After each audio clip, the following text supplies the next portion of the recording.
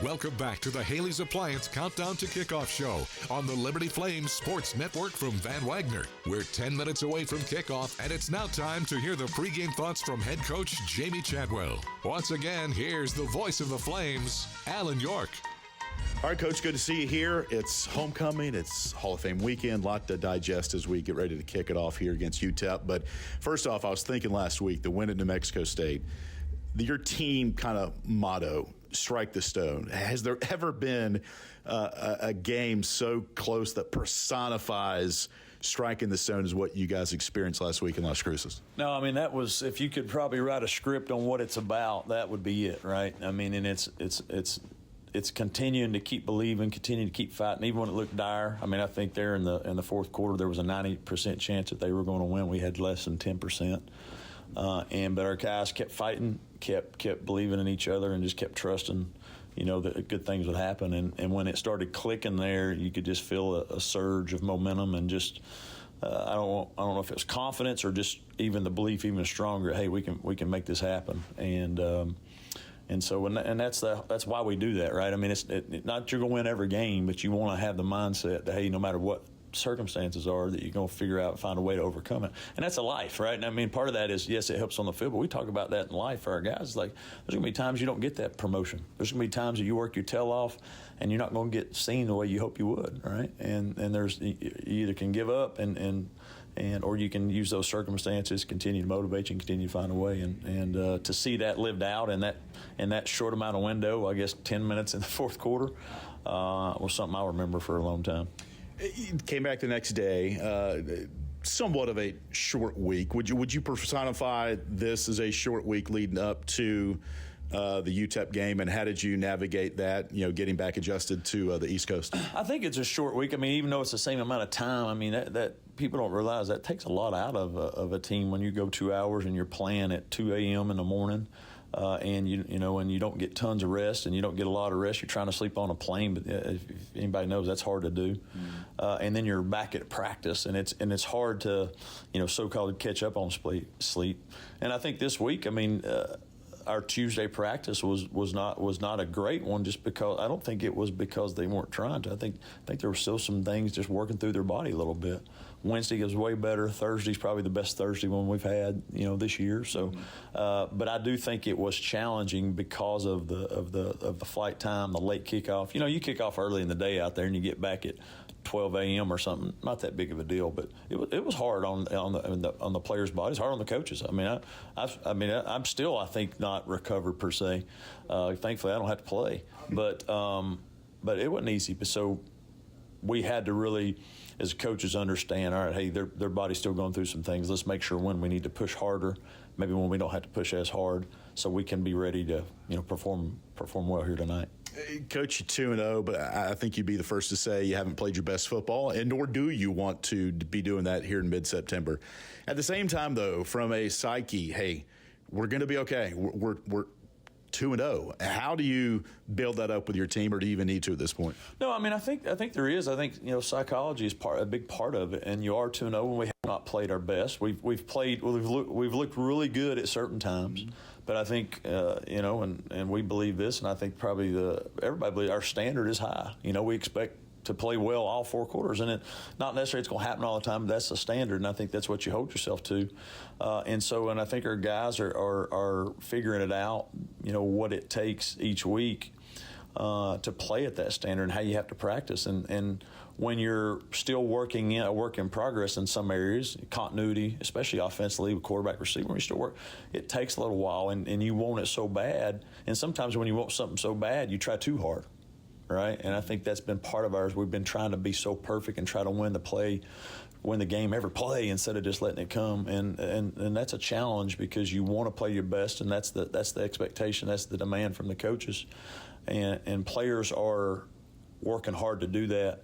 But I think sometimes we're going about it the wrong way, if that makes sense. And so, but at the end of the day, our job, no matter what, is to find a way at the end of the day at Liberty to win on the scoreboard. And we've been able to do that the first 2 games.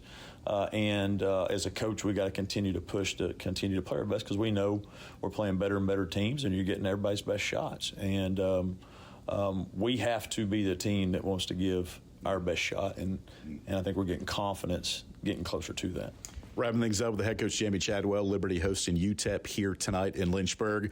The Miners, they have a new coaching staff. Scotty Walden makes his way from Austin Peay. Offensively, defensively, give us a little chunk of the game plan for what you're trying to get accomplished here tonight. Yeah, from their standpoint, offense, they're going to do a lot of crazy stuff. Typically, when they play somebody, and he's done this since his time at Austin Peay, when they play somebody they deem maybe better, they're going to do a lot of crazy stuff. So you're going to see a lot of crazy things tonight. They're going to try to go as fast as possible and some of those things. And they've got some people that can make some plays on you. So we're going to have to be really fundamentally sound and line up quick. The saying we use to get our cleats in the ground. We got to have our cleats in the ground ready to play. If we're ready to play, our cleats in the ground. Defensively, we can do a good job against them. I'm not saying we can shut them out, but we can contain and maintain them. They got a good running back, really good receiver, and the quarterback. They've all been together a long time. They played longer together than our team has, and that's the first time being together. If that tells you anything, and so that's and then defensively, they give you different looks. They've got an unbelievable rush end. A joker bandit, whatever you call it, that can really rush the passer. They move him around a lot. He's legitimately really good pass rusher, and they've got a lot of pieces in place. They're going to play hard. They play physical, and they believe. They believe that they can win. And obviously last week, they didn't win. They controlled the game, and some penalties got them, similar to us, and so. We need to get off to a fast start tonight here, Alan. I mean, a fast start because we believe, if we can take that belief from them early, then it'll fit right in our hands. If we allow them to hang in, allow them to make some plays and take the lead and some of those things, then their confidence just builds, right? And we need to play the type of game. I'm not saying we can blow them out by any means, but I'm saying we just need to play the type of game we're capable of from the opening kick. And I can live with that all night long, right? If they beat us, I can live with that. But it's the other way as a coach that you lose sleep over. Their opportunity, Coach, to go strike that stone should be great. Backdrop with homecoming, Hall of Fame weekend. Go get them, and Flames. That's head coach Jamie Chadwell. Liberty hosting UTEP tonight. We got the kickoff coming up next after this 2-minute timeout on the Liberty Flames Sports Network from Van Wagner. The doctors at Crossroads Family Dentistry say go Flames and good luck this season. The dental team at Crossroads Family Dentistry, Stephen Hatch, James Peary III, Trey Woolwine, and Carol Roberts provide services from standard checkups to complex restorative dentistry services. They also accept most dental insurances. Crossroads is located at 14761 Forest Road in front of Brauburgers and can be reached at 434-363-9422 and at crossroadsfamilydentistryva.com.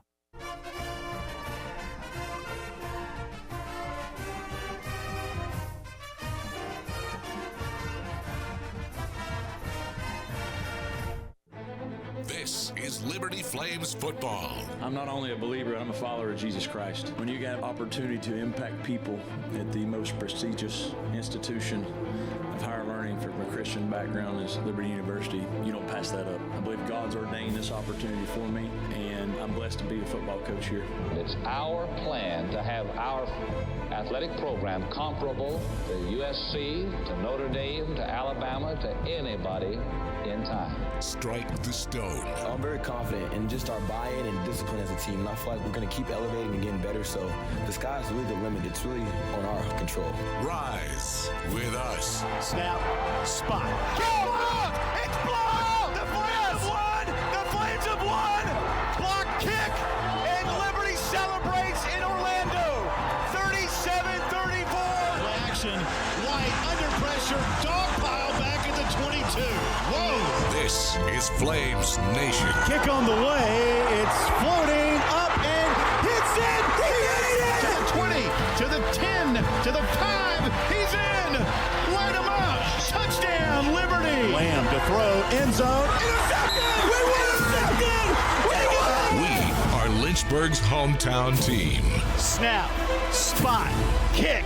Has the leg. It is good. With 1 second left. From Central and Northern Virginia to the Roanoke Valley and the Sandhills of North Carolina, the Liberty Flames Sports Network from Van Wagner is on the air. The The Liberty Flames Sports Network from Van Wagner presents live radio play-by-play coverage of Liberty Flames football. Today's broadcast of Liberty football is presented through underwriting support from Ironclad Coffee Roasters, the finest hand-picked specialty coffees from around the world, craft roasted in Richmond, Virginia. Jason Porter with Legacy Realty and Development. Larry's Tire and Auto Repair. Larry's Tire provides preventative maintenance, repair, and service at multiple locations and at larrystireservice.com. Carl Miller Realty. Trusted advisors serving Central Virginia communities, buyers and sellers at carlmillerrealty.com. The Liberty Bookstore, the official online store of Liberty Athletics. Lynchburg Nissan. Patel and Dalrymple Attorneys at Law. Peary Family Dentistry. Segra. Segra offers customized business technology solutions. You can learn more at segra.com. Century Exteriors, providing roofing, gutters, windows, and home remodeling. More information is available at centuryexteriors.com. And by Thompson Brooks Insurance, planning today for tomorrow. Caden to throw over the middle. It's caught in the end zone. Light him up. Touchdown, Liberty. Austin Henderson, his second score. It's game time on the Liberty Flames Sports Network from Van Wagner. Alongside Jason Porter, once again, here's the voice of the Flames, Alan York. From Williams Stadium in Lynchburg, Virginia, on the campus of Liberty University, this is Liberty Flames football. Coming up, the 2-0 overall, 1-0 in Conference USA. Liberty Flames take on the 0-2 UTEP Miners in their first league game of the season. The Miners in all white, the Flames in all red make their way to midfield for the opening coin toss, and we send it downstairs. Carter Bank and Trust sideline reporter Nick Pierce. Thanks, Alan. Making our way out to midfield, where Garrett Dickerson is our referee tonight. He's got the magic coin that we'll flip and see who gets the ball first. As the Flames and Miners team captains dap them up here, we'll get to Garrett Dickerson, our referee. Good evening. My name is Garrett Dickerson. I'll be your referee this evening. Your umpire is Mr. Jonathan Fort. UTEP is our visiting team tonight. They'll be calling our toss. Our coin tonight is our Conference USA logo with colors is our head.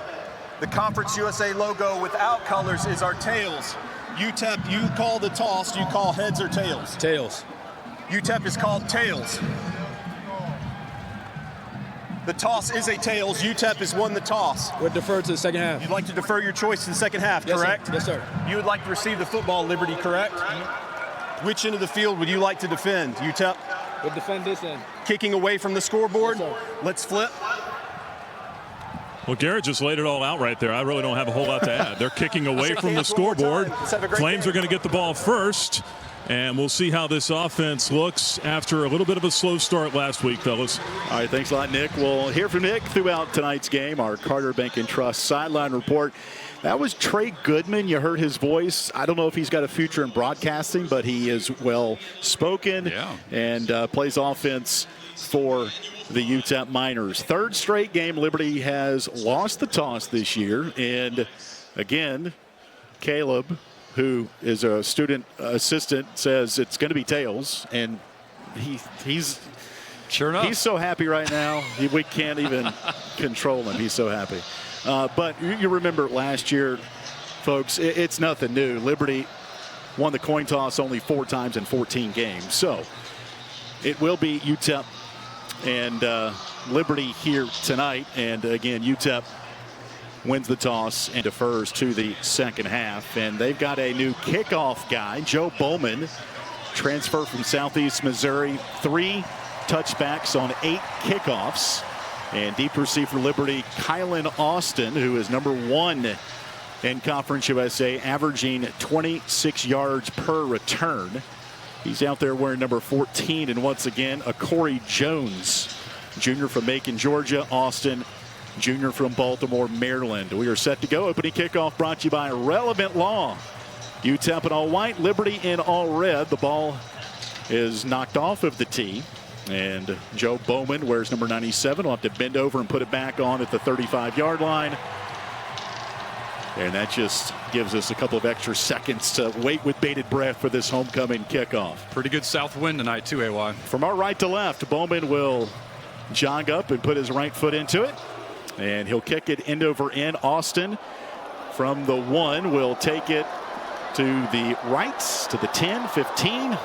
Undercut just shy of the 20-yard line. So the Flames will have it first down and 10. The quarterback, we all know, Caden Salter, junior from Cedar Hill, Texas. Last week, 16 for 29, 256 yards passing. At 23 yards rushing. And for Salter on the year, he leads Conference USA 490 yards passing, 62% completion percentage. Flames will start this drive at its own 17-yard line with Quentin Cooley.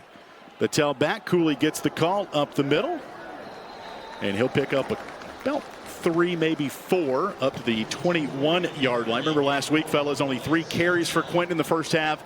Ends up with over 100 yards for this second straight ball game. They want to get him going early. Joshua Allen made the tackle from his spur position. Second down. And about 6 to go for Liberty from its own 21. Snap to Salter. Quick out right side. This will be caught by Vaughn Blue. And it'll be wrestled out of bounds on the near sideline. Tackled down by A.J. Odoms, a senior cornerback transfer from New Mexico. Gain of a couple for Blue. Vaughn makes his second catch of the year. And it'll bring up third down and 4 to go for Liberty after a gain of a couple. Remember last week, Liberty on third down, just 1 of 11, had its first third down conversion on the final drive. This is 3rd and 4 from the 23. Snap to Salter. Under pressure. Will run up the middle, and he will be tackled right near the line of scrimmage. And UTEP on its first possession. Siane Tonghua, senior defensive tackle, stopped him. And Liberty will have to punt on its first possession. Yeah, interesting mix there of offensive plays for the Flames here in the first series, but definitely didn't get the third down conversion that they would have wanted. Max Morgan will punt inside his 5-yard line, averaging 44 yards per punt. And Cam Thomas, Austin Peay transfer, will return it. He's around his own 38-yard line. And the long snapper for Liberty, Elon transfer Ryan Wilkins. Good snap. And the right foot, not a good kick for Max. Off the side of his foot, it'll land in Liberty territory. And Scotty Walden and his offense, he's the head coach of the Miners. And you can tell the youthfulness in the staff. They're jumped up, they're chest bumping, they're ready to go. And it's going to be downed at the 45-yard line of the Flames. So really good field position for UTEP on its opening possession. Yeah, and AY, keep in mind too, UTEP, although it was their home environment last week, played in front of over 41,000 fans out in El Paso. So this is an environment that they're going to be ready for tonight. UTEP last week in that loss did have a season high 423 yards of total offense. Season high 124 on the ground. Skylar Locklear is their quarterback. Wears number 9. Snap back to him. Quick pass near side. This will be caught by Cam Thomas. He's pushed out of bounds by Brylan Edwards and Joe Carter, Liberty's defensive captain. He's the linebacker. He really makes things go for this Flames offense, and that's his 7th tackle of the year. It'll pick up 5 for Cam Thomas. Austin Peay transfer, one of 11 that Scotty Walden brought with him to UTEP. A triple triangle set of receivers wide right by the boundary by the Flames bench. The ball is on the left hash. You can imagine how far out those guys are as they spread the Flames out defensively. Shotgun for Locklear.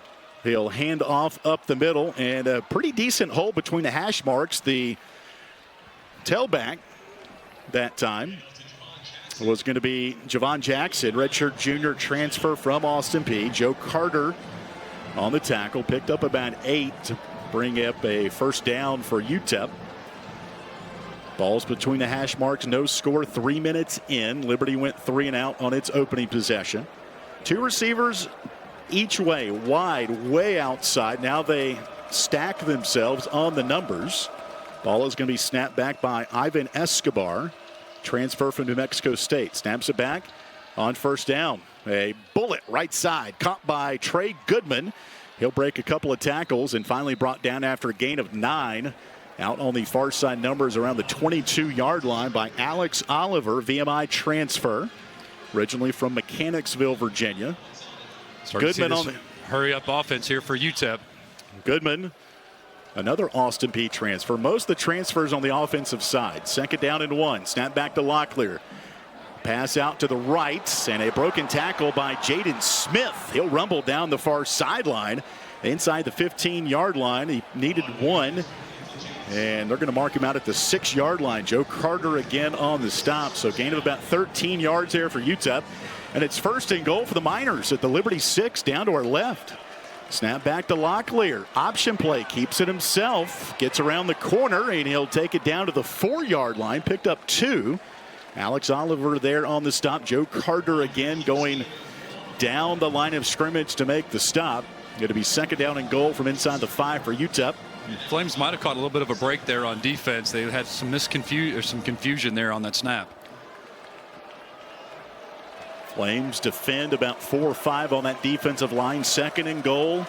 They'll mark it right at the 5-yard line. 3 receivers to the left, 1 to the short side right. Locklear, number 9 in white, waits for the snap.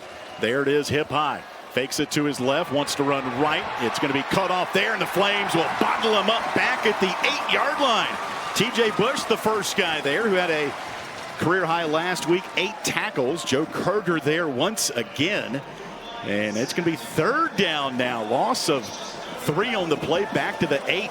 Huge play there defensively. Nice defensive coverage here by the Flames in the red zone, looking to bend but not break. Goodman goes wide right, 2 receivers to the left. A couple of them are stacked up outside the numbers on the near side.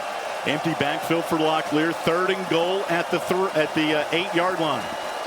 Snap back to Locklear.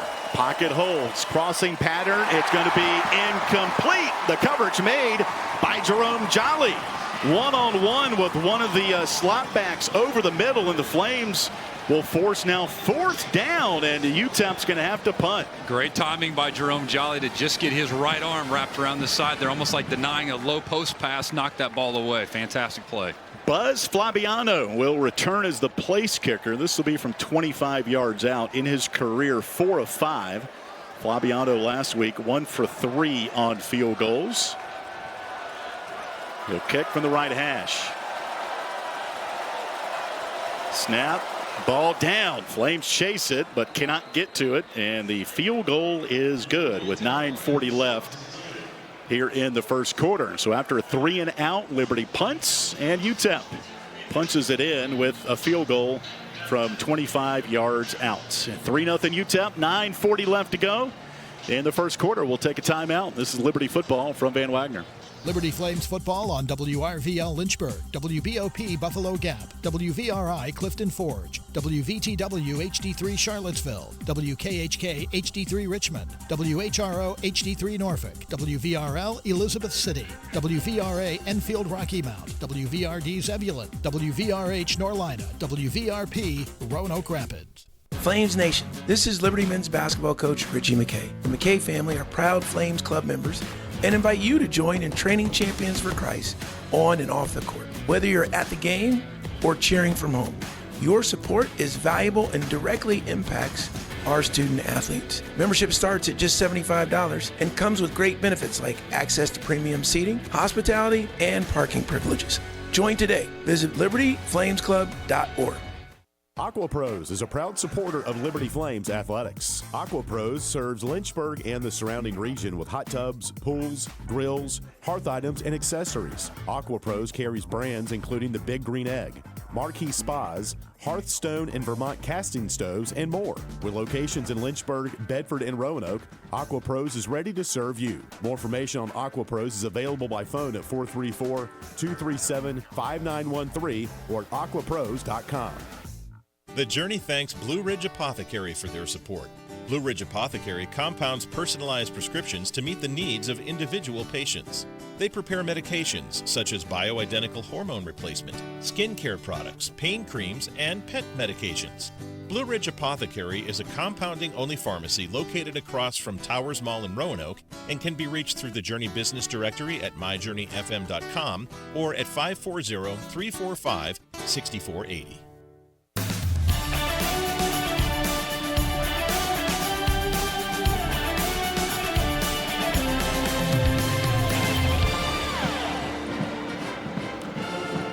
UTEP goes 8 plays, 37 yards, taking 3:26 off the clock, and leads at 3-0. Buzz Flaviano with a 25-yard field goal after Liberty went 3 and out. Key play on that, 21-yard punt for Max Morgan, which set up UTEP with a short field inside midfield.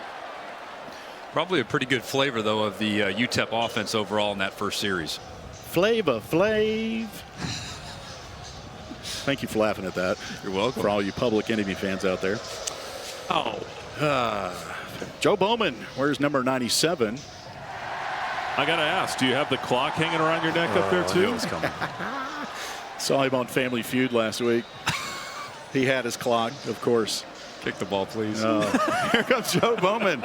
This will be a short kickoff. Austin from the 1 fumbled it, bounces in front of him. He picks it up and gets around the 16, 17-yard line. You know, special teams, they don't call that on UTEP. They call it we-fence.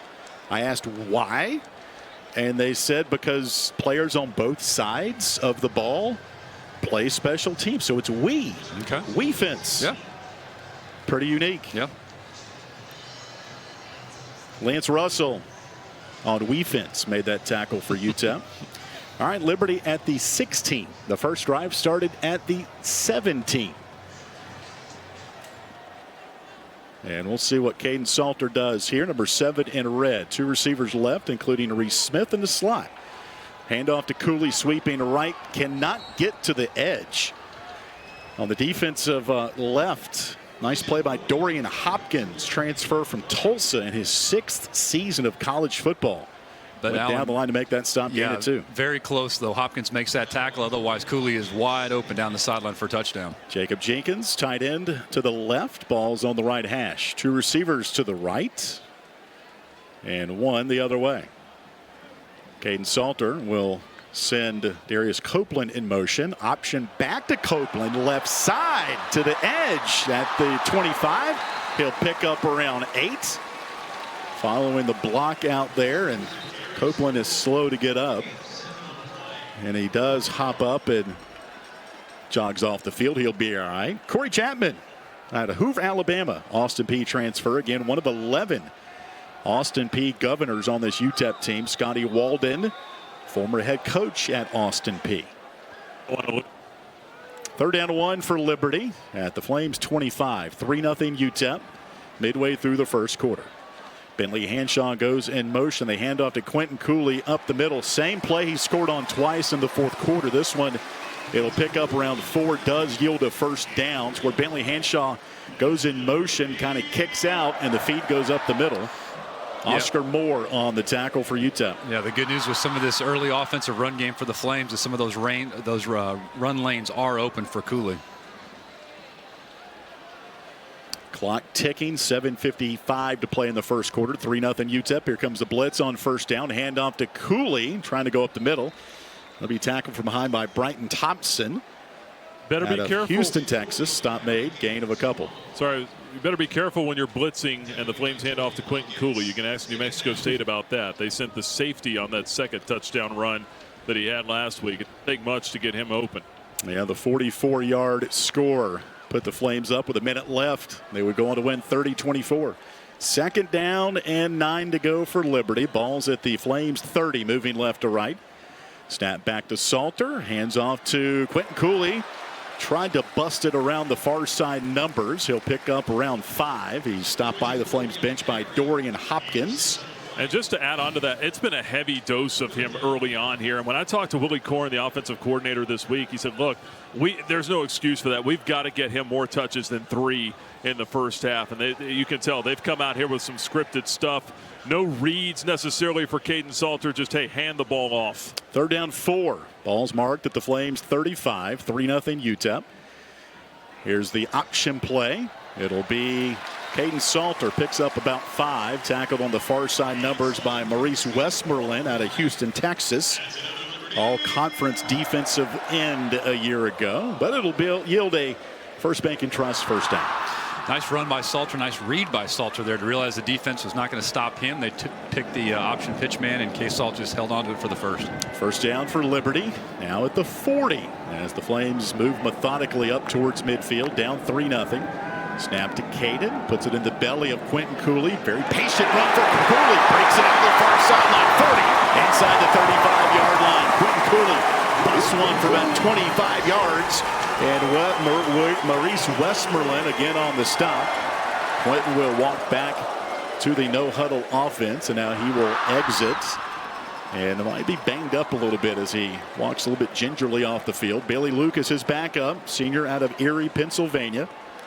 Billy, the third leading rusher a year ago. This year, 101 yards so far on the ground. He'll line up to the left of Salter. First down and 10 from the UTEP 32. Flames moving left to right. Salter shotgun. Hands off to Billy. Sweeping to his right to the edge. He'll be knocked out of bounds. Good strong run. About a 5-yard gain for Billy.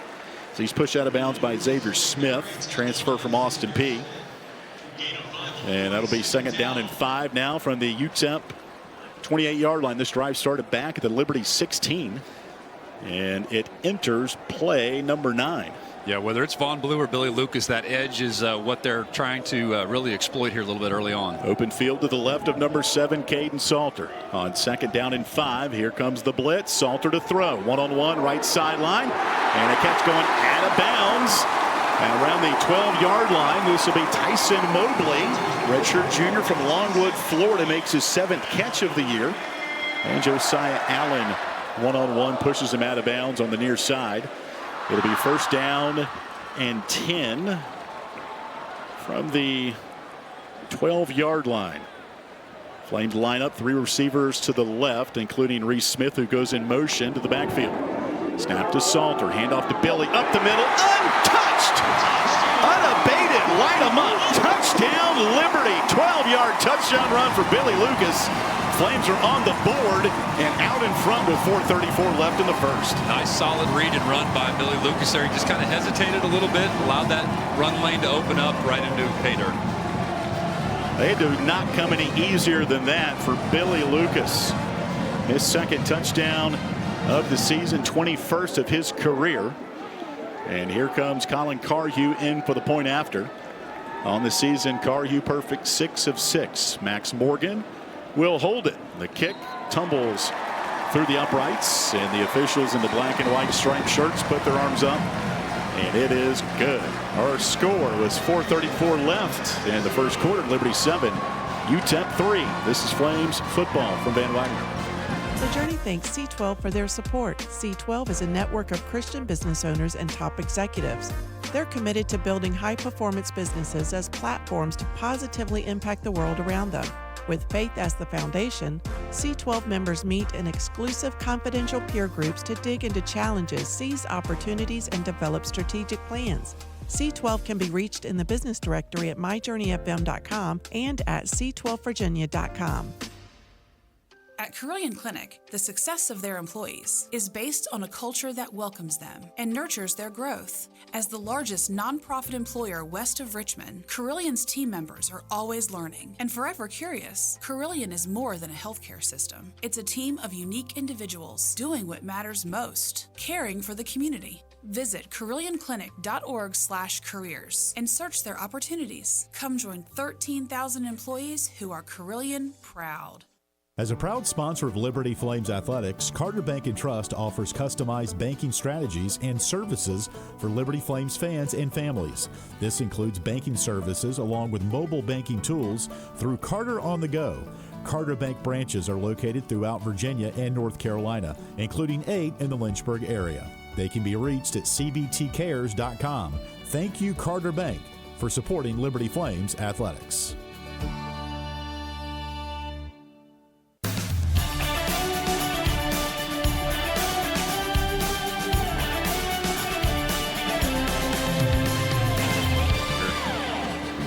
.434 to play first quarter. Flames on the board.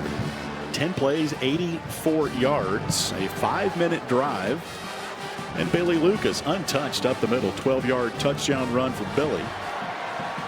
And the Flames have the lead here You mentioned a minute ago Nick Pierce on the sideline. They took Quentin Cooley into the medical tent, which is around the 15-yard line. What else do you see, Nick? Well, he was doubled over on the sideline after he came off, and then the trainers helped him up. It looked like maybe his left leg wasn't putting any weight on that. They ended up picking him up and carrying him into the medical tent down here at about the 15-yard line. So they're examining him now.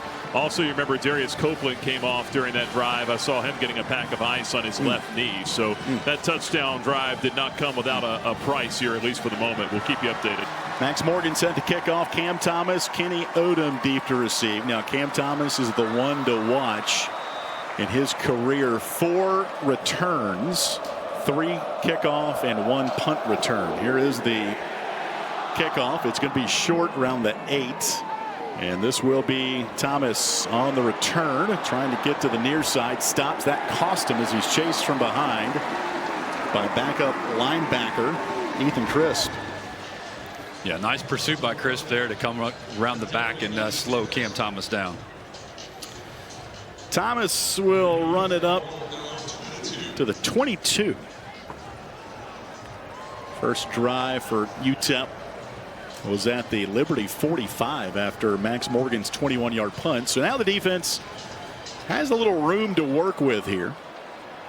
And Skylar Locklear, redshirt sophomore, Clayton, North Carolina, his 3rd career start in the Lions' den tonight. There's a snap to him. They throw over the middle, and it's going to be, let's see, did that get tipped back to him? Looked like, yeah. I saw him throw it, and then it looked like it got batted back down. I see a replay on that. It'll be a gain of 1, and no replay as of yet. Yeah, TJ Bush batted it right back to him. And TJ just looked back to the bench and was like, man, you got to be kidding me. Play action on 2nd down. Throw over the middle. Good catch in space by Jaden Smith. Spins around 1 defender and finally brought down by Mo Williams, who makes his long-awaited 2024 debut. He's been banged up with a lower body injury, starting cornerback a year ago. Now they put 4 receivers wide to the right. Looks like bowling pins. Locklear back to throw, still backpedaling. Flag is out. Throws it over the middle, and it's incomplete off the right hand of Jaden Smith. We might get a hold on UTEP here. May have been the only thing that kept TJ Bush from that sack. Taylor Jackson, linebacker, on the coverage over the middle. And Jamie Chadwell told us in the pregame, you're going to see just some wild formations. You're going to see a UTEP team go up tempo. Offense, number 65, 10-yard penalty from the previous spot. Replay, 2nd down. And as a defense, when you see those kind of things, you don't want to get caught up in the eye candy, so to speak. You just want to keep your positions, hold your lanes, and do what your assignments are. That was starting left tackle Rolando Beltran with the hold. 1st down. It'll be 1st down now, back at the UTEP 23. They have to get to the 43 for a 1st down. So 1st and 20. Snap to Locklear. Right, left side pass. It's caught by Thomas. And he's tripped up by Alex Oliver, VMI transfer, who's in his 5th year of college football. Played for Dino Waits, assistant coach at VMI. Dino now on the Liberty staff. And a good job by Christian Bodner that time to hold up his offensive guy to allow Oliver there to make the play.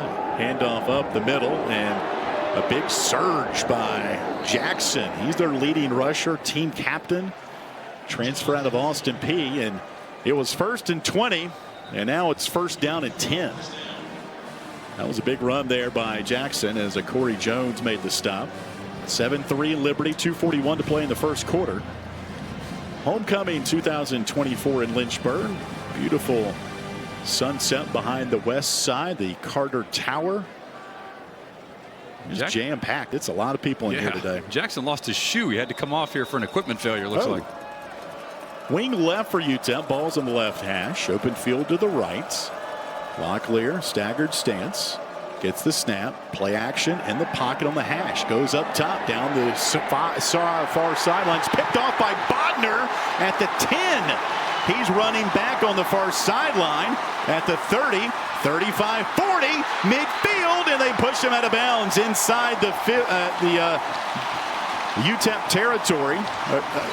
Credit Brylan Green on that play. They had him doubled. I think Brylan tipped it up in the air, and Christian Bodner with his first ever interception runs it back into UTEP territory. Yeah, fantastic 2-on-1 play there for the Flames defense in the secondary. Brylan knocked that ball up in the air, the old bingo drill. Wow. Yeah. And there's your interception. Brylan last year had 5 picks. That one kept it alive for Christian Bodner, redshirt freshman from Brandon, Florida. So our first turnover of the game, and Liberty now has positive territory with the 7-3 lead. See if they go for a big play downfield here. Billy Lucas remains the tailback. First down and 10 on the left hash, open field to the right. Von Blue goes in motion. Salter gets the snap. Billy Lucas, a shoestring tackle, picked up 5 down to the UTEP 38-yard line. Christian Bodner with that return of 42 yards. He got to put the Joker mask on, too. How about that? Big celebration down here with the water. Shooting it off in the air. Second down and 5. Flag is out. And a false start on Liberty. First penalty for the Flames. False start. Offense, number 75. 5-yard penalty. Remains second down. Tammy Chadwell told us 4 key players would not start, including Trayon Sibley, who has been in since that start. Xavier Gray had 2 personal foul penalties. He was ejected from last week's game. Have not seen him yet. Also, Harrison Hayes, offensive lineman, did not start. And Tyson Mobley, who does have a catch, did not start either. Penalty makes it second down and 10 at the Liberty 43. Pitch to Lucas, right side. Hurdles one guy, cannot elude a second white jersey. No gain on the play, third down and 10. Tongahua, defensive lineman, on the stop for UTEP. Good pursuit here by the Miners early on, especially to these edge plays. They've been kind of stride for stride with Liberty's offensive players. 1:16 left to play in the first quarter. It's 7-3 Liberty. One receiver left, 2 right. That's the short side. Wing right, and Bailey Hanshaw, the tight end. Third down and 10 to go for Liberty at the UTEP 43. Von Blue to the left of Salter. Caden gets the snap in the pocket, steps up, wants to run at the 40. Stiff arm there. He'll pick up about 3 to bring up fourth down at about 7. Corey Chapman on the outside made the stop for UTEP, and now we'll see what the Flames do on fourth down. And 8 to go, and they will bring the punting team out. You know, Alan, we don't always see K-Salt run and scramble. When he does, though, when he shifts into that 5th gear, he's so incredibly fast, averaging about 35 yards a rush. Not always the first priority for the offense, but just a little short on third down. Max Morgan's first punt went 21 yards. He will try to pin the Miners deep here. Snap to him. End over end, high spiral. Twisting down and at the 1-inch line. The Flames will make the stop before it gets in the red end zone. And the snapper, Ryan Wilkins, ends up with the football. Timeout on the field with 28 seconds left to play in the first quarter. Look at Ryan Wilkins, the snapper. That's great to see. 7-3 Liberty. We'll be back for probably one more play before the first quarter ends. It comes after this 90-second timeout from Van Wagner. This broadcast of Liberty Flames Athletics is brought to you through underwriting support from Coca-Cola. Coca-Cola is proud to present today's post-game report on the radio. On your way home, the Liberty Flames Sports Network will go inside the locker room and bring you the post-game thoughts from the Liberty Flames student athletes and head coach. More information on Coca-Cola is available at Coca-Cola.com. Coca-Cola is a proud supporter of Liberty Athletics. The doctors at Crossroads Family Dentistry say go Flames and good luck this season. The dental team at Crossroads Family Dentistry, Stephen Hatch, James Peary III, Trey Woolwine, and Carol Roberts, provide services from standard checkups to complex restorative dentistry services. They also accept most dental insurances. Crossroads is located at 14761 Forest Road in front of Brauburgers and can be reached at 434-363-9422 and at crossroadsfamilydentistryva.com. Thanks to Earthright Mid-Atlantic for their support of the Liberty Flames. Earthright Mid-Atlantic offers home energy improvements and solar installations. They welcome projects ranging from small energy efficiency upgrades to full home solar systems. They also provide sustainable energy learning experiences through Lynchburg Parks and Recreation. Earthright Mid-Atlantic can be reached at 434-200-9716 and at erepower.com.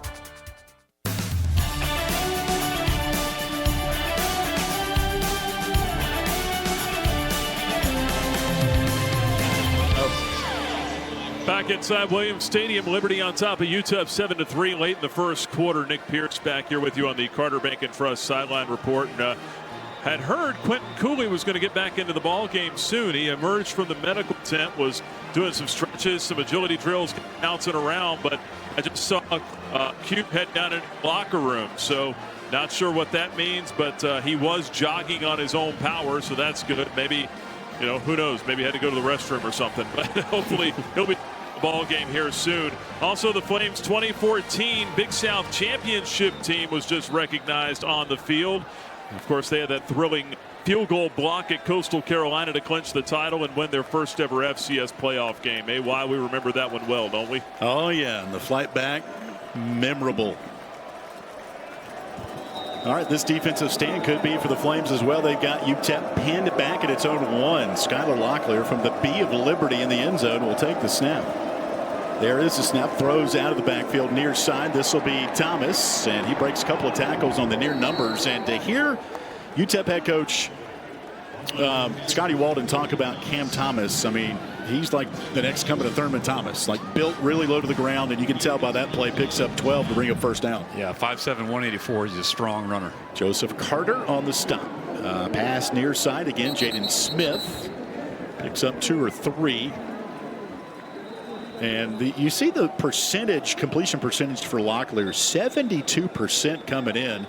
But it's a lot of quick passes, and so the percentage is going to go high as we head to the end of the first quarter. And Scotty Walden's running like he's running from the Bulls right now. The energy is palpable on this near sideline by this UTEP staff. We are at the middle here of this first half. Our second quarter break brought to you by the Good Feet Store. 7-3 Liberty will start the second quarter coming up after this timeout from Van Wagner. Liberty Athletics thanks 11 West for their support of the Liberty Flame Sports Network from Van Wagner. 11 West offers screen printing, embroidery, promotional products, and flat printing. 11 West graphic design team creates custom apparel and promotional products. More information can be found online at 11west.com, by phone at 540-639-9319, or at their location in the New River Valley at 6598 New River Road in Radford. We thank First Bank and Trust for its support of Liberty Flames athletics. First Bank and Trust addresses the financial needs of the community through agriculture, business, personal, and mortgage lending. They offer checking and all their financial services at 2 branches in Lynchburg and more than 30 locations in Virginia, Tennessee, and North Carolina.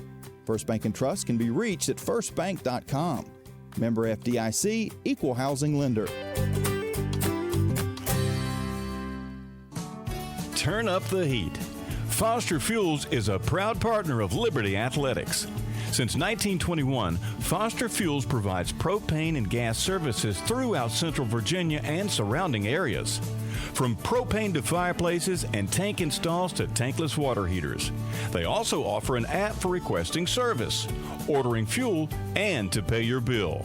Foster Fuels can be reached at fosterfuels.com.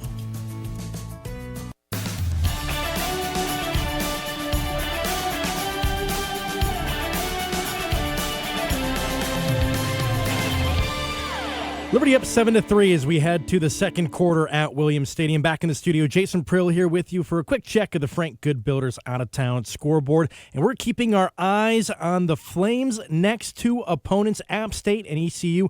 They're in a battle in Greenville. ECU, 16 points in the first quarter. App State, 21 unanswered with less than a minute to go in the third quarter. They lead it 21-16. ECU, the Pirates, coming to town next week. And Allen, I think Williams Stadium is going to be rocking. It is right now, too, JP, with homecoming here 2024. Been listening to a lot of ECU and App State podcasts the last couple of weeks. Mountaineers absolutely throttled at Clemson last week, and that game got away from them in a hurry. I know for the Tiger fans, they've never seen Cole Kublik play as good as he did, the quarterback for Clemson, coming off their loss to Georgia. And Sean Clark, the head coach of App State, I mean, what are you going to say? Yeah, they flush it, and they try to fix it. And not the easiest places to play, Greenville, North Carolina. And we'll be monitoring that score deeper into that game. We are starting the second quarter here in Lynchburg. Liberty 7, UTEP 3. Our first second quarter break presented by the Good Feet Store. Second down and 7 for UTEP as they move now left to right. The entire field is in the shade as the sun is setting right in the middle of Carter Tower behind the west side. We're behind the UTEP bench with John Teicher and the other UTEP radio folks down the way. We're in the Jerry Edwards radio booth. Shout out to John Teicher, 44 years as the voice of the Miners. Snap to Locklear, throws left side and a gutter ball. That one's not hitting any pins. That was a low throw. It's almost like Locklear knew I was just getting ready to brag on him, AY, because I was just about to say his spirals and the pace on his passes are so tight. He's really well-skilled quarterback here, and especially some of these short screen routes, and then he does that. He can run it as well. Yeah. Had over 1,000 yards in his high school career. Third down and 8. See if the Flames dial up a blitz here. Joe Carter walks up, now retreats. Here comes a late blitz, throw near side, picked off by the Flames. Dexter Ricks Jr. Second interception. This one's at the UTEP 22. And the first career pick for the Milledgeville, Georgia native, Dexter Ricks Jr. Dexter Ricks locked eyes with Locklear. As soon as he looked to this sideline, on the UTEP sideline, stepped right in front of that pass and picked it off. Great play by Ricks. And Liberty couldn't have dialed this one up any better. They'll mark it at the 24 of the UTEP Miners. Second pick for the Flames here in this first half. And the first interceptions for Liberty on the year. Christian Bodner had the first one earlier in the first quarter. Billy Hanshaw, wing on the right. Snap back to Caden Salter. Play action. Salter rolls the pocket right, looks back left, throws near side. Von Blue the catch at the 1, and he's out of bounds at the 1-yard line. Good route there by Von Blue. The redshirt freshman out of Mount Pleasant, South Carolina, had Dorian Hopkins, one of the linebackers, on him. That's a speed mismatch in favor of Von Blue. First and goal. That was a pass at 23 yards for Caden Salter. Back to Von Blue. Billy Lucas is the tailback. Blue now to the left of Salter. First and goal at the UTEP 1. Snap to Salter. Hands off to Billy. And he is into the end zone. Light him up. Touchdown, Liberty. Second touchdown for Billy Lucas. And there's some shoving going on down there. UTEP's jawing back and forth. Flames offensive linemen putting their arms up in the air, including Xavier Gray, who stands about 6'8", 6'9". Yeah, and credit to Bentley Hanshaw for just going in there and getting him out of that whole fray. So the Flames add to their lead, 13-3, coming off the interception by Dexter Ricks. Colin Carhue, number 98 in red, will boot the ball up. And there was some whistles. And we'll have to redo this one, I think. Ball was not ready for play. We were playing the try.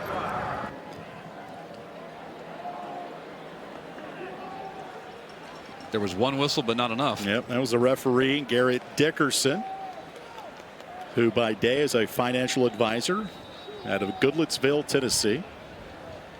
Moonlights as a Conference USA official. Carhue will boot it up to our left, right above the Liberty marching band. There's the snap, good hold by Max Morgan, and the extra point is good. Flames lead it 14-3 with 14:35 left. And we'll take a timeout here in Lynchburg. This is Liberty football from Van Wagner. Frank Good Builders is a proud supporter of the Liberty Flames. Frank Good Builders and its partners design, build, and renovate custom homes in Lynchburg and the surrounding areas. From designing a plan to picking out fixtures, Frank Good Builders works with each client to create and renovate custom dream homes. Frank Good Builder, tradition, innovation, trust. Frank Good Builders can be reached at 434-238-3710 or visit frankgoodbuilders.com. Liberty Athletics thanks Frank Good Builders for their support of the Liberty Flame Sports Network from Van Wagner.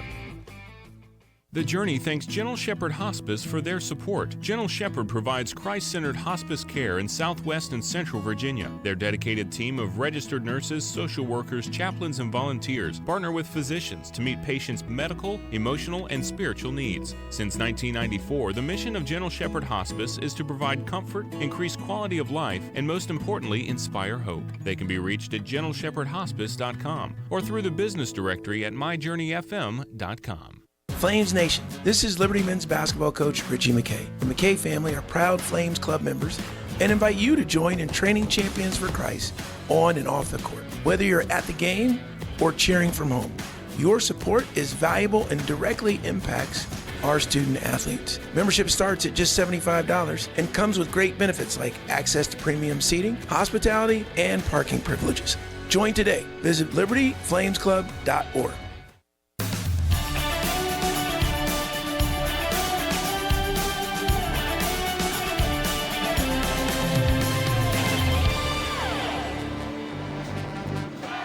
.35 left to play in the first half. Liberty 14 and UTEP 3. Flames taking the Dexter Ricks interception and going 2 plays, 24 yards. Billy Lucas, his second touchdown of the night. This one from 1 yard out. It's Hall of Fame weekend. Last night we had a really nice Hall of Fame induction dinner. The inductees this year, we've heard from a number of them. Dre Barnes, football. Crystal Tharp-Bechtold, women's basketball. Chuck Birch, former athletics director. Keith Butler, baseball. Bill Gillespie, former strength coach, played football here. Men's track and field as well. Jennifer Kluge-Margraf, women's cross country. And Holly Van Dord, women's soccer. And one of my favorite events we have each athletic season, JP. Bill Gillespie has a distinction of being a master strength coach, which is as high up on the ladder as you can go. Phenomenal talent. Max Morgan from our right to left will boot this one downfield. Cam Thomas and Kenny Odom set to receive the kickoff. This one will bounce in the back of the end zone for a touchback. And if you're UTEP now, guys, if you're Skylar Locklear, I mean, what do you do? I mean, like, the passes are starting to go the other way. And I look at it this way. There are short pass, quick pass. The 2 passes that have been picked have been downfield. That's right. So I don't know if he'll try to do that anytime soon. And how excited you have to feel as the Liberty secondary to have 2 interceptions in the first half. 3 receivers, triangle set to the left. Locklear to throw over the middle, caught right between the chest blade is Trey Goodman, Atlanta junior transfer from Austin Peay. Joseph Carter, another tackle from his linebacker spot. He's the alpha dog of this defense. If there's a guy that needs to make a play, Flames are leaning on Joe Carter, number 25. Second down at about a foot. Snap to Locklear, empty backfield. Can run if he wants, and he does. He'll have the first down, needed about a foot. Picked up about 18 inches. Carter again pushes him out to the 36-yard line. 14:06 to play in the half. Liberty 14, UTEP 3. Conference opener for the Miners. Liberty 1-0 after a 30-24 come-from-behind win at New Mexico State last week. First down to the UTEP 36. Flames bring the blitz. Throw near side. Caught by Smith, and Quentin Reese will chest him up and just pushes him away. It's like a little rodeo there from Quentin Reese on the El Paso team. Quentin Reese had a big sack of the quarterback last week. Forced fumble. C.J. Bazell with a 22-yard scoop and score. 2-yard loss for UTEP. They scrimmage now from their own 32. Double stack receivers each way. Liberty leading 14-3, 13-16 to play in the first half. Four-man rush for Liberty. Locklear gets the snap, throws near side. Caught. Ball above the helmet for Trey Goodman, who last week had 1 catch for 8 yards. You know, one thing that they're doing is they're moving T.J. Bush. Liberty is around on this defensive line, right side to left side. That time he got hands on Locklear at the end of that play, just trying to get in his head a little bit. 3rd down to 8 for UTEP. UTEP is 0 for 2 on 3rd downs tonight. Carter shows blitz. He will not blitz. Snap back to Locklear. Throws over the middle. Picked off again by the Flames. This time it's going to be Eli August with his first career pick. Number 14 in red runs it near side. And a flag is out. The initial call was towards UTEP. And now they're pointing the other way. So we'll wait and see.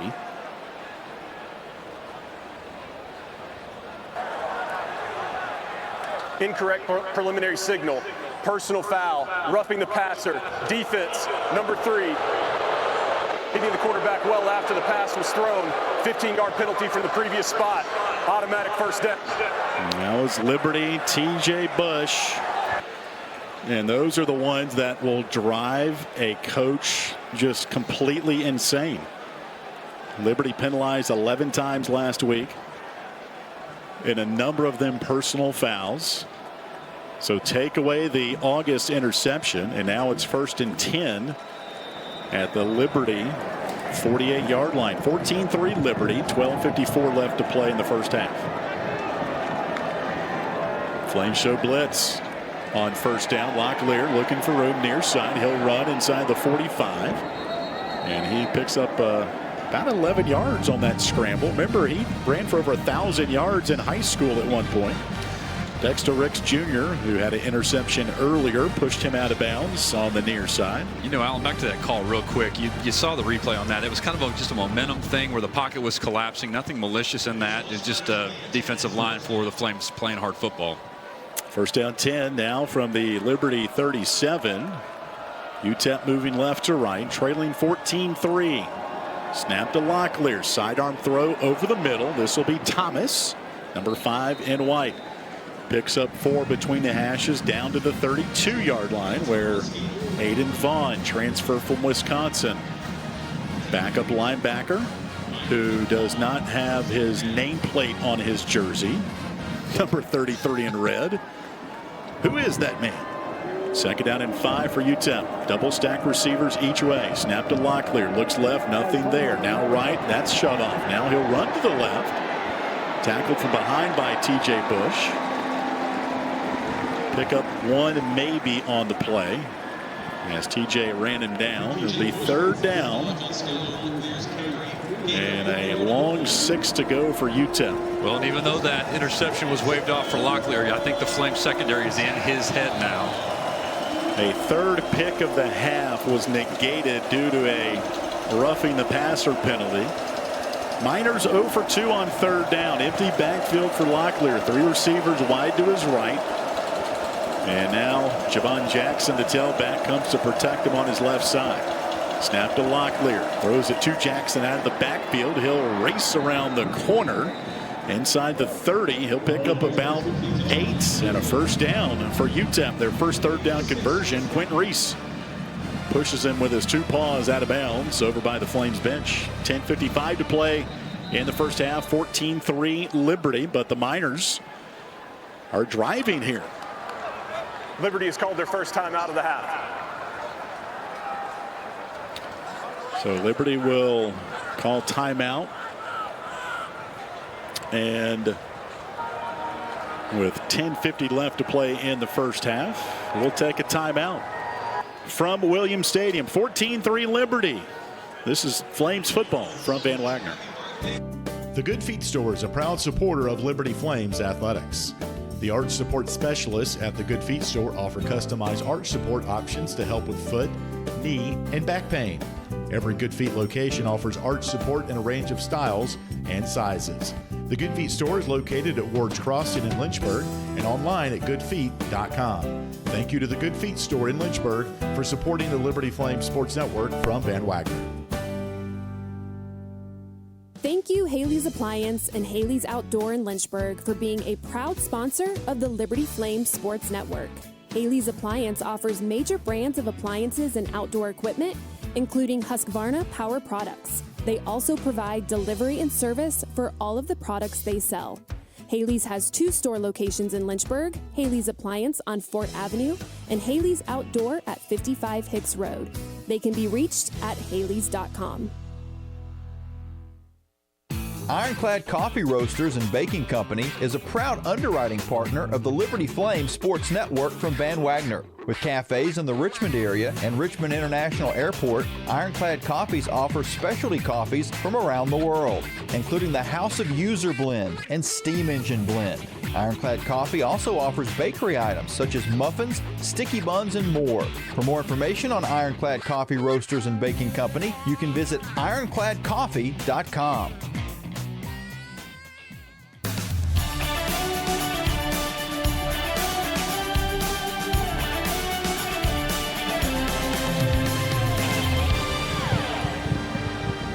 Tonight's broadcast of Liberty Football on the Radio is presented in part by Patel and Dalrymple, serving the greater Lynchburg area with comprehensive estate planning services.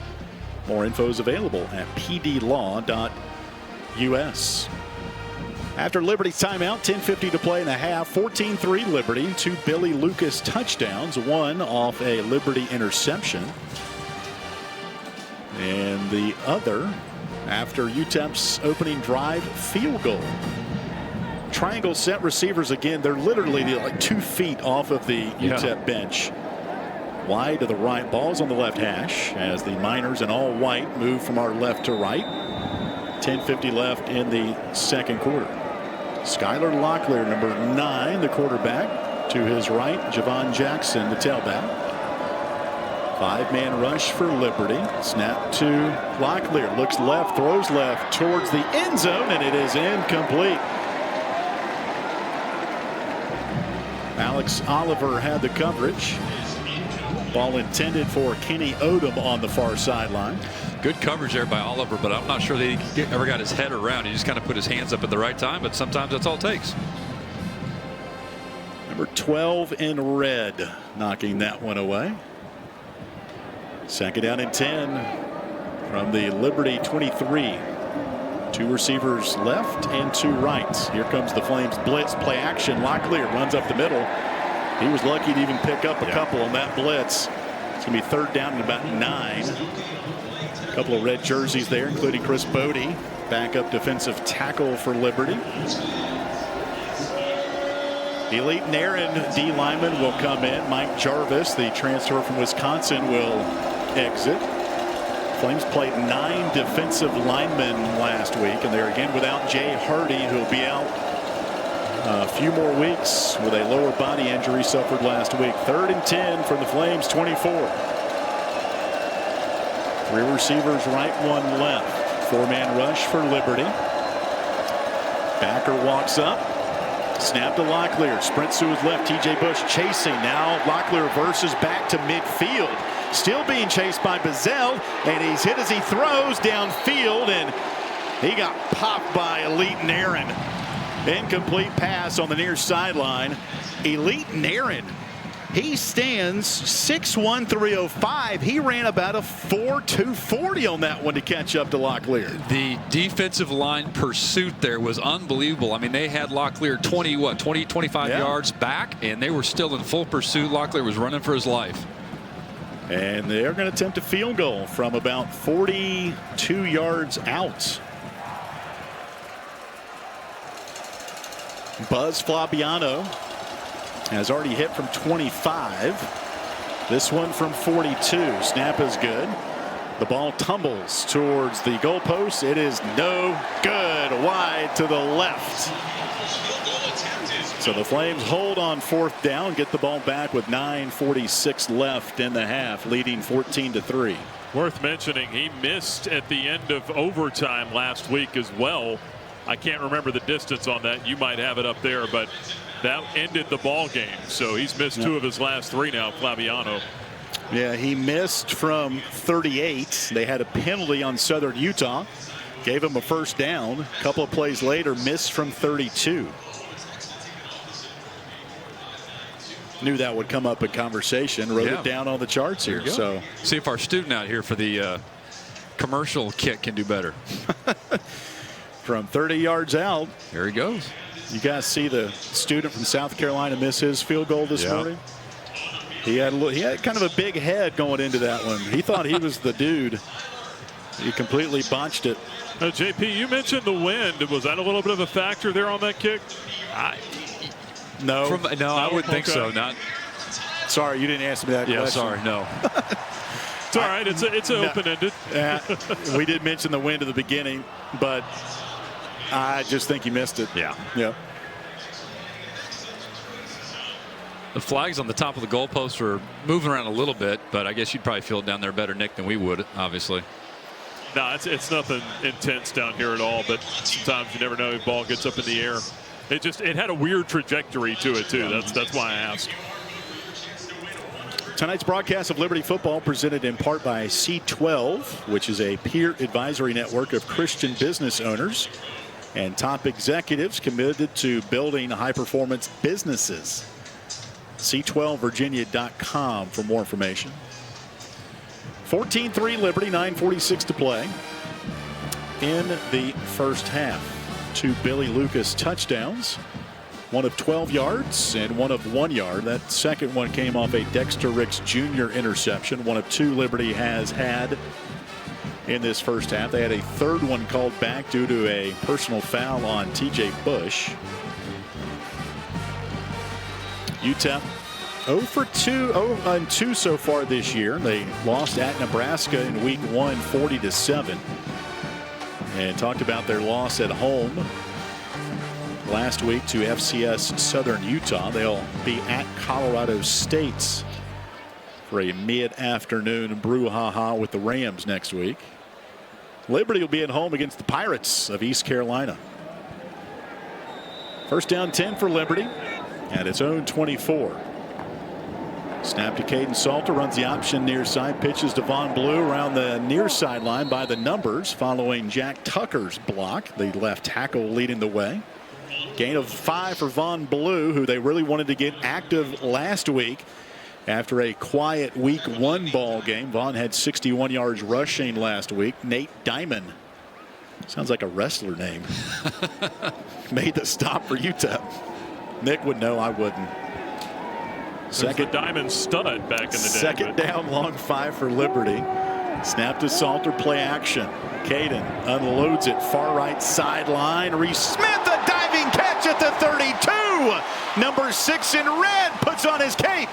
And a big gain. They're going to call it incomplete. Oh, my goodness. They call it incomplete. Reese Smith can't believe it. Ruling on the field was an incomplete pass. Reese Smith is one of those guys that just sacrifices his body and goes all out for every ball that's in the air. He is an impressive guy to watch. Kind of a Wes Welker kind of guy almost. That was close. It came out. Yep. Yeah. And they showed the replay. But he's a guy that Jamie Chadwell mentioned this week. He's starting to get confident now. Yep. He's coming off 2 different knee injuries. The ruling on the field of an incomplete pass is under review. Well, at least they'll look at it. Yeah, they'll look at it. But I think we saw it on the video board here. It came out at the end. But he's a guy that they feel like they can start to get involved a little bit more in the offense now that he's kind of gotten over that mental hurdle of, am I going to hurt myself again? I don't think there was any question the way he laid out for that ball that he's not afraid of that anymore. And how about the time that K-Salt had in the pocket there? He had all day long to pick that target.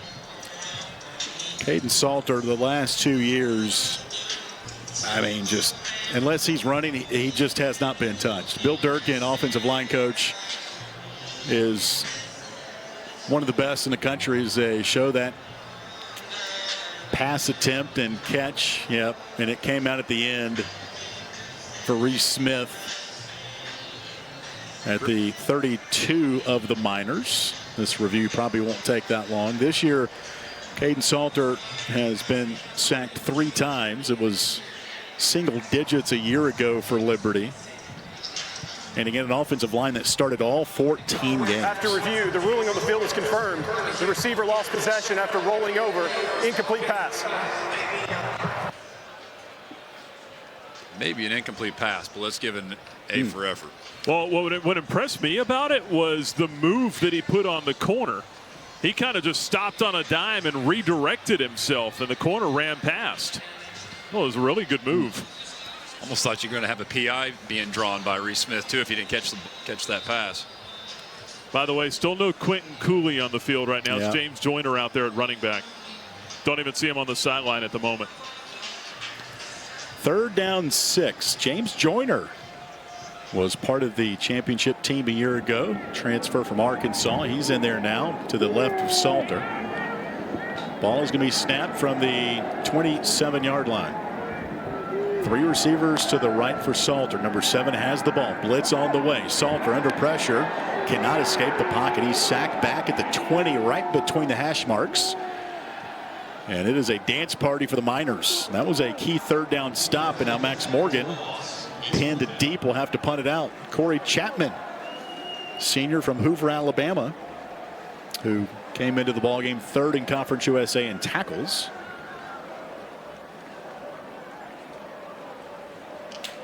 Max Morgan will punt from inside his own 10-yard line. Couple of punts tonight for Max. Good snap. Low, tight spiral bounce at the 35. Takes a Liberty roll, and it's going to be picked up on a surprise bounce at the 15 by UTEP's Cam Thomas. He is the luckiest man in the stadium. How that ball bounced up to him to return that punt. And Mo Williams, cornerback, made the tackle for the Flames. Thomas was literally still bobbling that ball before he was even able to take off. He was, really lucky. So 33-yard line for UTEP as we check the Larry's Tire stat recap. Liberty 121 yards of offense. UTEP 125, just 35 yards rushing. This is a team that is coming off a season high 124 yards on the ground last week in the loss to Southern Utah. Handoff up the middle this time. It's going to be Corey Wren, backup tailback from New Orleans, who makes that play. Just 2 yards rushing coming into the ball game. Joseph Carter, another tackle for Liberty. His career high 11 at Jacksonville State last year. He might have that in the first half. Gain of 2 for Wren. 2nd down throw. It's going to be between the far hash and the numbers. Right around the 38-yard line by Cam Thomas, the Austin Peay transfer. A couple of red jerseys out there. Gain of a couple. 3rd down 5 at the UTEP 38. Miners just 1 of 4 on 3rd down. 7:12 to play in the first half. 14-3 Liberty. Locklear in the shotgun. Sends Wren in motion. Snap back to Locklear. Jerome Jolly chases. Locklear escapes on the near hash. Now in the numbers. Sidearm throw incomplete. TJ Bush looks at the Liberty students, waves his arms back and forth and says incomplete. It's 4th down. We talked about at the top of the broadcast the importance of the defensive line for Liberty making Locklear uncomfortable, and they've done a great job of that here in the 2nd quarter. UTEP will have to punt on 4th down and 5. It's the first punt for UTEP on the Knights. Adam Jacklin, he's from Australia, transfer from North Texas. 38 yards per punt so far. Rugby style kick, end over end. And this will be Green at the 25 up to the 30. Spins away from one would-be tackler. That's what draw the ooze from the Liberty students. About a 6-7 yard return.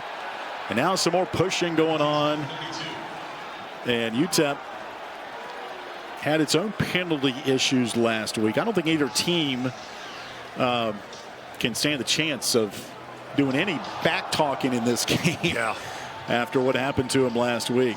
Well, we kind of talked about that, I think, at some point during our trip to AY, that as an officiating crew, you think that they're probably a little bit more heightened to teams that are more penalty propensive, and so you kind of wonder that coming in.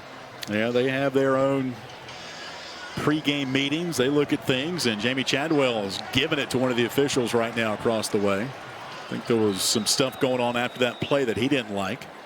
32-yard line, Flames will scrimmage, 1st and 10. Hand off to Billy Lucas. Started to go left. Cuts it back behind his left tackle. And picks up a couple.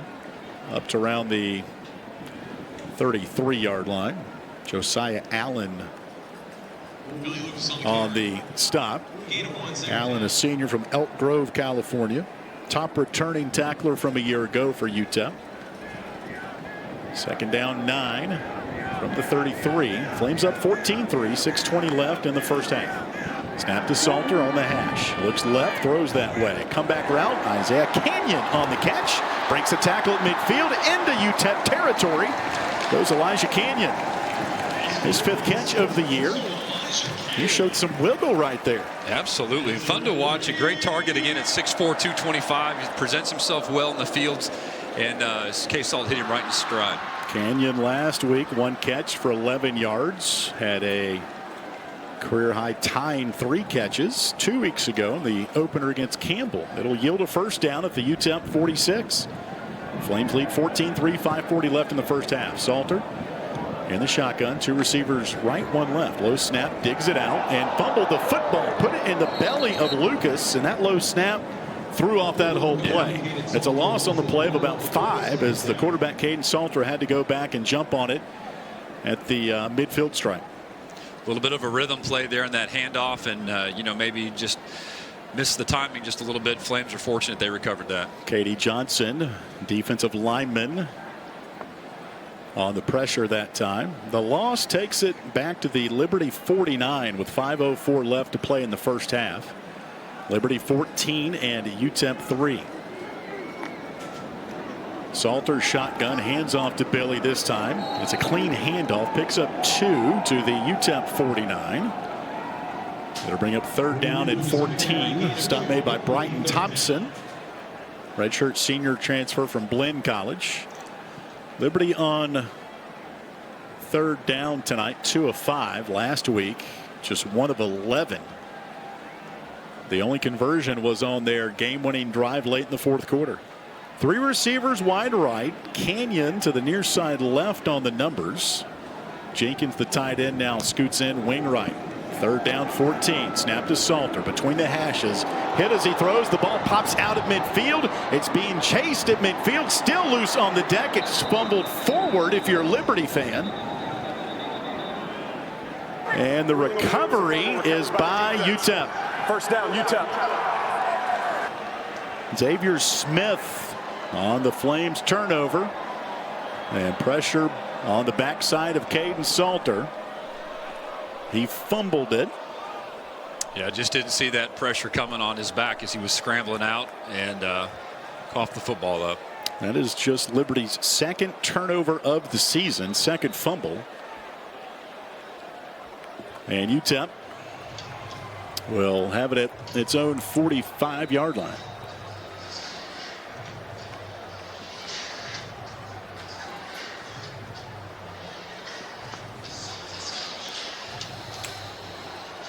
So the white-cladded Miners moving left to right, down 14-3 with 4:06 to play in the first half. Flames show blitz. Locklear gets the snap and going nowhere in the backfield. TJ Bush was there. Also linebacker Jamar Brown. Javon Jackson, the ball carrier, loss of 1. 2nd down and 11 now for the UTEP 43. 3:46 to play in the half. It's 14-3 Liberty. 2 receivers stacked up on the far numbers. They'll send now a whistle. Timeout UTEP. Get the feeling Scotty Walden knows that this is a big possession for his Miners. UTEP has called their first timeout of the half. This is a 30-second timeout. Scotty Walden timeout. met with the media last night on their way in. He's a fun guy to talk to. Second youngest head coach in the country by 5 months. Arizona State's Kenny Dillingham has him beat. They're both 34 years old. And talking to John Teicher, radio voice of UTEP, and I quote, Scotty Walden is the template for what UTEP needs to move all sports forward. Wow. He would know. He loves him. Yeah. I listened to the radio show this week. Scotty Walden, very well spoken. He's a believer as well, which I think will resonate. Yeah. Not I know, with all the Liberty fans tuning in. Second down and 11 from the UTEP 43. Skylar Locklear, the shotgun, gets the snap, steps back in the pocket, looks to his right, nothing there. Now up the middle, he'll run, and he'll get maybe one. TJ Bush slings him down right around the 45-yard line. No gain on the play. Still be third down at 11. 3:18 to play in the half. It's 14-3 Liberty.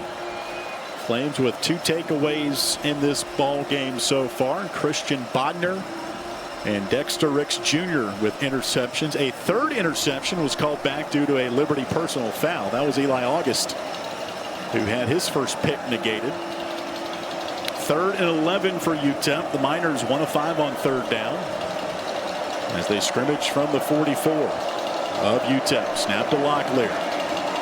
Flames will bring pressure over the middle, and a catch over the middle. Nice job by Cam Thomas to reel that one in. A gain of 18 yards. Dexter Ricks came an eyelash away from knocking that one away.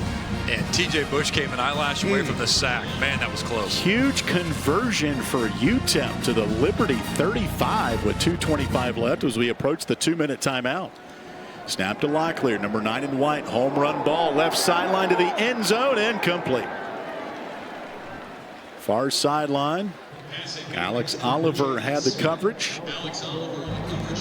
It's identical to a play that happened earlier to that front left pylon. Oliver broke up the pass. Alex Oliver's played some high-level football tonight. Jaden Smith, number 3 in white, the intended target. Second down and 10, 2:17 to play. Clock stopped in the first half. Liberty 14, UTEP 3. Flames were down 3-0 after a UTEP field goal before back-to-back Bailey Lucas touchdown runs. 5 receivers in the set for Locklear. Second down and 10 from the 35 of the Flames. Locklear throws near side. Smith makes the catch, number 3 in white. Gets caught up in the car wash. Brylan Green on the stop. TJ Bush there as well. Gain of 2 to bring up third down and 9 as we approach the 2-minute timeout, and we hit it right now. 14-3 Liberty. We'll step aside. The second quarter conclusion is coming up on the Liberty Flames Sports Network from Van Wagner. Liberty Flames football on WRVL Lynchburg, WBOP Buffalo Gap, WVRI Clifton Forge, WVTW HD3 Charlottesville, WKHK HD3 Richmond, WHRO HD3 Norfolk, WVRL Elizabeth City, WVRA Enfield Rocky Mount, WVRD Zebulon, WVRH Norlina, WVRP Roanoke Rapids. Jason Porter with Legacy Realty and Development is a proud underwriting supporter of Liberty Athletics and the Liberty Flames Sports Network.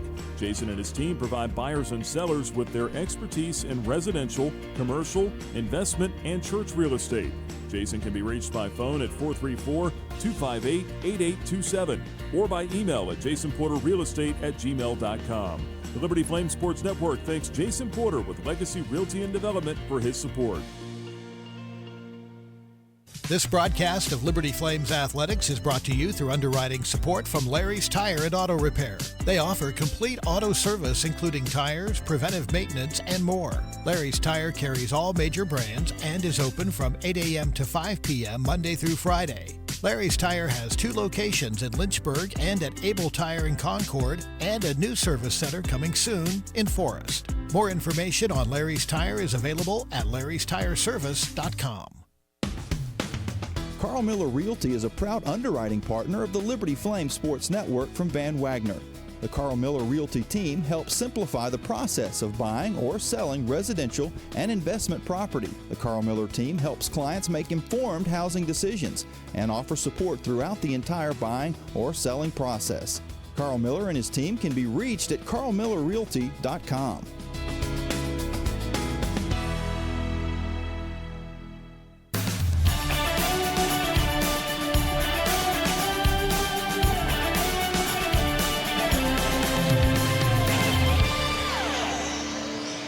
(14-3) Liberty with 2 minutes even left in the first half. Alongside Jason Porter, I'm Alan York. A lot of folks tuning in on our Facebook page at LFSN Radio. Encourage all the fans out there. Also hit us up on X at LFSN Radio. Let us know where you're listening from. Shout out to Rick tonight tuning in. 3rd down 9 for UTEP at the Flames 34. Miners going left to right, heading to the north end zone, adjacent the Liberty Football Center. The Liberty dance team shaking the pom-poms in front of the football center right now. 4-man rush for Liberty, and they're all red. Miners in all white. 3rd and 9. Snap to Locklear. Dances back in the pocket at the 45. Runs near side to the corner. 35-30. Knocked out of bounds. He stumbles on the near sideline. Picks up about 4. Stop made by Jamar Brown, backup linebacker out of Coastal Carolina. Also spent some time at South Carolina, where game day was today. Did you guys see all the billboards and stuff they had, the poster boards? There was some very unique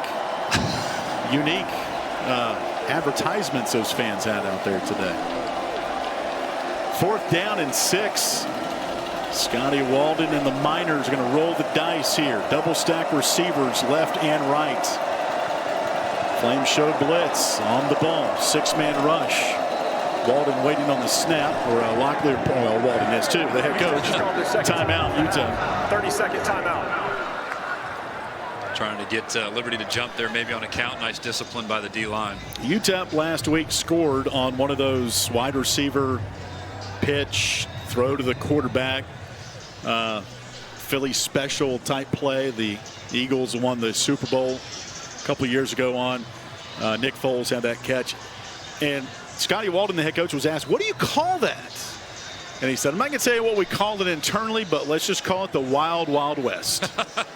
That's the moniker for that play. Perfect. And I saw all the coaches. They have these navy blue shirts they're wearing today, and it says West Texas Tough. I like it. Yep. While Liberty has the wristbands they were passing out last week that says Pursue on it. All those mental things to pump up your team. UTEP's going to still go for it. 4th down and 6 at the 32. UTEP on the year, 2-2 on 4th down.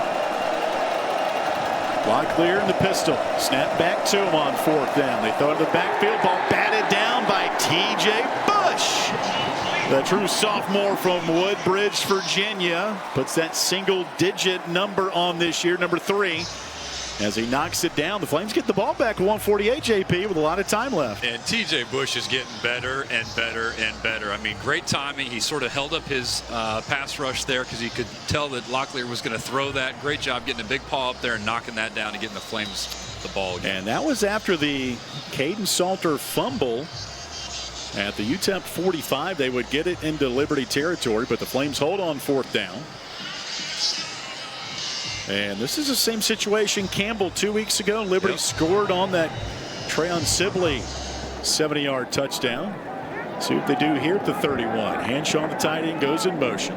Play action. They throw to Sibley on the right side. He breaks a tackle, almost a carbon copy. UTEP, though, catches up to him at around the 46-yard line. A gain of about 14 for Trayon Sibley. Corey Chapman, safety, makes the stop. Here come the Flames with 1:41 left. Liberty has 2 timeouts left, leading 14-3. 1:41 left to go in the first half. Aaron Fenimore, redshirt freshman, over the football. He'll snap it back to Salter. 2 receivers left and right. And the tailback is Billy Lucas. Haven't seen Quentin Cooley since he exited the game back in the first quarter.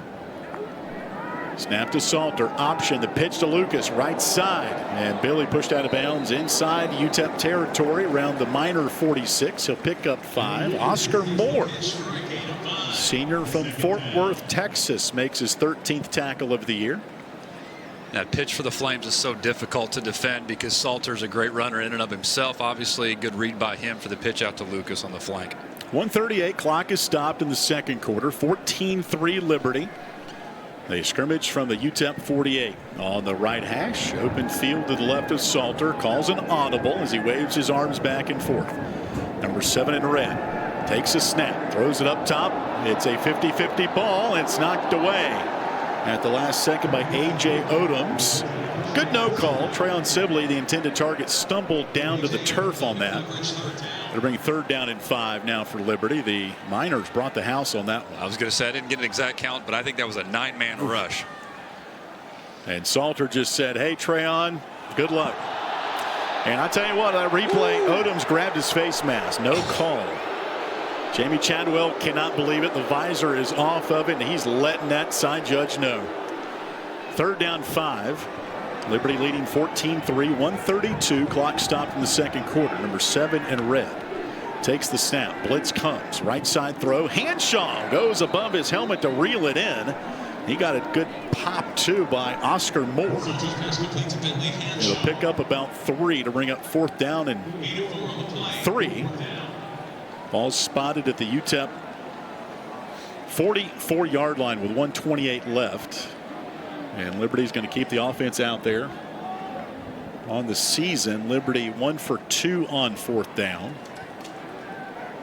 And this will be their first try tonight. 4th and 2 from the UTEP 45. Tyson Mobley wide to the right. Reese Smith, Vaughn Blue, Trayon Sibley wide to the left. And Jamie Chadwell wants called timeout. Jamie's got that Liberty's big called their second timeout of the half. tabloid play sheet.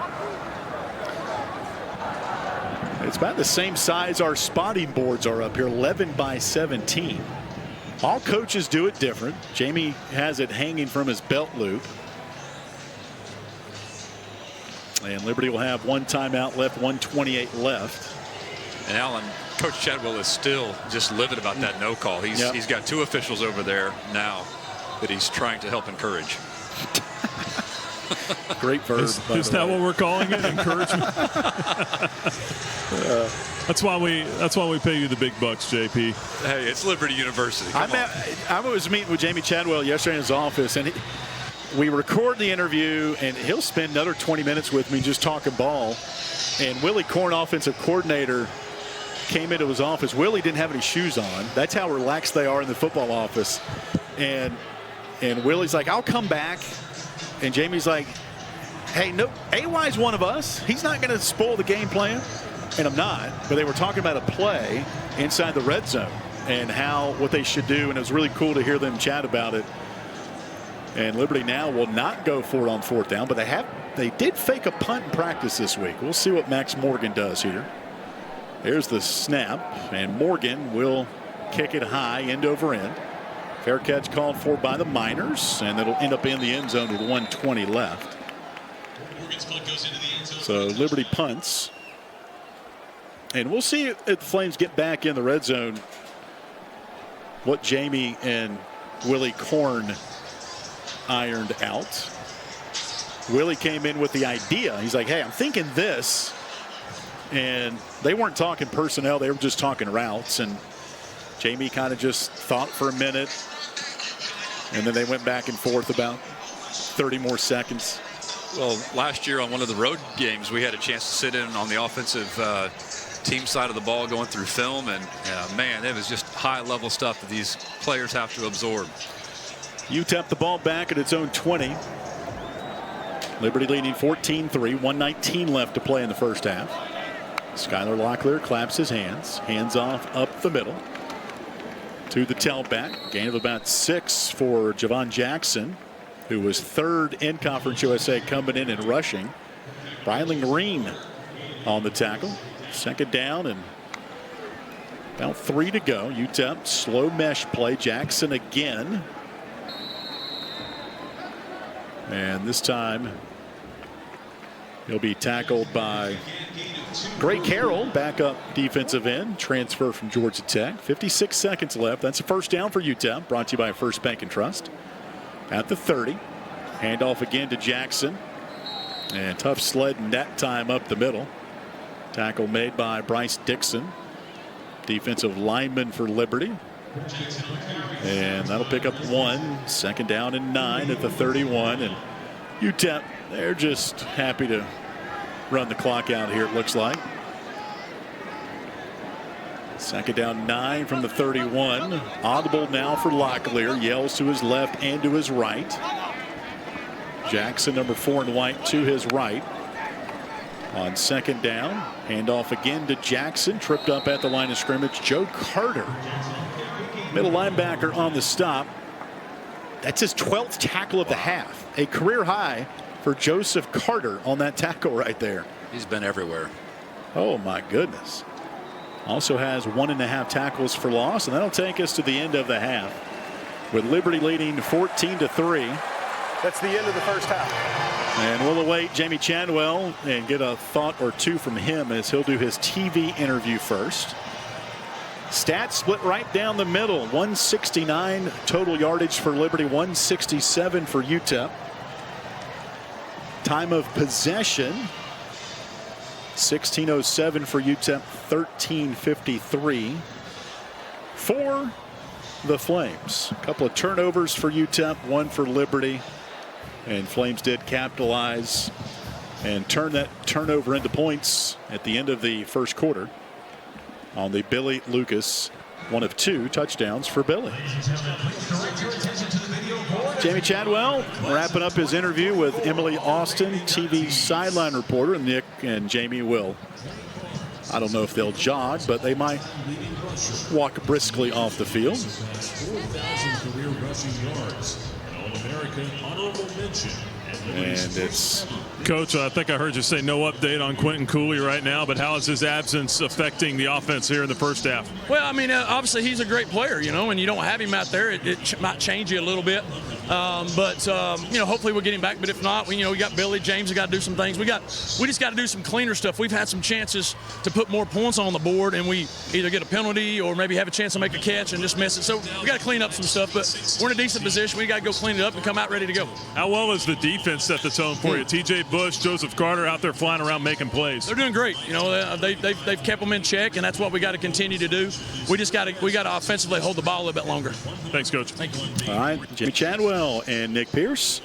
Halftime here in Lynchburg. 14-3 Liberty. Coming up, Jason Prill will take us through our halftime coverage with a look of the Frank Good Builders out of town scoreboard, and our halftime show brought to you each and every game by Century Exteriors. 14-3 Liberty. This is Liberty football from Van Wagner. Turn up the heat. Foster Fuels is a proud partner of Liberty Athletics. Since 1921, Foster Fuels provides propane and gas services throughout Central Virginia and surrounding areas. From propane to fireplaces and tank installs to tankless water heaters. They also offer an app for requesting service, ordering fuel, and to pay your bill. Foster Fuels can be reached at fosterfuels.com.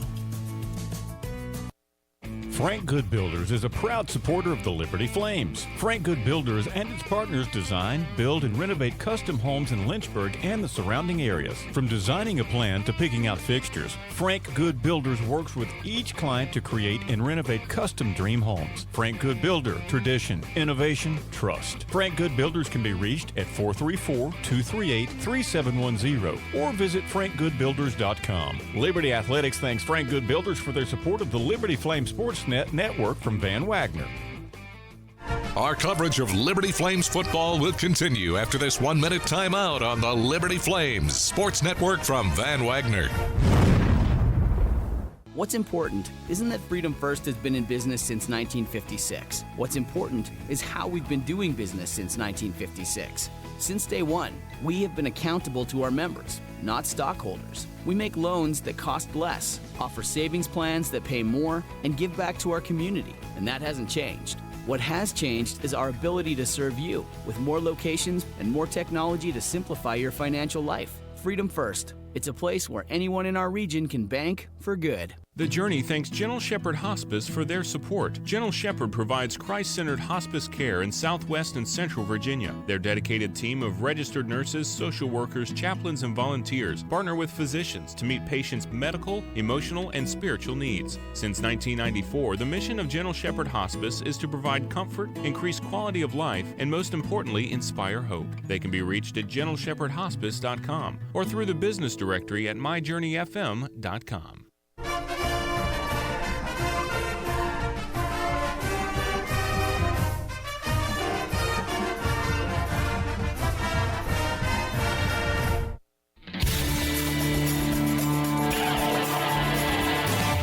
It's halftime on the Liberty Flames Sports Network from Van Wagner. And time now for the Century Exteriors Halftime Report. Coming up, a complete recap of the first half. And Larry's Tire and Auto Repair presents the first half statistics.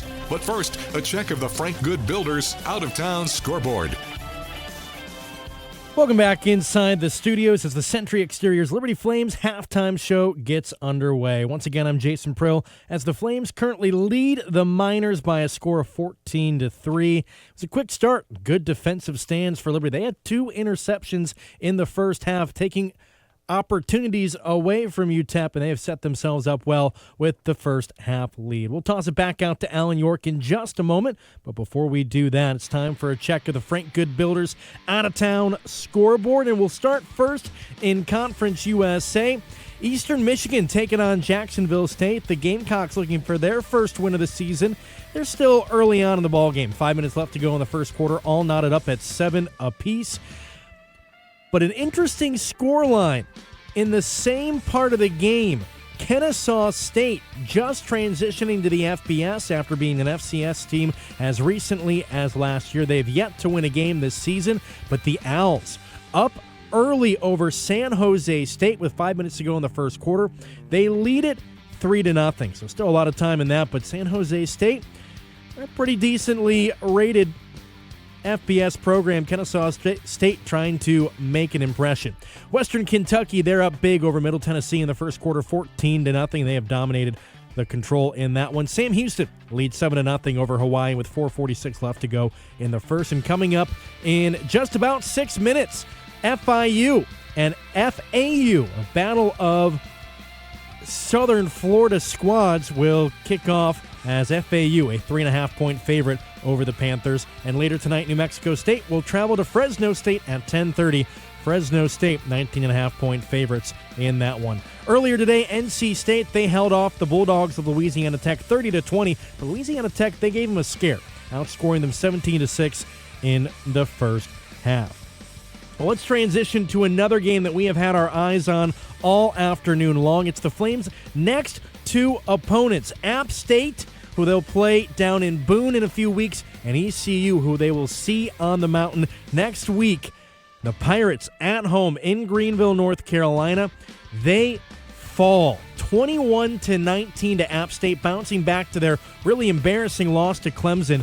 ECU scored 16 points in the first quarter. They would only get 3 more in the fourth, as App State would go on a 21-0 run in the middle of the game to win it 21-19 and improve to 2-1. Let's take a look inside the state of Virginia right now, as Virginia Tech, they are taking on Old Dominion. The Monarchs, they're playing tough and hanging tough with the Hokies. Just before the half, they have possession down 14-10 as Virginia Tech trying to pick up their second win. ODU looking for their first. Let's turn our attention to the backyard brawl. West Virginia, Pittsburgh. And it's the Panthers who stay undefeated, 38-34 in a barn burner in Pittsburgh, Pennsylvania, as West Virginia drops to 1-2. Pittsburgh 3-0 now to open up the season.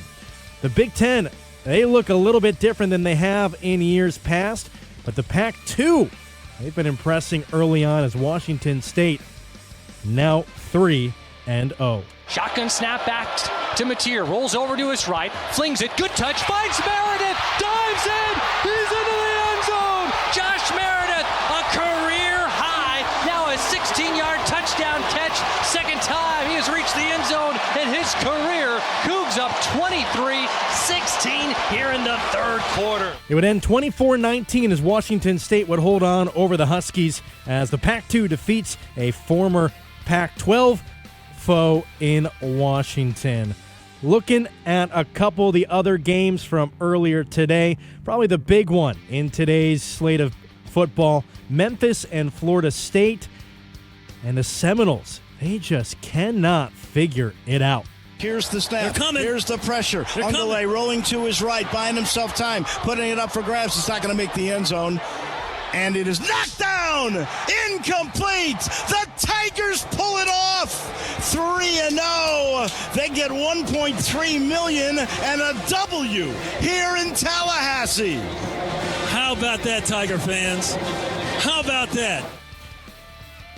Dave Woloshin of Learfield on the calls. Memphis would hold off FSU 20-12. A couple games from earlier that we've had our eye on. Number 16 LSU holds off South Carolina in a comeback victory as the Tigers were breathing a sigh of relief after a late field goal was missed by the Gamecocks. And number 17 Michigan, they defeated Arkansas State. A perfect day. By that we mean the pass never hit the ground from Davis Warren. No incompletions, but 3 interceptions, 11 for 14, as they knock off Arkansas State, 28-18, improving to 2-0. Well, that's all the time we have for the Frank Good Builders out-of-town scoreboard here at the half. It's Liberty 14, UTEP 3, as we toss it back out to Williams Stadium, where Alan York is standing by with the first half stats after you hear this on the Liberty Flames Sports Network from Van Wagner. A huge thank you to Gentry Lock Attorneys for their support of Liberty Flames Athletics. Gentry Lock Attorneys practice a range of disciplines to help companies, institutions, organizations, and individuals with legal and business challenges. This includes trust and estates, medical malpractice, and business litigation. Gentry Lock Attorneys are located downtown Lynchburg at 801 Main Street and serve the Commonwealth with additional offices in Roanoke, Richmond, and Norfolk. Gentry Lock can be reached at gentrylock.com. The Good Feet Store is a proud supporter of Liberty Flames Athletics.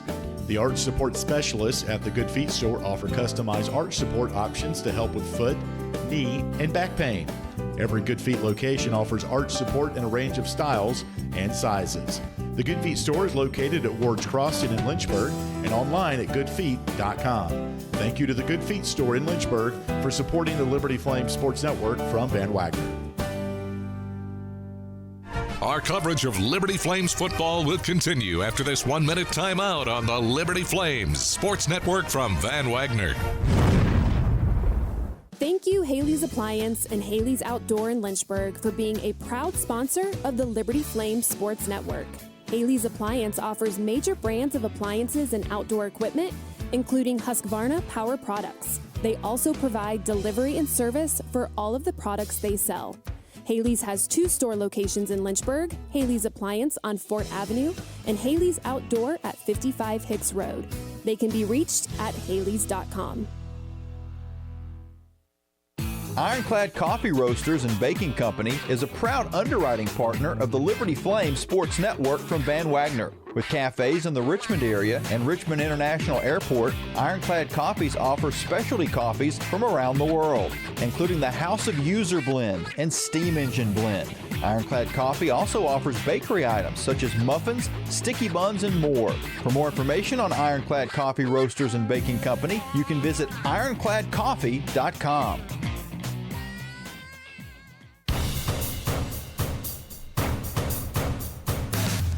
The Century Exteriors halftime show continues on the Liberty Flames Sports Network from Van Wagner.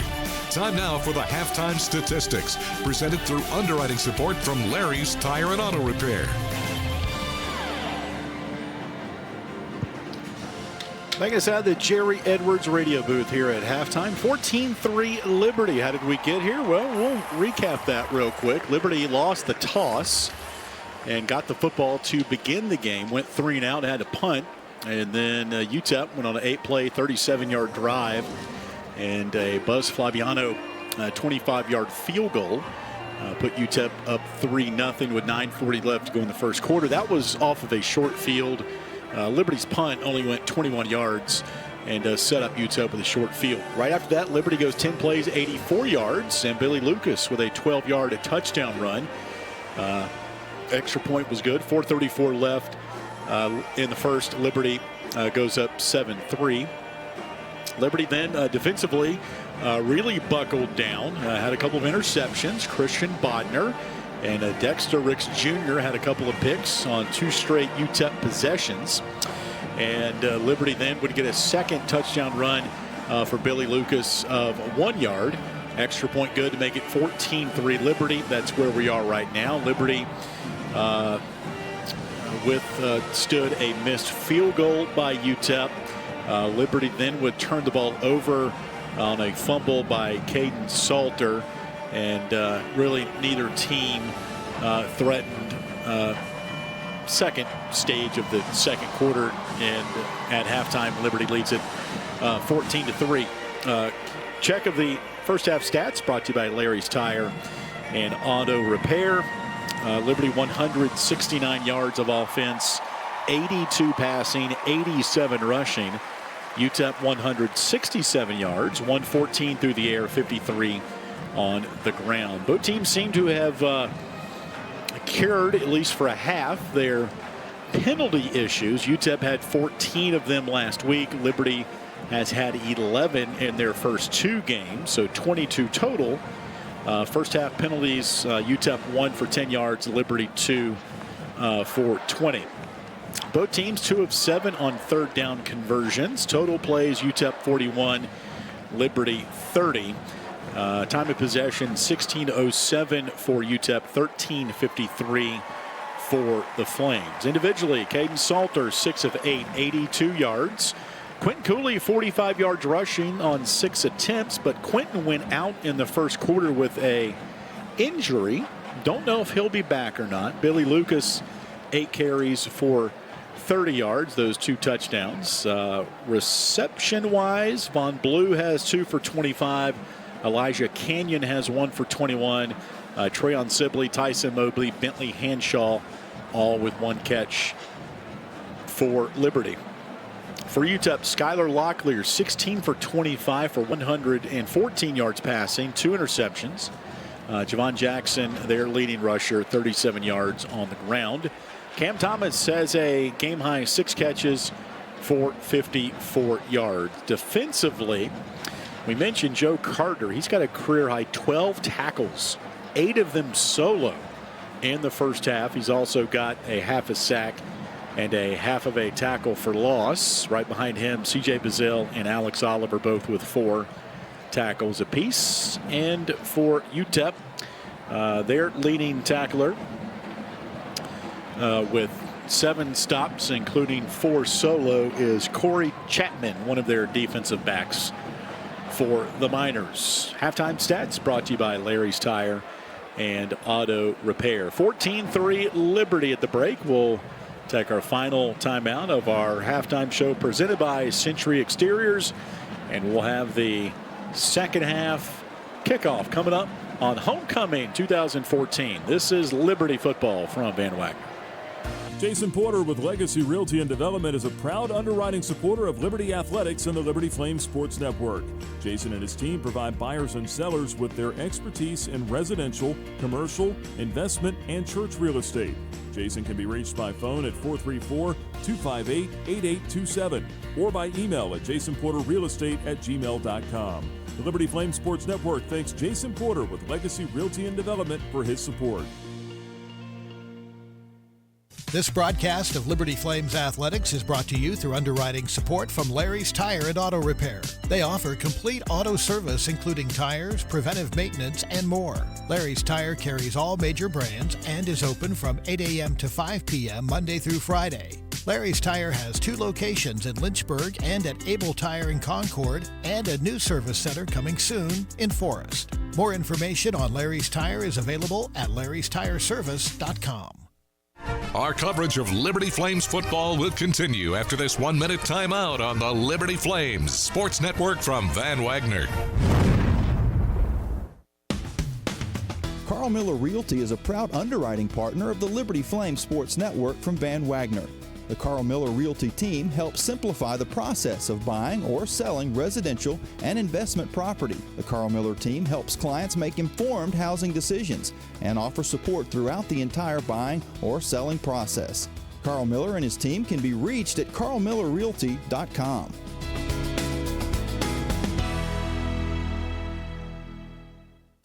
The countdown to kickoff is on. Whether you're a lifelong Flames fan or just jumping on the bandwagon, be early, be loud, and wear red. The Liberty Bookstore is an official destination for licensed Flames gear like Nike, Vineyard Vines, Peter Millar, and Cutter & Buck. The Liberty Bookstore also offers tailgating supplies and games including cornhole, tailgate tents, and handcrafted steel fire pits. The Liberty Bookstore is located across from Williams Stadium and online at libertyflames.com.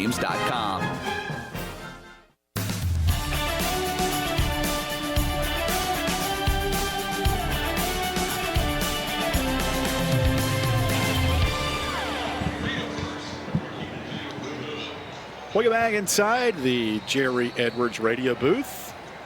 Alan York, Jason Porter, Jamie Hall in the booth right now. 14-3 Liberty. We are minutes away from the third quarter kick.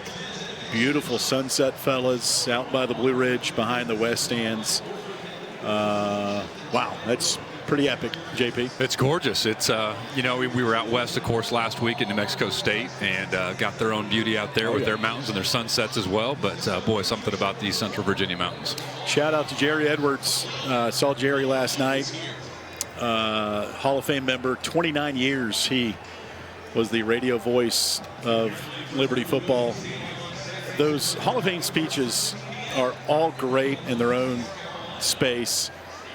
Jerry, I will never forget the line he had when he was inducted 8-9 years ago. He said, you know, when I was a little boy in elementary school, they sent me to the hall one time for talking.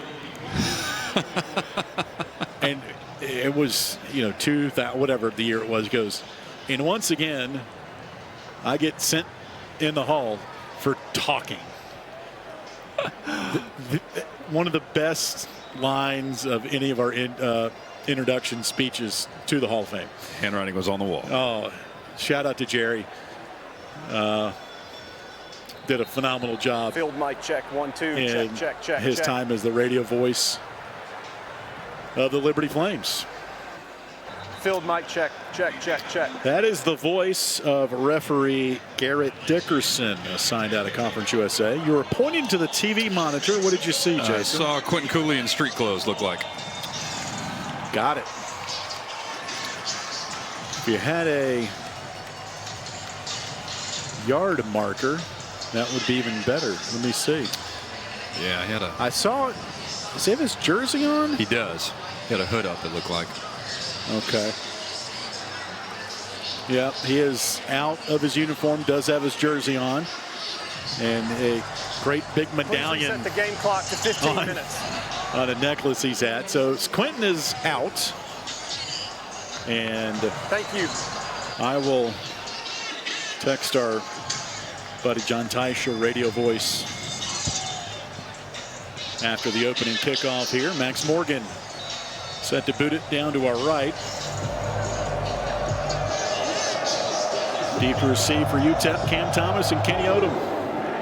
Kick is downfield, end over end, and retrieved at the 5. And this will be Cam Thomas as he runs his way around the 20-yard line.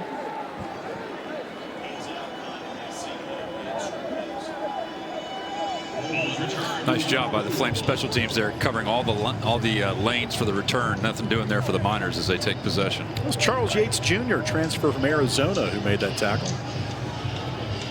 And from the 21-yard line, UTEP and quarterback Skylar Locklear will lead them out. 25 pass attempts for UTEP in the first half. Sidecar to the left of Locklear is Javon Jackson, number 4 in white. First down throw near side on a little curl at the 25. This will be Smith. He is supplanted down to the turf. Jerome Jolly, also Dexter Ricks Jr., who had an interception in the first half, made the stop. One receiver wide right, Trey Goodman. He's out there in Bedford County. Over by the far note. I mean, he's way out there. Snap to Locklear. Play action up top. The ball spirals near sideline, and it's going to be incomplete. Good coverage on it by Christian Bodner, who has a little handshake with Corey Jones. And it's Cam Thomas a little slow getting up. And he is hunched over, holding his waist. I think that ball might have knocked the wind out of him.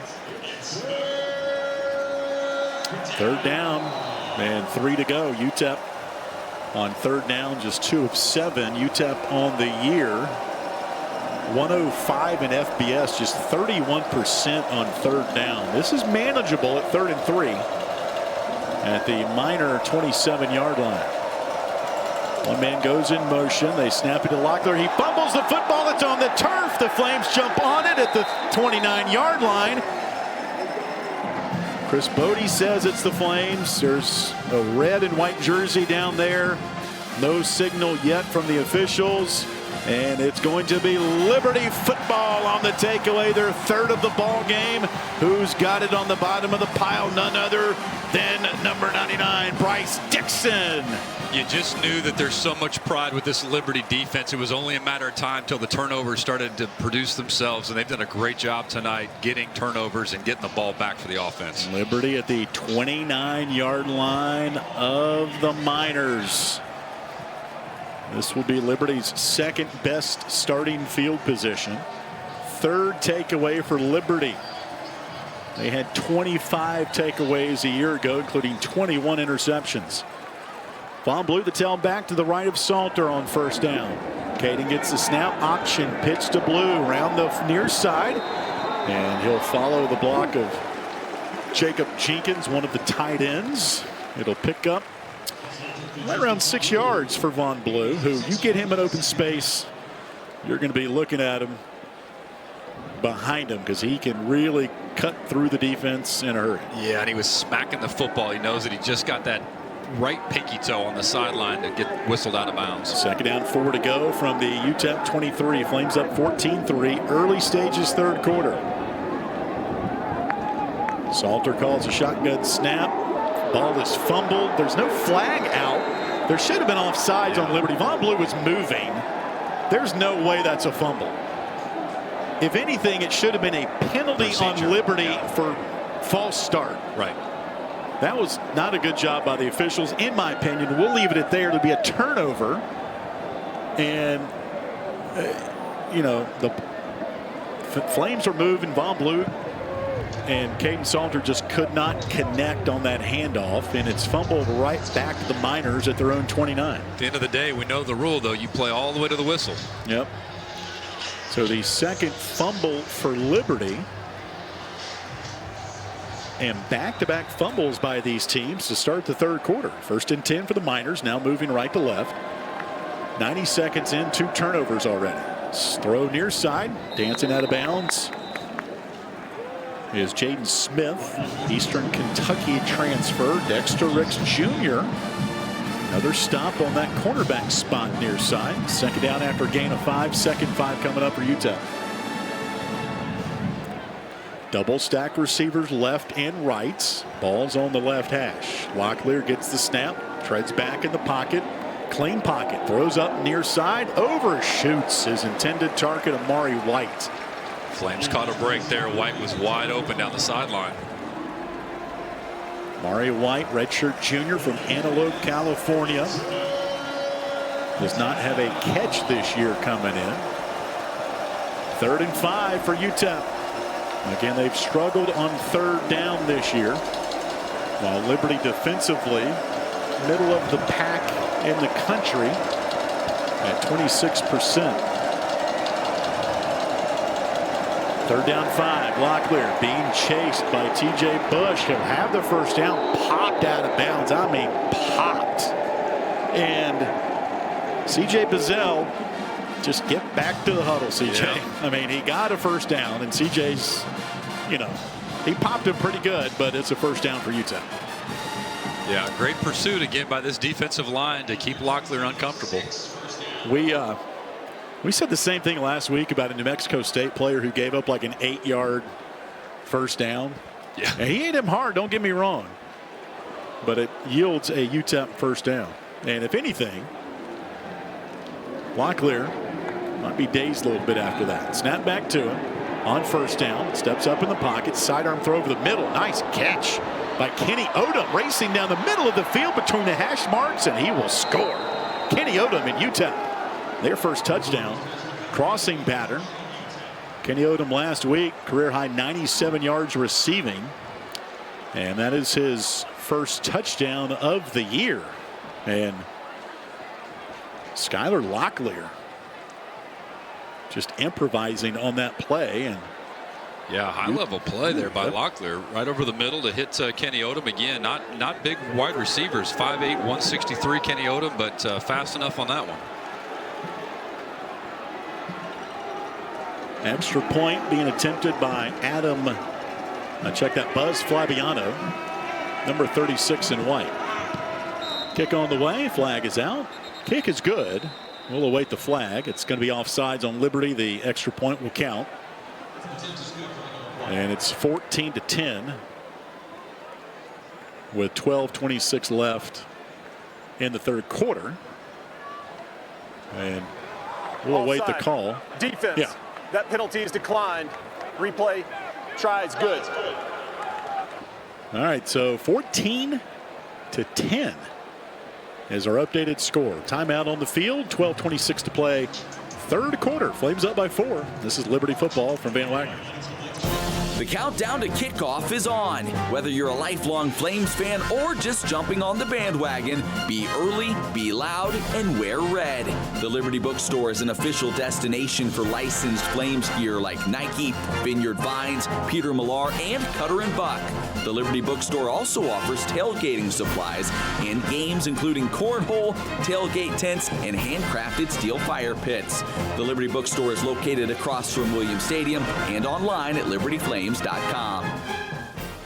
Liberty Flames football on WRVL Lynchburg, WBOP Buffalo Gap, WVRI Clifton Forge, WVTW HD3 Charlottesville, WKHK HD3 Richmond, WHRO HD3 Norfolk, WVRL Elizabeth City, WVRA Enfield Rocky Mount, WVRD Zebulon, WVRH Norlina, WVRP Roanoke Rapids. Lynchburg Nissan has been a proud supporter of Liberty University and an underwriting partner with The Journey. Lynchburg Nissan is thankful for the community's support for over 27 years and is committed to supporting community organizations like the Salvation Army. They offer new and pre-owned cars, trucks, and SUVs. Information for Lynchburg Nissan is available at lynchburgnissan.com. Thank you again for supporting your local Nissan dealer, Lynchburg Nissan. The Journey thanks Patel and Dalrymple, attorneys at law, for their support. Serving the greater Lynchburg and surrounding areas, the law firm of Patel and Dalrymple represents clients at every stage of a real estate transaction. For both residential and commercial property, Patel and Dalrymple serves buyers and sellers with personal assistance throughout the closing process. They also offer comprehensive estate planning and business organization services. Patel and Dalrymple can be reached at 434-832-7030 and online at pdlaw.us.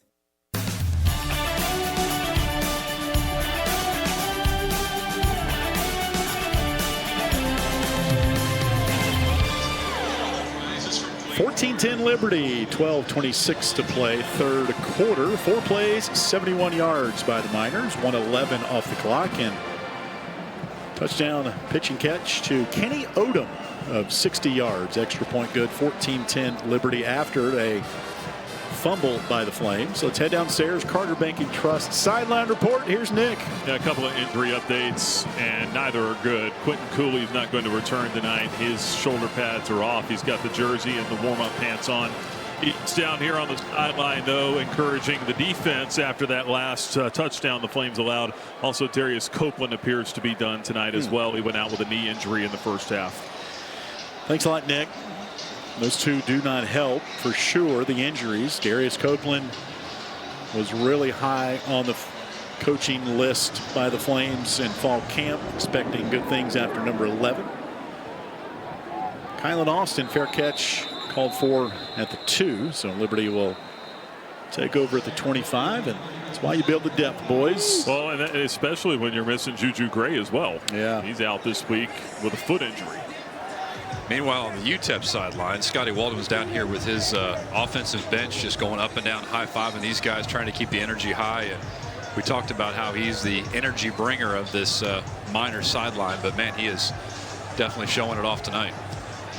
25-yard line Flames in all red tonight, sporting their new uniforms. No stripes on the pants. Solid white numbers on the front and back. Last name as well. Liberty the red headgear. First down handoff, Billy Lucas. Trudging up the middle for a gain of about 3 for Billy. Lucas, a serviceable backup for sure. Transfer from Duquesne. Over 2,000 yards rushing in his career. Siani Tongahua, senior from Tempe, Arizona, made the stop. Number 3 up the middle. Second down 7 for Liberty. Flames up 14-10. 12 minutes left, third quarter. Ball blue, Billy Lucas in the backfield. Second down, snap to Salter. Lucas out around the left side. Good bounce out by number 0. Has the corner and more. Pushed out of bounds up past the 40. It'll be a gain of about 18 yards for Billy Lucas to the 44. Dorian Hopkins, linebacker, scooted out to make the stop for UTEP, but a good little stop and start there by Billy. Yeah, he was actually doing some hot feet in the backfield there before he got the handoff. He was ready for that one. First down 10 for Liberty. Moving left to right. That's the 9th first down for the Flames. Another handoff to Billy up the middle. You know, Billy last year behind Quentin Cooley, banged up a little bit midway through the season, and they've done a good job of rotating Quentin Cooley and Billy Lucas, and now might get a steady diet of James Joyner as we move on here. But for right now, it's Vaughn Blue and Billy Lucas with Quentin Cooley out for the rest of the game. Gain of 5, second and 5, just shy of midfield for Liberty, leading 14-10. Mobley goes in motion, snap to Salter, and the Miners this time D it up. Loss of 2 on the handoff. Nate Diamond, redshirt junior, Missouri City, Texas, on the stop.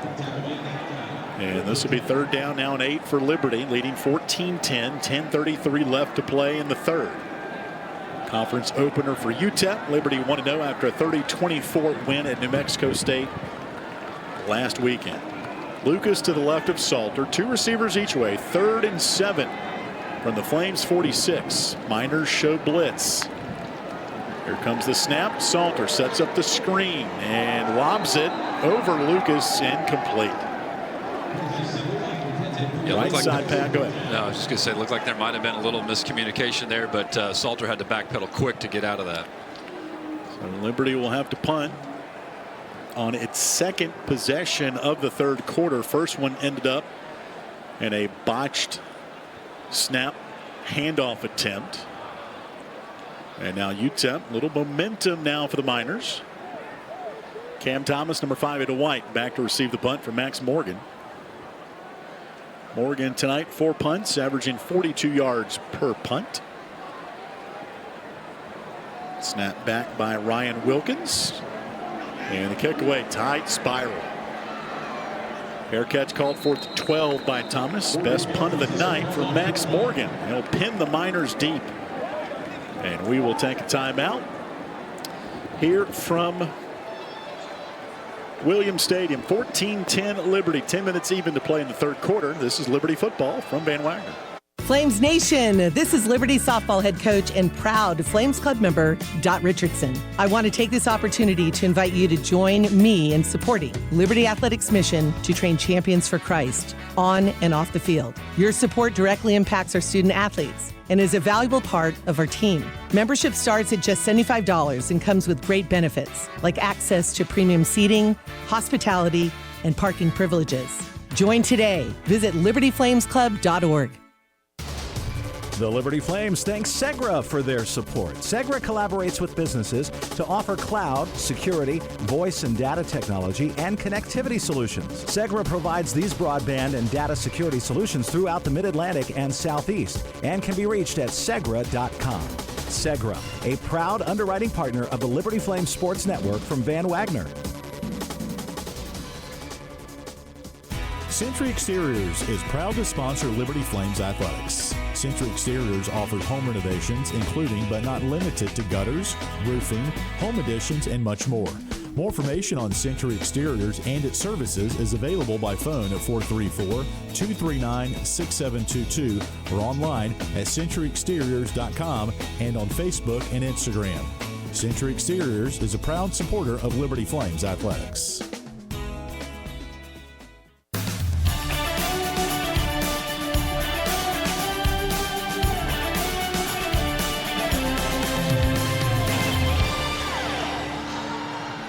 (14-10) Liberty, 10 minutes even to play in the third quarter. And nothing like Justin Bieber to get Williams Stadium rocking here early second half. This is way back in the time machine with Justin Bieber. Alan York, Jason Porter here for the play-by-play. Jamie Hall, jack of all trades. He's taking pictures. He's video producer, spotter. Dick Pierce on the Carter Bank and Trust sideline report. And looking at Williams Stadium, see a lot of light blue. Somebody's been to the bookstore this weekend. Somebody. A lot of people. That light blue is taking off like wildfire.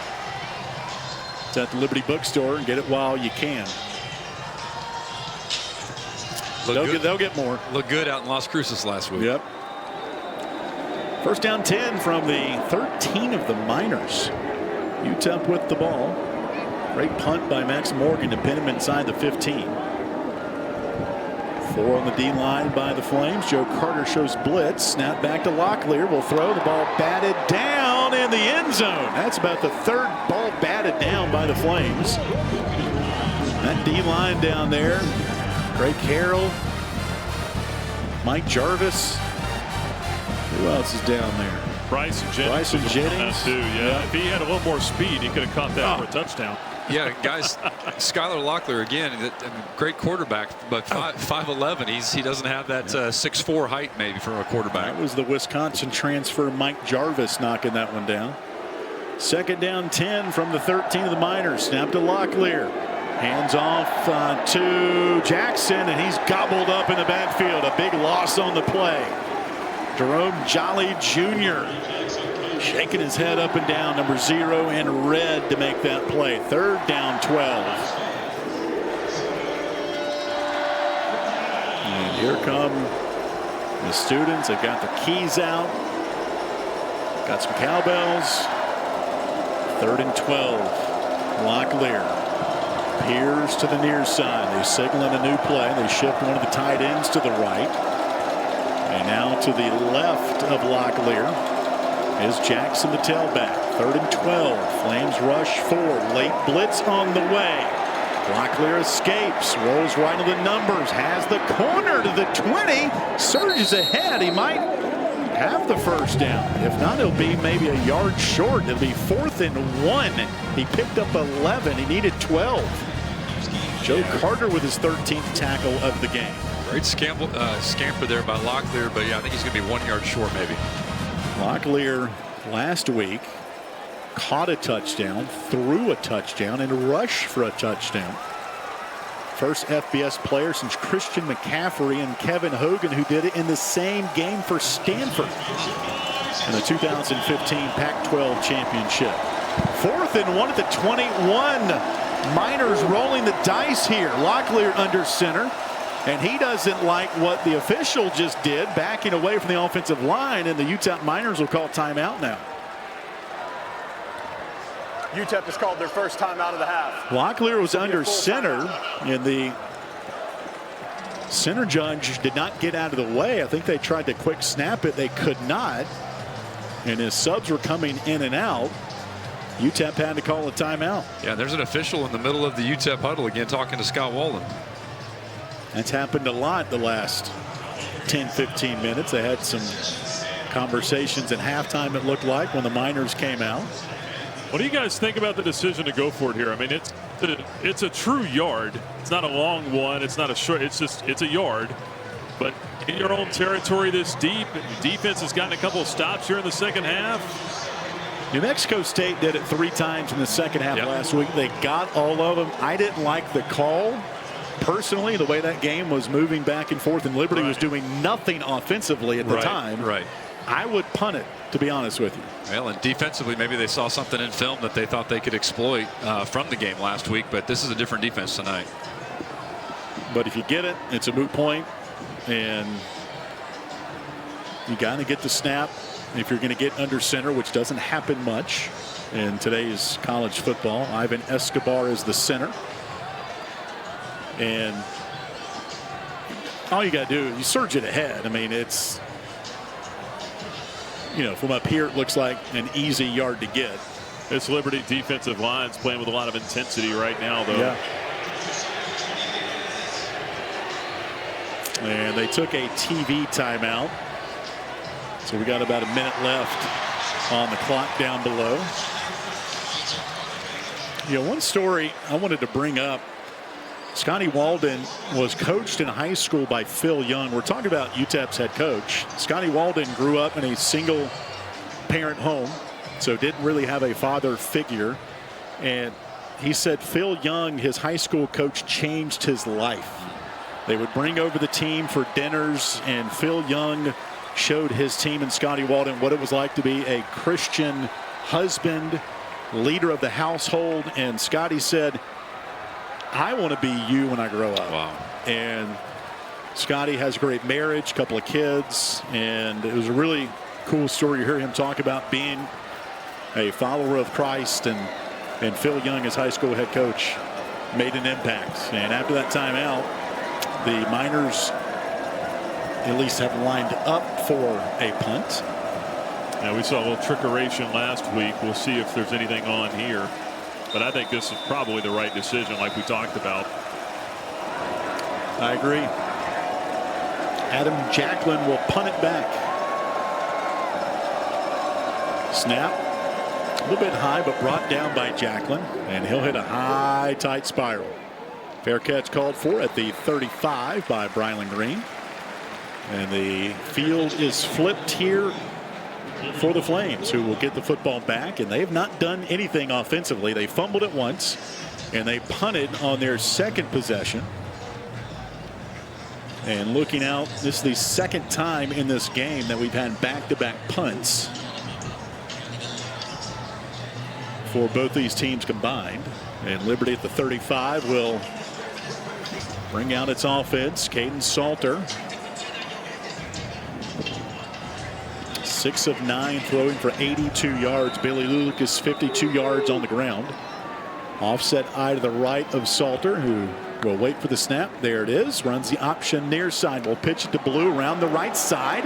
Gets a good block from Billy Lucas and races near the 40. They'll knock him out of bounds after a gain of 5. Nate Diamond, who put the suplex on him, will get credit for the tackle. Looks like we're going to see a little bit more of this formation in the run game with Cooley's absence, not being able to go up the gut.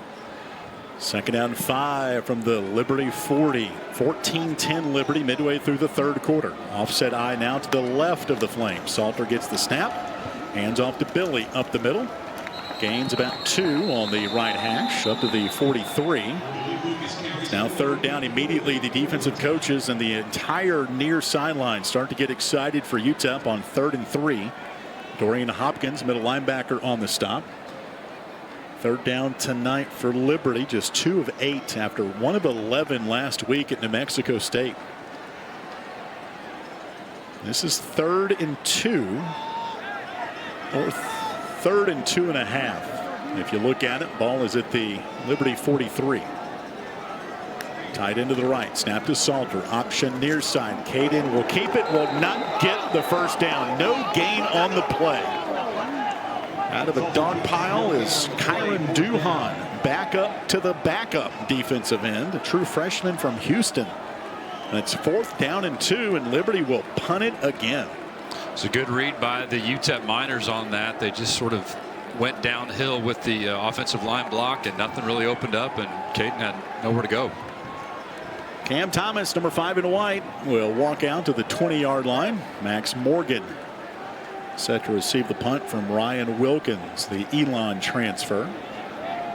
Number 45 in red has his mitts on the football at the 43. Snap is back, And the kick is away. High tumbler.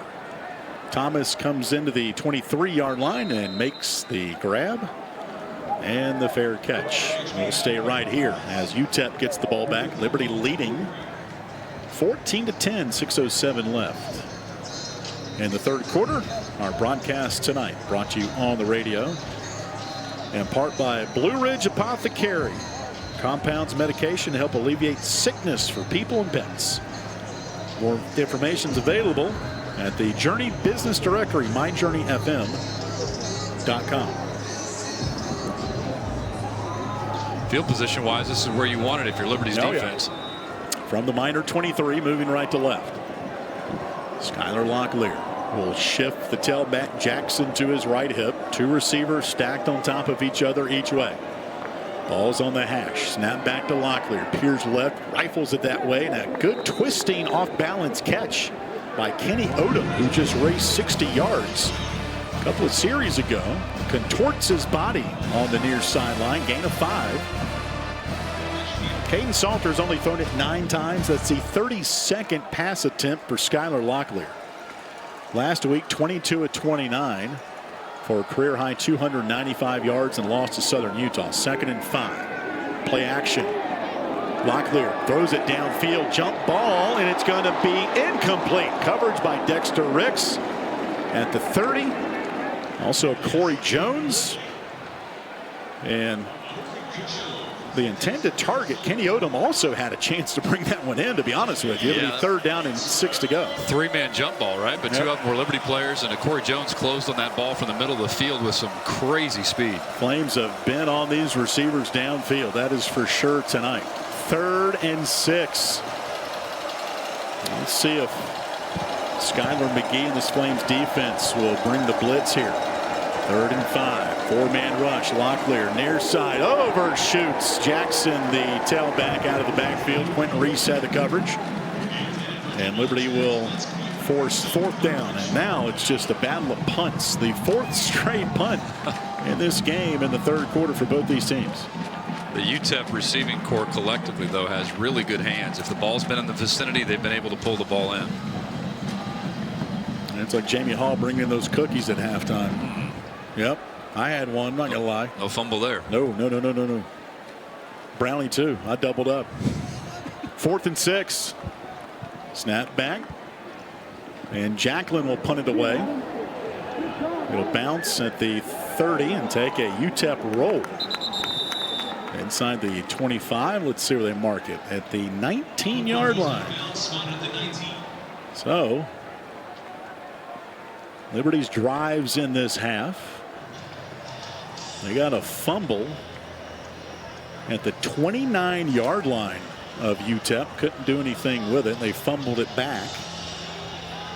And then 25, 35, and now the 19 of the Flames. 14-10.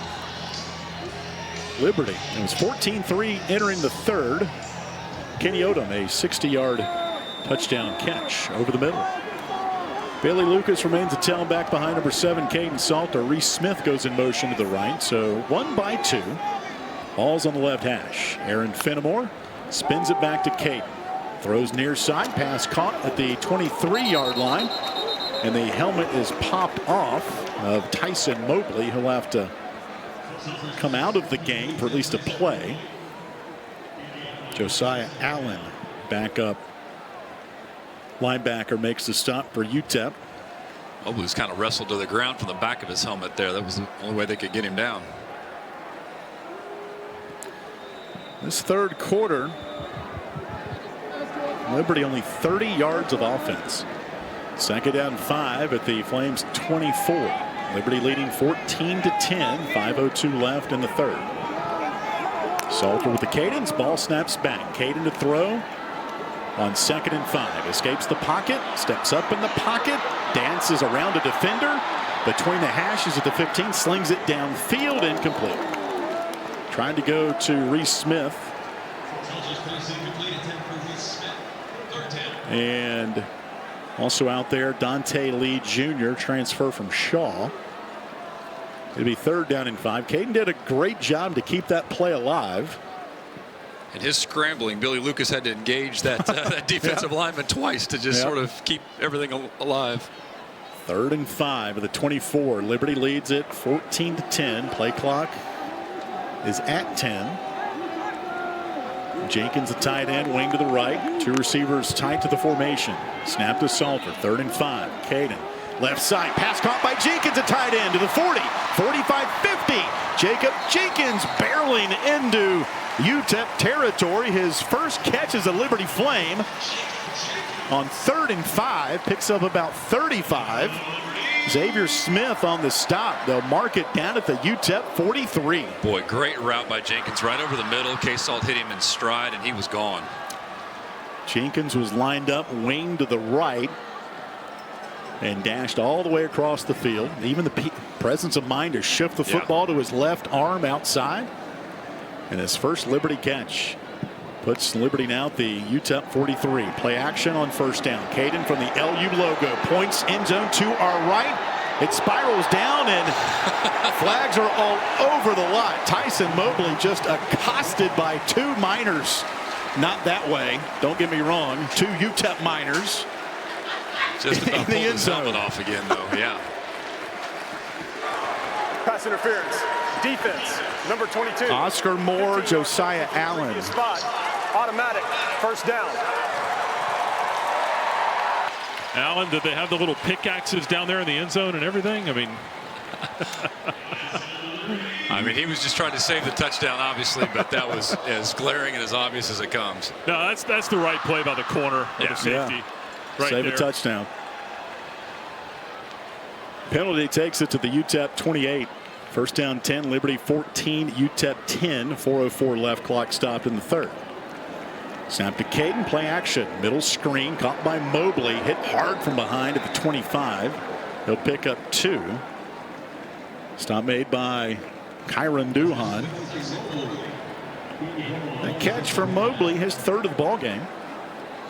Tyson last week, 2 catches for 15 yards in the win at New Mexico State. Ball game that ended in the wee hours of Sunday morning out here on the East Coast. 2nd down and 8 for the Flames at the UTEP 25. Moving to the north end zone to our right. Sellout blitz, handoff to Billy, breaks a tackle on the hash far side to the 15, to the 10. He's inside the 10, down to the 7. Great blocking on the outside by Trayon Sibley. Reese Smith to set him free.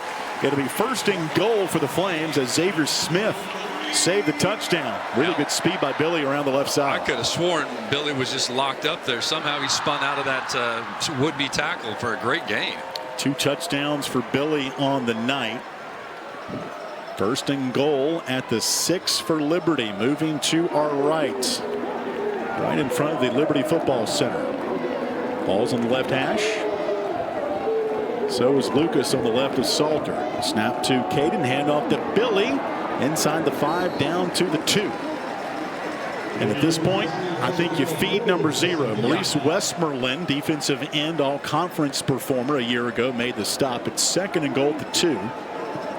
Billy Lucas has never rushed for 3 touchdowns in a game before. He's got 2 tonight.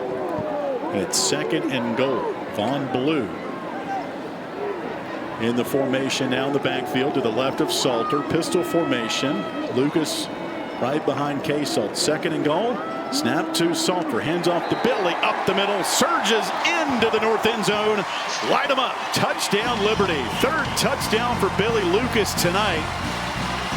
And the Flames, after a basket full of punts, they drive 81 yards for just a back-breaking touchdown to go up 20-10. Billy Lucas coming into tonight only needed 13 yards for 2,500 in his career, and he's over 80 now. Good to see him get paid dirt. So a 2-yard run for Billy Lucas, who's up to 80 on the night, averaging 5 yards per rush. Colin Carhew kicks this one off the Liberty Football Center. The extra point is good. With 2:07 left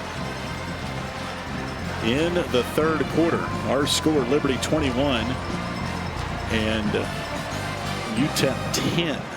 That was 7 plays, 81 yards. Sometimes you have that feel where it just feels like that was an important series, and that was an important drive for the offense, I think. And the key play on that drive was the 3rd and 5 throw to Jacob Jenkins that traversed 33 yards. Boy, the Flames are down here on the sideline making Billy Lucas feel like Sean Alexander right now. They are hyping him up coming off the field. Quentin Cooley was the first guy to get him. He said, "That's all you. That's all you." Jalen Belfort down here, even on crutches, bless his heart, said, "Now go get 4." Love it. It's a tight-knit groom. Yeah. We'll have to look in the game notes to see the last Liberty running back with 4 touchdowns in a game. He's got 3 right now. Max Morgan, the deep kickoff. It'll be Cam Thomas from the 2, running to the middle of the field, being chased and hit pretty hard around the 15-yard line by Charles Yates Jr., number 23 in red. And special teams group led by Kyle Krantz really sell out on those kickoffs. All right, 15-yard line. Like to see the Flames bring a little pressure here. Just scored. Got the Miners deep in its own territory right now. Number 4 Jackson to the left of Skylar Locklear, the 5'11" redshirt sophomore quarterback. Jackson gets the call up the middle. Juking and jiving his way past the 15 to the 18-yard line. Picks up 3. Bring up 2nd down and 7. Stop made by Brylan Green, all-conference safety for the Flames. Plays the star position for Liberty. 2nd and 7 from the 17. Snap to Locklear. Handoff again. Jackson. Big hole up the middle. And he's tripped up that time right around the 35-yard line by Corey Jones. You get Jackson going downhill. It's a full head of steam. Yeah. First down run brought to you by First Bank and Trust. 1st and 10 from the 36 for UTEP. Liberty leads at 21-10. Snap to Locklear. Handoff again to Jackson. This time being chased from behind by C.J. Bazell, who had a 22-yard scoop and score last week for Liberty. Really helped turn the momentum in that game as Liberty trailed in the 4th quarter. Just the 2nd time Liberty has trailed in the 4th quarter. That in the Fiesta Bowl. And Flames came from behind to win it 30-24 last week. Oh my goodness, in the backfield. And that play just almost derailed by Jamar Brown, but he could not hold on to the running back, who picks up about 9 up to the 45-46 yard line. Last 2 Javon Jackson to get on the carry. Yeah, the last 2 snaps, Jamar Brown has literally been timing that blitz, and he actually almost had a bear hug on both the quarterback and the running back. Yeah, that was he almost took the snap. Yeah. Just looked like Quentin Reese's sack last week. Now the offensive line for UTEP is talking. 3rd down and 2, and UTEP will there you go. Call it 2nd timeout. No, timeout. Hold on. End of the 3rd quarter. I think Brown got to the mesh point there so fast he wasn't sure who to tackle. I don't think that the handoff had been exchanged yet. It's time for the Flames quarter.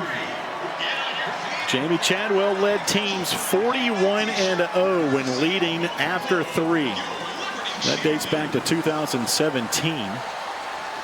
And he is 12-0 in games. He has been the head coach at Liberty out of 16 games. 21-10. We head to the 4th quarter in Lynchburg. This is Liberty football from Van Wagner. Thompson Brooks Insurance is a proud supporter of Liberty Flames athletics. Thompson Brooks Insurance helps individuals and businesses with their insurance and investment needs. The team at Thompson Brooks is experienced in understanding life and health insurance, Medicare, and retirement planning. Thompson Brooks Insurance can be reached at 434-385-8500 or online at thompsonbrooksinsurance.com. Thompson Brooks Insurance, Planning today for tomorrow. Joe Yock, branch partner with Alcova Mortgage, is a proud supporter of the Liberty Flames. Joe Yock provides step-by-step lending support, explains the options, and connects clients with the most suitable loan. Joe Yock of Alcova Mortgage provides home mortgage and lending services to buyers and investors throughout Central Virginia and can be reached at 434-258-3549 and alcova.com/JoeJ. NMLS ID 315849, Alcova Mortgage. NMLS ID 40508, NMLSConsumerAccess.org. Equal housing lender. AquaPros is a proud supporter of Liberty Flames athletics. AquaPros serves Lynchburg and the surrounding region with hot tubs, pools, grills, hearth items, and accessories. AquaPros carries brands including the Big Green Egg, Marquee Spas, Hearthstone and Vermont casting stoves, and more. With locations in Lynchburg, Bedford, and Roanoke, AquaPros is ready to serve you. More information on AquaPros is available by phone at 434-237-5913 or at aquapros.com.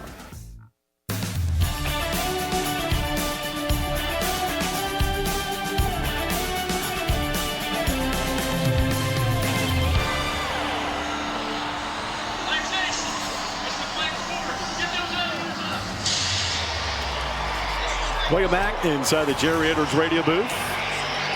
Alan York, Jason Porter, Miles Hunter, former Liberty football player, peeking in through the booth here. And it is time for the Flames quarter. You said Miles is a preacher down in Florida? Yeah, he's a preacher down in Florida. Had a chance to have lunch this afternoon with his wife Janae and their beautiful family, and doing great down there. Came back for homecoming, and always great to see our alum. And one of the best videos our creative team, marketing team puts together, the Flames quarter video. It's just a mashup of Liberty going through summer workouts. And this is the difference. And the Flames sideline is just going bonkers right now after that. Led by the strength coach, Chad Scott. Quentin Reese jumping up and down, waving his arms as well. And this is where championships are won in the Flames quarter. Our quarter break between the third and fourth quarter presented by Lynchburg Nissan. Happy to have Lynchburg Nissan in the radio mix coming up this season. All right, 3rd and 1 for UTEP at the minor 45. UTEP tonight just 3 of 11 on 3rd down. Again, they came into this ball game 105 in the country, just 31%. Under center, Locklear. The snap, the handoff. Nairn is going to be tight. Nairn, defensive lineman, had the stop. You don't see many measurements like you did back in the 80s and 90s.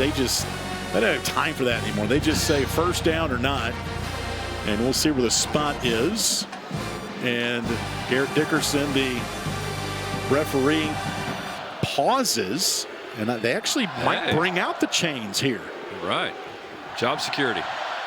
Elite Nairn, D lineman, put his big arms around the ball carrier. It was 3rd and 1.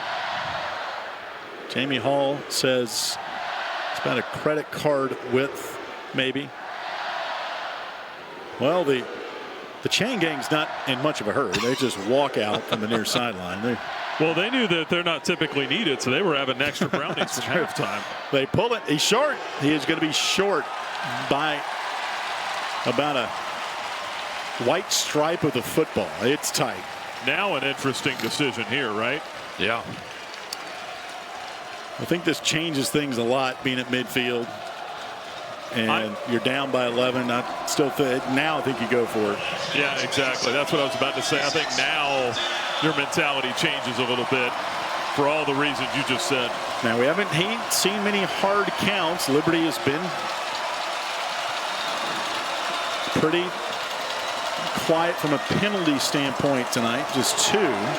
Boy, Flames Nation doing what they can. This place is rocking. 4th down, officially 1 to go, but it's the half the length of the football at the minor 46. They huddle, they get to the line. Shotgun for Locklear on 4th and 1. He will leave the backfield, snap back to Jackson, and he gets the handoff. I don't know. Well, now the head linesman comes in, and it's going to be a 1st down. That was close. Snap went directly back to Jackson, the tailback. T.J. Bush will have the tackle, but it'll be a first down. So UTEP converts up to the minor 47-yard line. So first down for UTEP. That was their third fourth down try, their first conversion. At the 47, snap to Locklear, spins right, throws that way. Alex Oliver on the catch made by Goodman. Wrestles him down, gain of 4. Inbounds on the near side, second down. Actually, they'll give him about 6 on the play, so 2nd and 4. Now at the Liberty 46. Double stack receivers, second down 4. Locklear throws it near side, good catch by Goodman again. He's taken down at the 35-yard line by Corey Jones on the near side numbers. That's the 5th catch of the game for Goodman. And there's an injured defensive lineman. That's Elite Naren, number 90. UTEP's going back to these quick screens again, AY, moving the ball a little bit more effectively and safely, I guess you can say, but doing a nice job in this drive so far. Liberty trainer Elias Levenway is going to help Elite up with one of the other trainers. Elite's a guy that had an injury coming in anyway, didn't he? Last offseason. I think you're right. You hate to see him go down, but at least he's putting weight on his feet here, walking arm in arm with the trainers. JP, you bring up the quick passes here in these. These are these little curl routes here that, you know, when we talked to co-defensive coordinator Kyle Krantz this week, he said we're going to have to live with some of that. Yeah. And we're going to have to be able to get to the next play, and it's almost a bend but don't break mentality, where you don't give up the big play, but Flames have certainly made their share of plays tonight. They need to make another one here.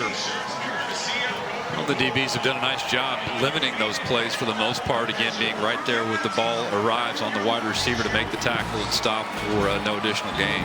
Yeah, you're right, and that's been the message down here that I heard Dino Waits giving to the corners. I think a couple of series ago, he said, keep the physicality up. You guys are doing a great job at the point of attack.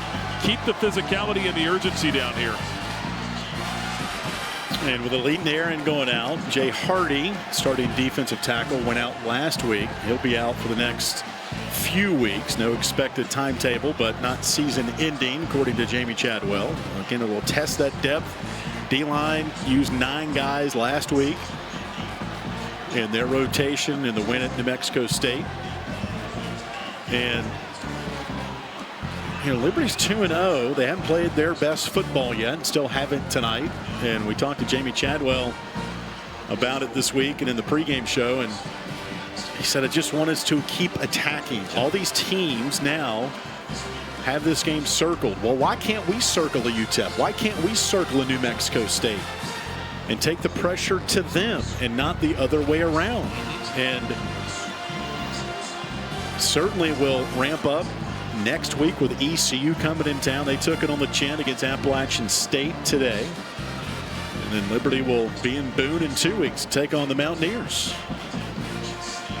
And you're learning a lot with these games, that you're winning and not playing your best football. Well, we talked about penalties. We talked about generating some turnovers. The Flames have done a good job in those categories tonight, getting a little better every week. 3 takeaways for Liberty tonight. First down 10 for UTEP at the Liberty 35. They just converted on 4th down, did UTEP. Snap to Locklear, number 9 in white.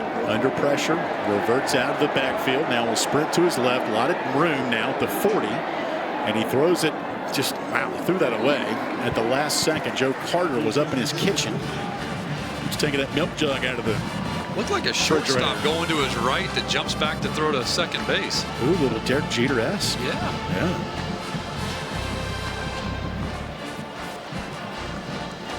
All right, second down and 10 for 21-10 Liberty.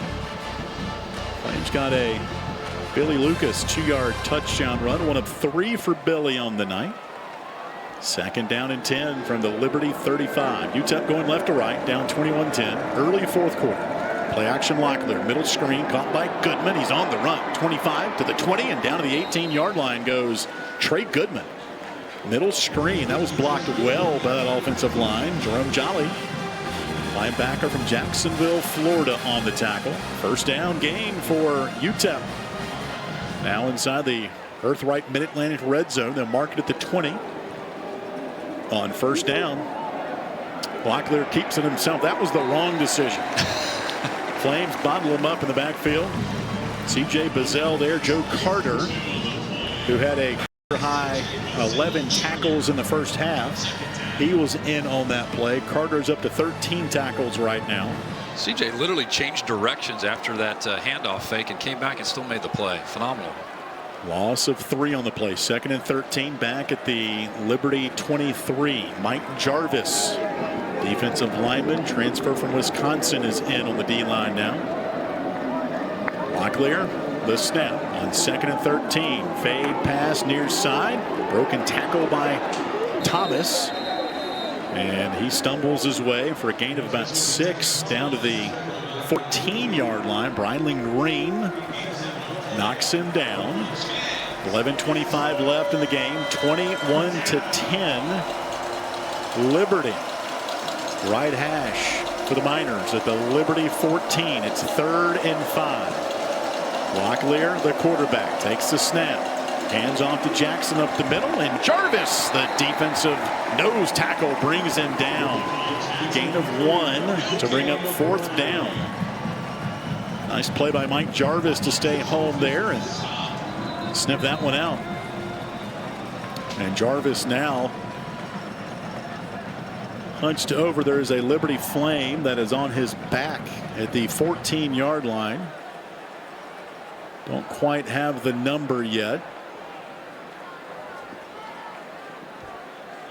Again, the trainer, Elias Levenway, is out to check him out. We'll take a timeout. We'll survey the situation here. 21-10 Liberty, 10:52 left in the game. This is Liberty football from Van Wagner. The Journey thanks Blue Ridge Apothecary for their support. Blue Ridge Apothecary compounds personalized prescriptions to meet the needs of individual patients. They prepare medications such as bioidentical hormone replacement, skincare products, pain creams, and pet medications.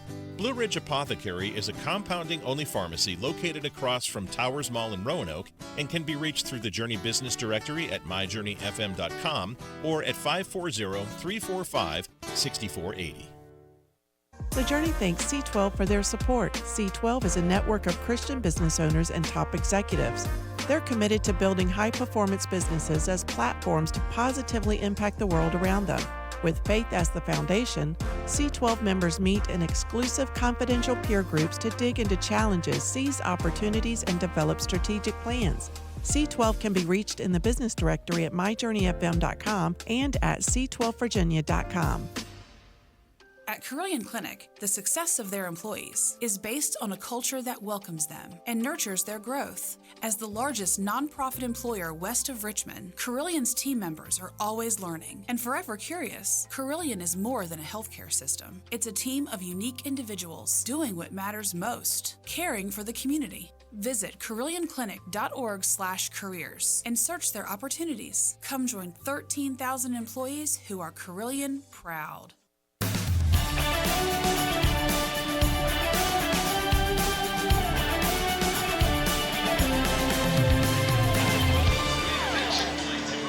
Tonight's broadcast of Liberty football brought to you on the radio in part by our good friends at Gentle Shepherd Hospice, providing Christ-centered hospice care in Southwest and Central Virginia. More information is available at gentleshepherdhospice.com. 21-10 Liberty, 10:52 left. UTEP facing a 4th and 4 from the Liberty 13-yard line down to our right. UTEP on 4th down. 1 for 2. Empty backfield for Locklear. Flames have 4 on the defensive line. 3 receivers left. 2 to the right. Stacked up at the line of scrimmage. 4th and 4. Jackson comes now to the backfield to protect Locklear. Flames will show blitz. Here they come. Locklear throws near side and complete. Jerome Jolly, the first one into the backfield, forcing Locklear to throw early. And the Flames hold on 4th down at their own 13-yard line. I know Locklear's fast, but even his back pedal is not going to get away from Jerome Jolly. Great pursuit by him up the middle. So with 10:38 left, and the ball game, Liberty the ball back. Billy Lucas back out there. Again, Quentin Cooley, Flames leading rusher, has not been in the game since the first quarter. He's in street clothes now in his number 20 red jersey. Flames at the 13 will drive it here. Snap to Salter, right side. Pass caught by Sibley at the 20. Breaks a tackle there up to the 25, the 30, 35, 40. Banging his way up to the UTEP 44-yard line. Gain of 31 for Trayon Sibley. Oscar Moore on the stop. And Jacob Jenkins had an interesting block formation, literally rolling in front of Sibley with that. Trayon Sibley, Flames leading pass catcher this year, showing some swift moves there for the senior out of Akron, Ohio. At the 43, Caden Salter and the Flames. Offset Idaho's left. Snap to Case Salt, hands off to Billy up the middle. And this is a part of the game here, boys. Liberty's up 21-10. This is where you want to see that offensive line really force its will, push that pile back. Nate Diamond on the tackle. This is one of those where you circle those wagons and say, this is going to be on the offensive line here. Yeah, and clock management becomes important here too, right? Keeping the ball in bounds and just milking the game clock. Sibley and Smith wide to the left. Mobley wide to the right. 2nd down and 6 at the Flames 46. Liberty up 21-10. Salter the snap, right side. Vaughn Blue the catch right in front of his red jersey at midfield. He'll pick up 4 to bring up 3rd down and 2. Stratton Shufflett, the tackle for UTEP, one of the backup linebackers.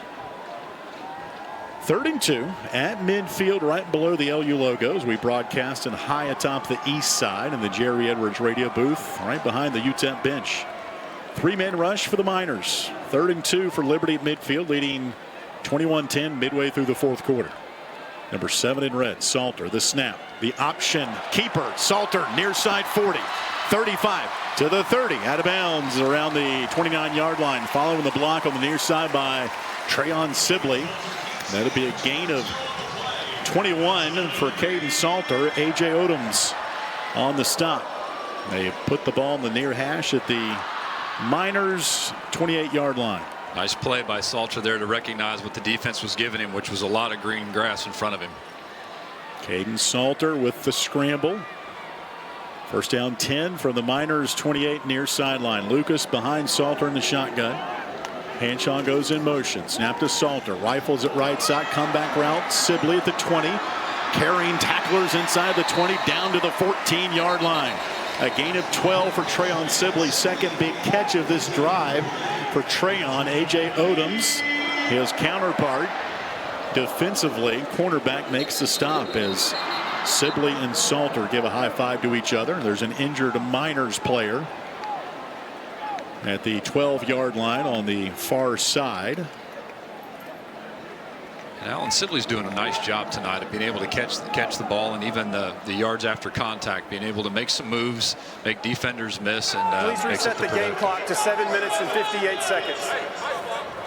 Yeah, you look up and down the stat sheet. 50 seconds. Liberty. Thank you. Outgaining UTEP just by 8 yards, 338 to 330. And that is Corey Chapman, the injured Miners player, making his way off the field. Good balance for Liberty tonight. 167 on the ground, 171 through the air.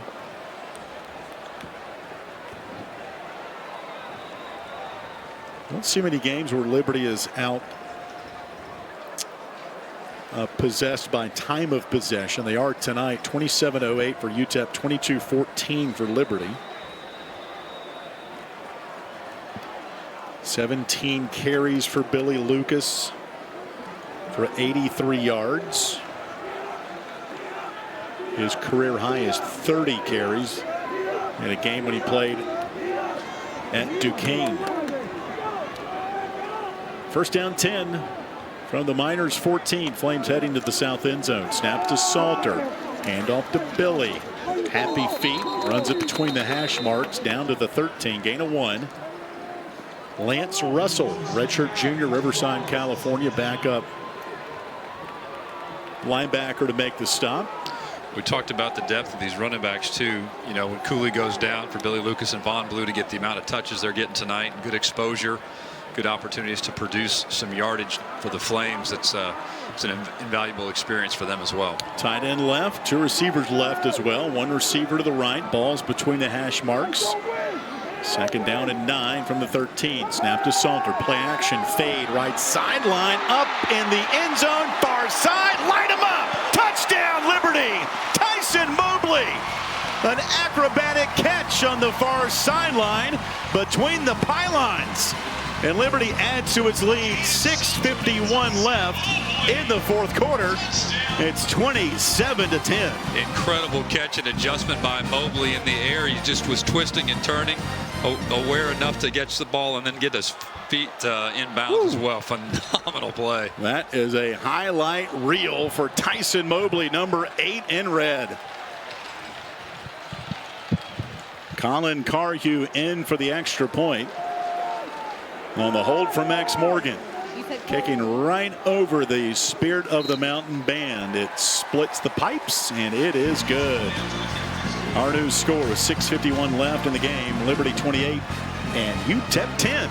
We'll take a timeout from Williams Stadium. This is Liberty football from Van Wagner. As a proud sponsor of Liberty Flames Athletics, Carter Bank & Trust offers customized banking strategies and services for Liberty Flames fans and families. This includes banking services along with mobile banking tools through Carter on the Go.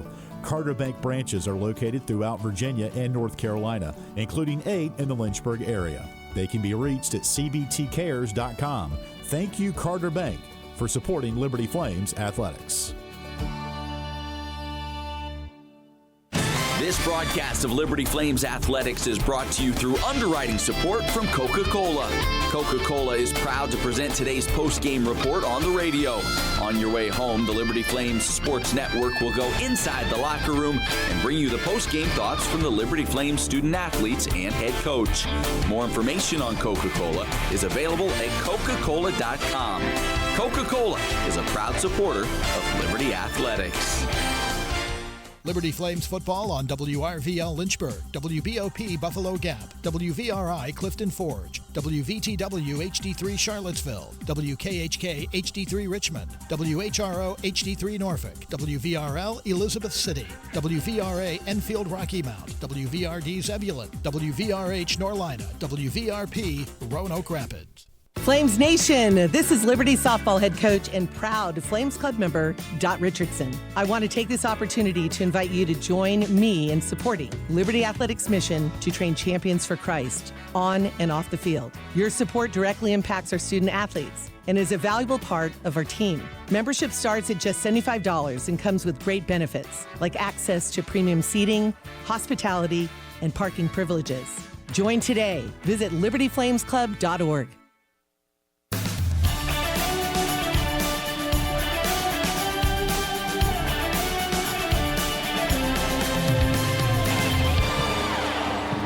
(28-10) Liberty, 6:51 to play in the ball game. Tyson Mobley, 13-yard touchdown catch. His first as a Liberty Flame. You know, Tyson last year suffered a concussion a couple of weeks before the season when he was playing at Coastal, and then suffered a hip contusion after that. Only played in 4 games. Found his way to the mountain. And a big catch on the far right sideline. Twisting and turning and going up over his defender. And getting that foot in. Yeah, that's a catch. We want to encourage our folks to go to social media and check that one out because that was an incredible catch. Here comes Max Morgan, number 37 in red. Gets into this football, kicks it in the back of the end zone. And UTEP playing from behind here, down 18 UTEP last possession got down to the Liberty 14, and Liberty thwarted that on 4th and 3 on a pass play.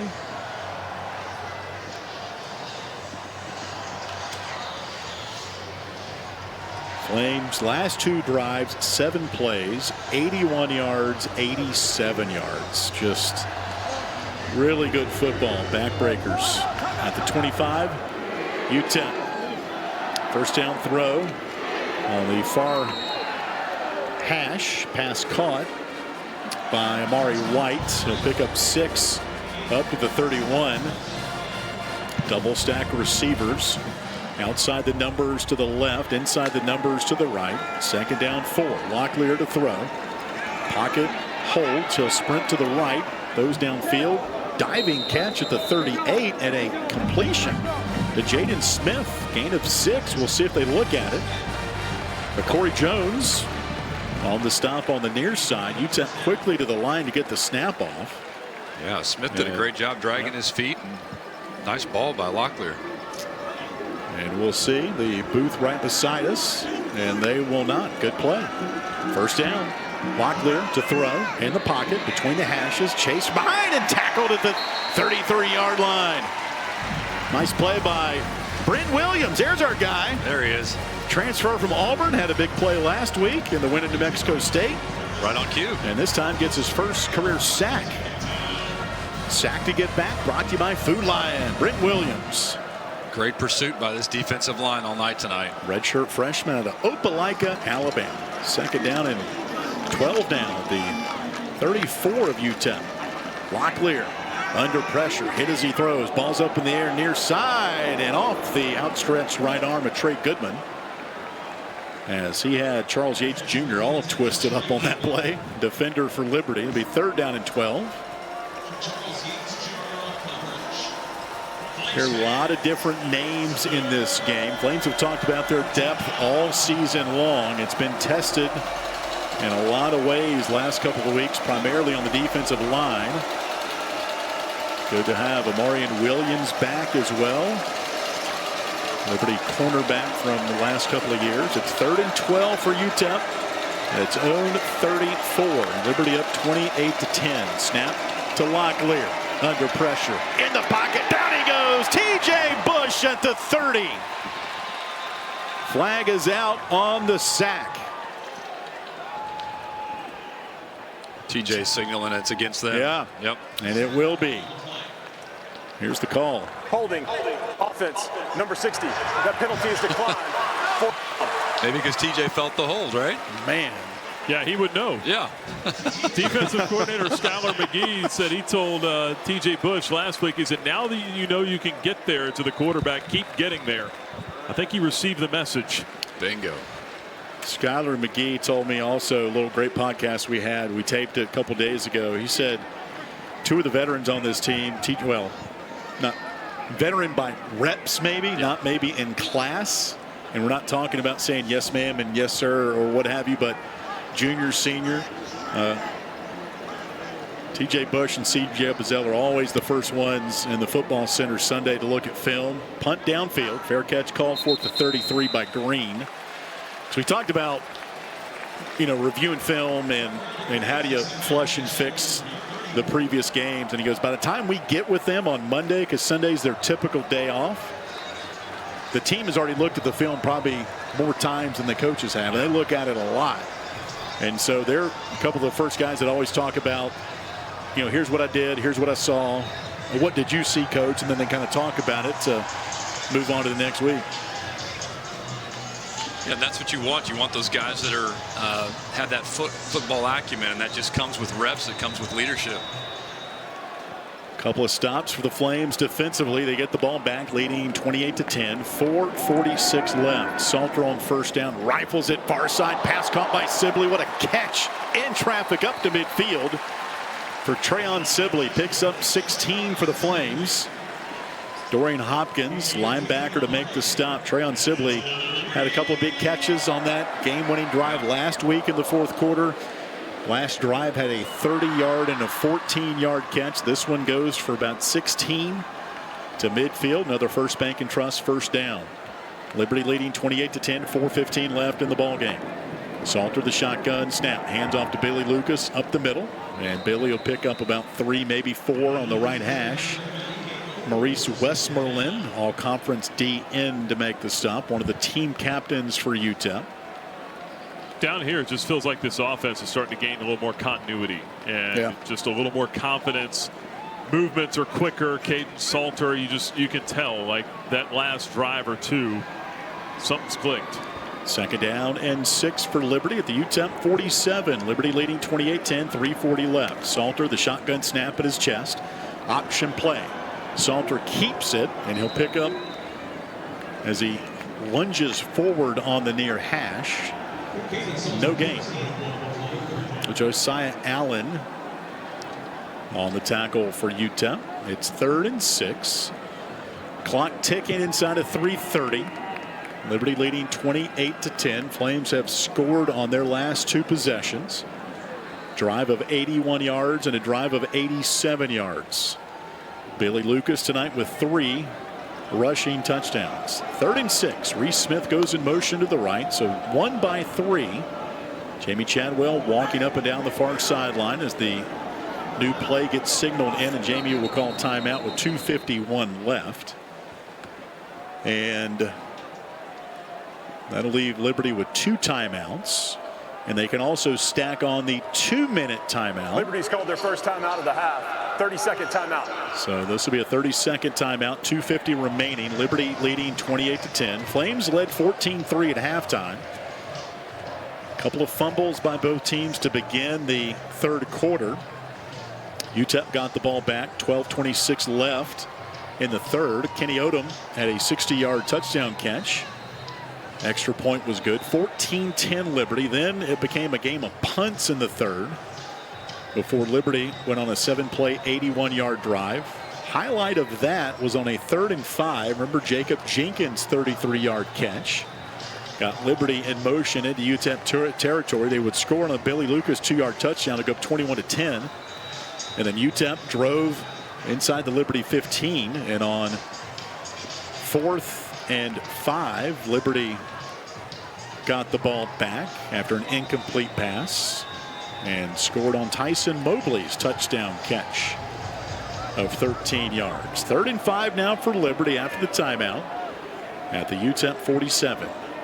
Smith goes in motion to the right, so 1 by 2 set for Salter. Claps the hands, gets the ball between the hashes, throws right side wide open. Reese Smith at the 30 to the 25, bangs into a defender at the 20, and a big 3rd down conversion there by the Flames.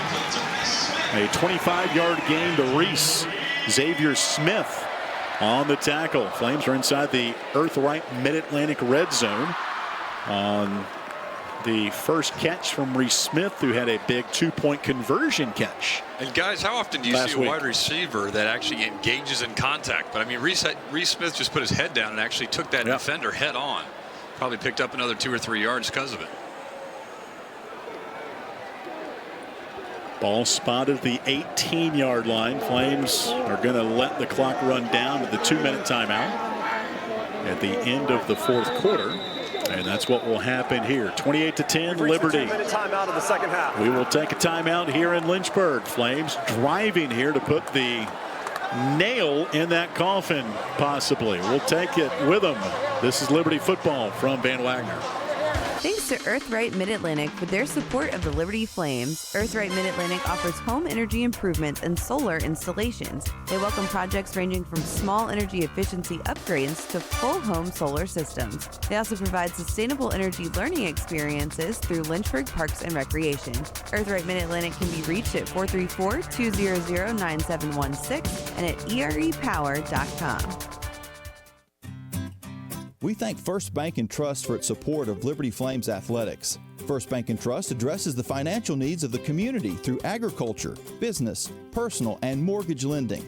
They offer checking and all their financial services at 2 branches in Lynchburg and more than 30 locations in Virginia, Tennessee, and North Carolina. First Bank and Trust can be reached at firstbank.com. Member FDIC, Equal Housing Lender.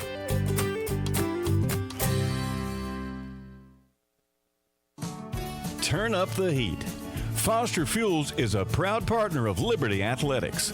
Since 1921, Foster Fuels provides propane and gas services throughout Central Virginia and surrounding areas. From propane to fireplaces and tank installs to tankless water heaters.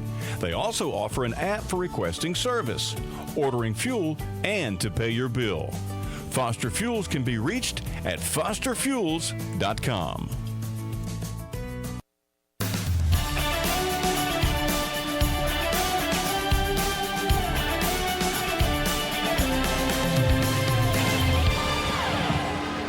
Two minutes left here at Williams Stadium. 28-10 Liberty.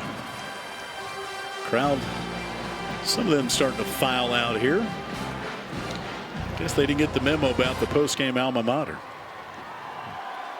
There's always next week. That's right. East Carolina will be in town.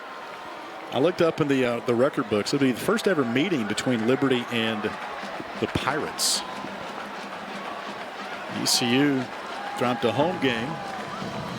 Curious to look up that box score and game recap as they led Appalachian State in that game 16-0 early before the Mountaineers made the comeback.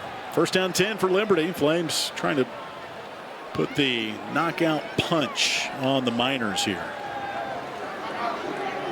and steal their pickaxe. First down. Handoff. Billy Lucas, right side to the corner. 15, 10, 5 out of bounds. Billy Lucas nearing 100 yards. Billy was at 87. That was his 20th carry. Wonder who's going to get the ball. But Jordan White stayed engaged through his block all the way down here to the signage on the sideline. Love that. Like the Blindside movie. Excessive blocking. Yeah. Michael Orr style. First down and goal for Liberty at the 7. Heading right to left of the south end zone. Shotgun for Salter. Lucas stands to his left. And a whistle and a timeout. UTEP coaches are high-fiving their team, keep that energy up. 30-second timeout. Next week, Liberty will host East Carolina, 6 o'clock kickoff with the Pirates and the Flames. UTEP will remain on the road. They'll be at Colorado State before an open date. And then the midweek magic happens in Conference USA, the second of a 5-year TV deal. Liberty has called it midweek on the mountain. They've got a couple of home games in October and a trip to the Dirty Dirty, Kennesaw State. And Nick's going to take us to the Dwarf Chick-fil-A, right? Hey, man, I'll take wherever you want. I'll take you wherever you want. Dwarf House, Chick-fil-A, the Varsity. That was Jason Porter's guess. The Varsity. Crystal Burgers, whatever you guys want. We'll eat at one of the 6 Waffle Houses down there on the corner. Oh, can't wait. What do you have? First down and goal after the timeout. Ball's at the 7 on the right hash. They got one at the corner right across from the baseball stadium down there. Snap to Salter. We're thinking of food. Hand off to Billy up the middle. Taking the pile forward down to the 1-foot line. It'll be second and goal from the 1. Paging Billy Lucas. Billy Lucas to the end zone, number 0. Don't you love the effort, though? The legs are still churning. He's pumping hard, trying to get in the end zone, and even on the way down with the stretch. We're talking about food. Keep feeding that man. Billy Lucas, 3 touchdowns. Have we ever looked to see who's the last one to have 4? I don't know. Probably Malik Willis. Willis. Second and goal from the UTEP 1. Salter under center. And there's 1:14 left, and UTEP will call its final timeout.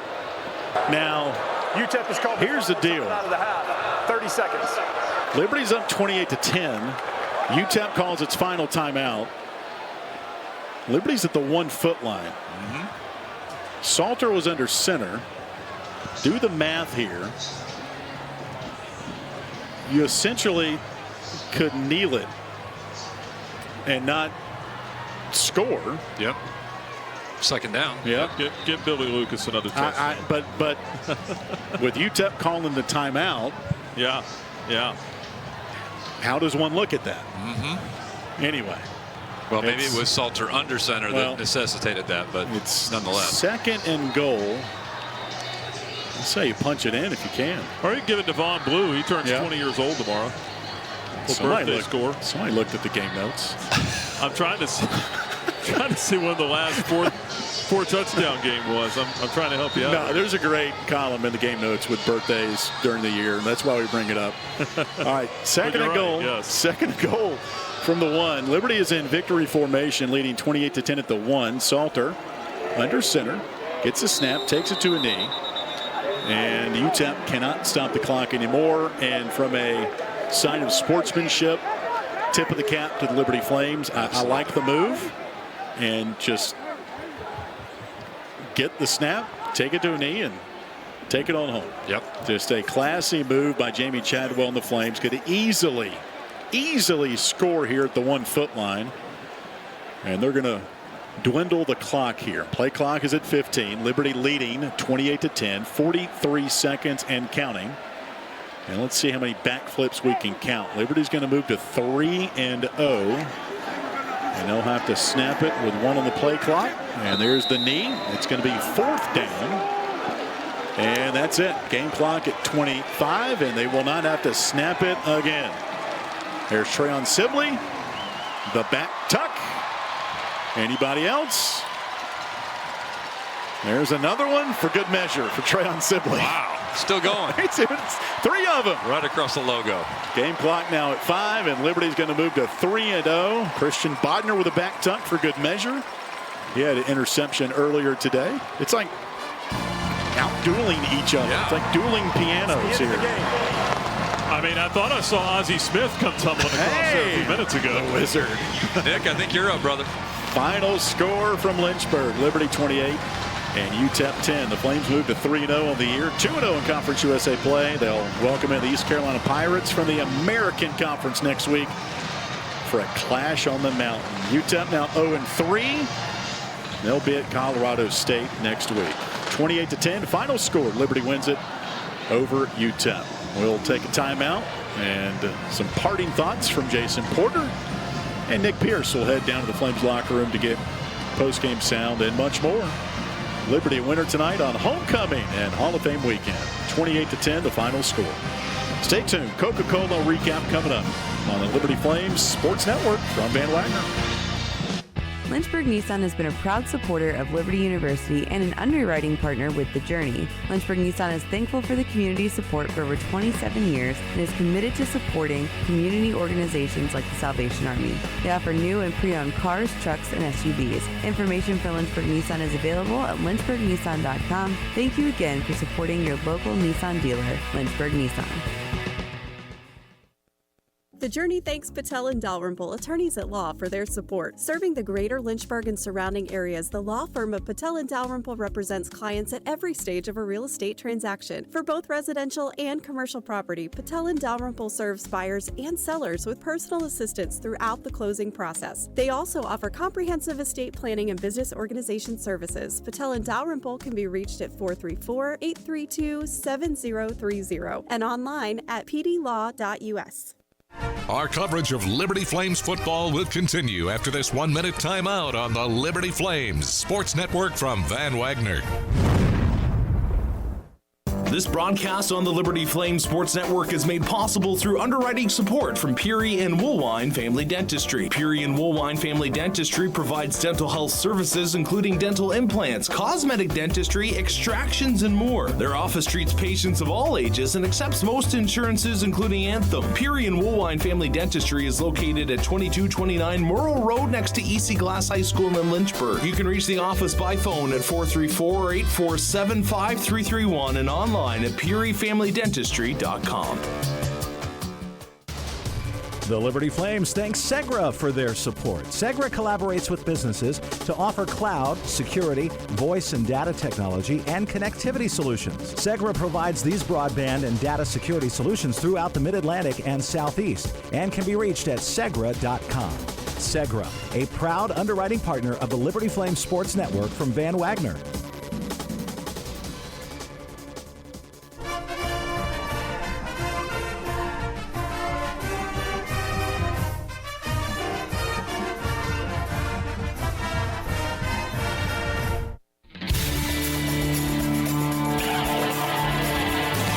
The game is over, but we're just getting started with the Coca-Cola post-game locker room report.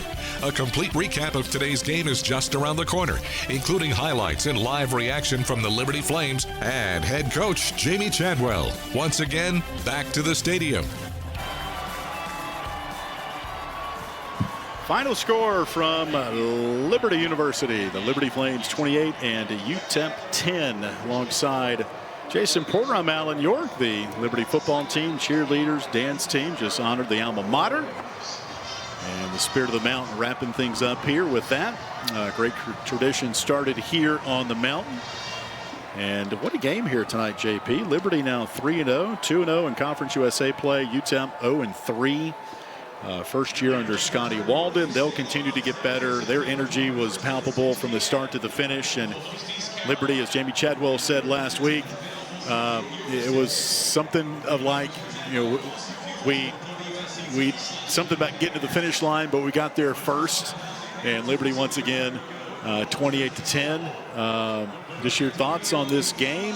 Playing a man down with Quentin Cooley, who went out in the first quarter, but Billy Lucas, what a ball game for Billy, who ended up with 104 yards on the ground, 21 carries for Billy, his 9th 100-yard game of his career. Caden Salter ended up with a pretty nice game, 15 of 19, 228 yards.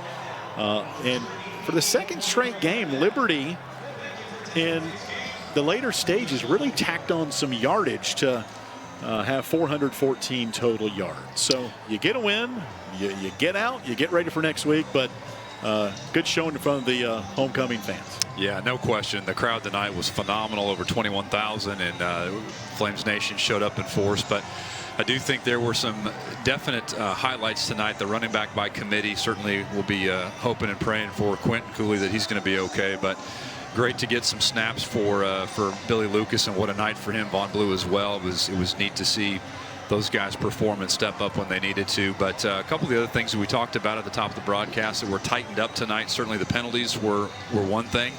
And then also just the defensive intensity. Once again, these guys just had a different sense. They were flying around a little bit more tonight.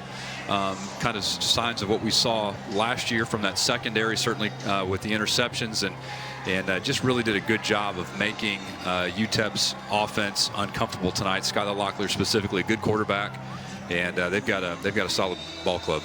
Yeah, defensively, tip of the cap to Skylar McGee, Kyle Krantz. They kind of double team on that defensive game plan, and you hold UTEP to 335 yards, 91 yards on the ground.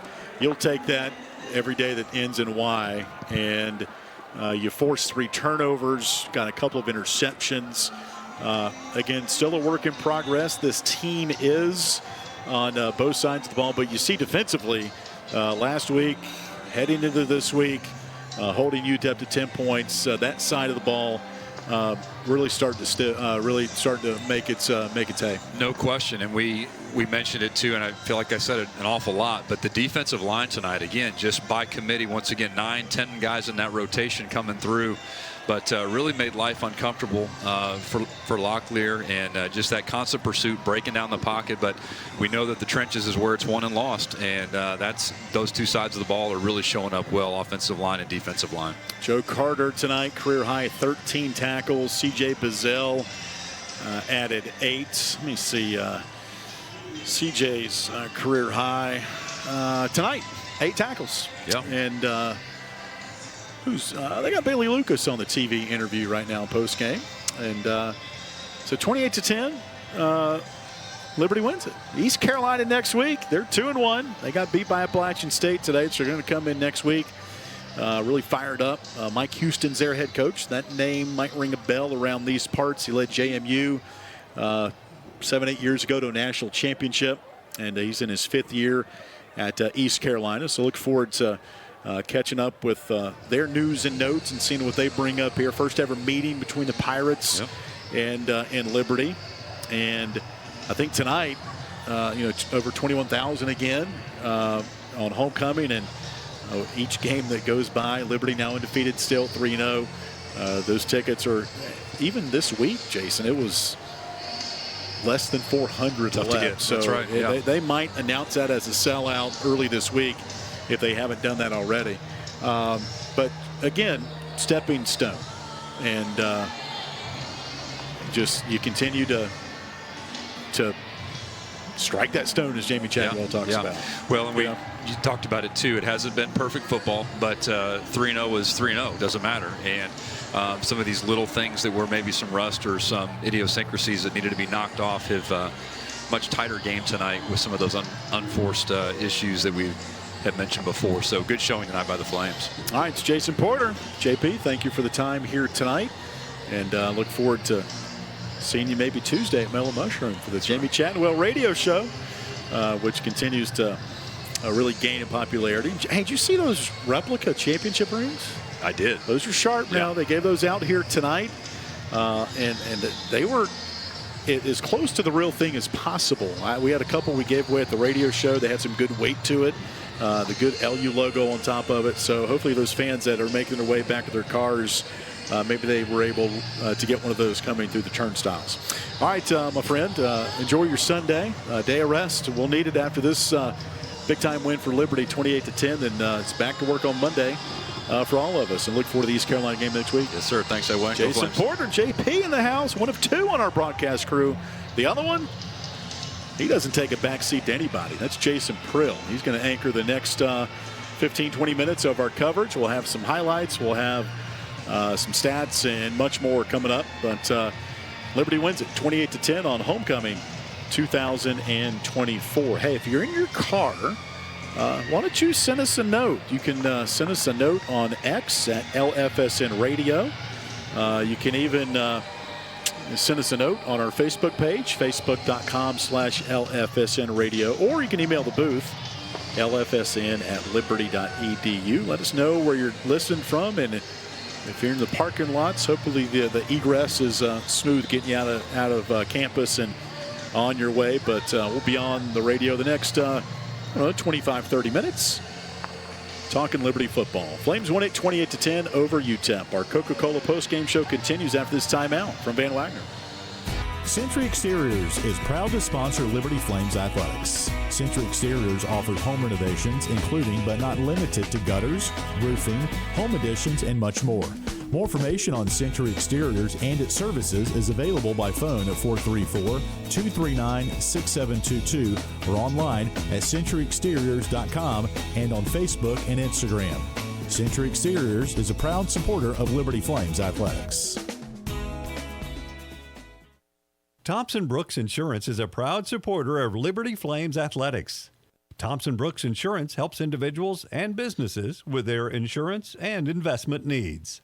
The team at Thompson Brooks is experienced in understanding life and health insurance, Medicare, and retirement planning. Thompson Brooks Insurance can be reached at 434-385-8500 or online at thompsonbrooksinsurance.com. Thompson Brooks Insurance, planning today for tomorrow. Our coverage of Liberty Flames football will continue after this 1-minute timeout on the Liberty Flames Sports Network from Van Wagner. Joe Yock, branch partner with Alcova Mortgage, is a proud supporter of the Liberty Flames. Joe Yock provides step-by-step lending support, explains the options, and connects clients with the most suitable loan. Joe Yock of Alcova Mortgage provides home mortgage and lending services to buyers and investors throughout Central Virginia and can be reached at 434-258-3549 and alcova.com/JoeJ. NMLS ID 315849, Alcova Mortgage. NMLS ID 40508, NMLSConsumerAccess.org, Equal Housing Lender. AquaPros is a proud supporter of Liberty Flames athletics. AquaPros serves Lynchburg and the surrounding region with hot tubs, pools, grills, hearth items, and accessories. AquaPros carries brands including the Big Green Egg, marquee spas, Hearthstone and Vermont casting stoves, and more. With locations in Lynchburg, Bedford, and Roanoke, Aqua Pros is ready to serve you. More information on Aqua Pros is available by phone at 434-237-5913 or at aquapros.com.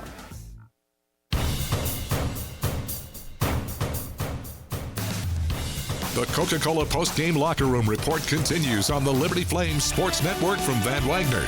Time now for a check of the out-of-town scoreboard, presented through underwriting support from Frank Good Builders. Welcome back inside the studio where the Coca-Cola post-game locker room report rolls on. Once again, my name is Jason Prill, and we're recapping the Flames' 28-10 victory over the UTEP Miners on homecoming weekend. We got a couple segments here in the studio before we catch up with the stats and the head coach, Jamie Chadwell. So before we get there, let's start with a quick check of the Conference USA and in-state games going on across college football with the Frank Good Builders out-of-town scoreboard. We'll start first with CUSA. Eastern Michigan taking on Jacksonville State. EMU, they were underdogs against UMass just a few weeks ago.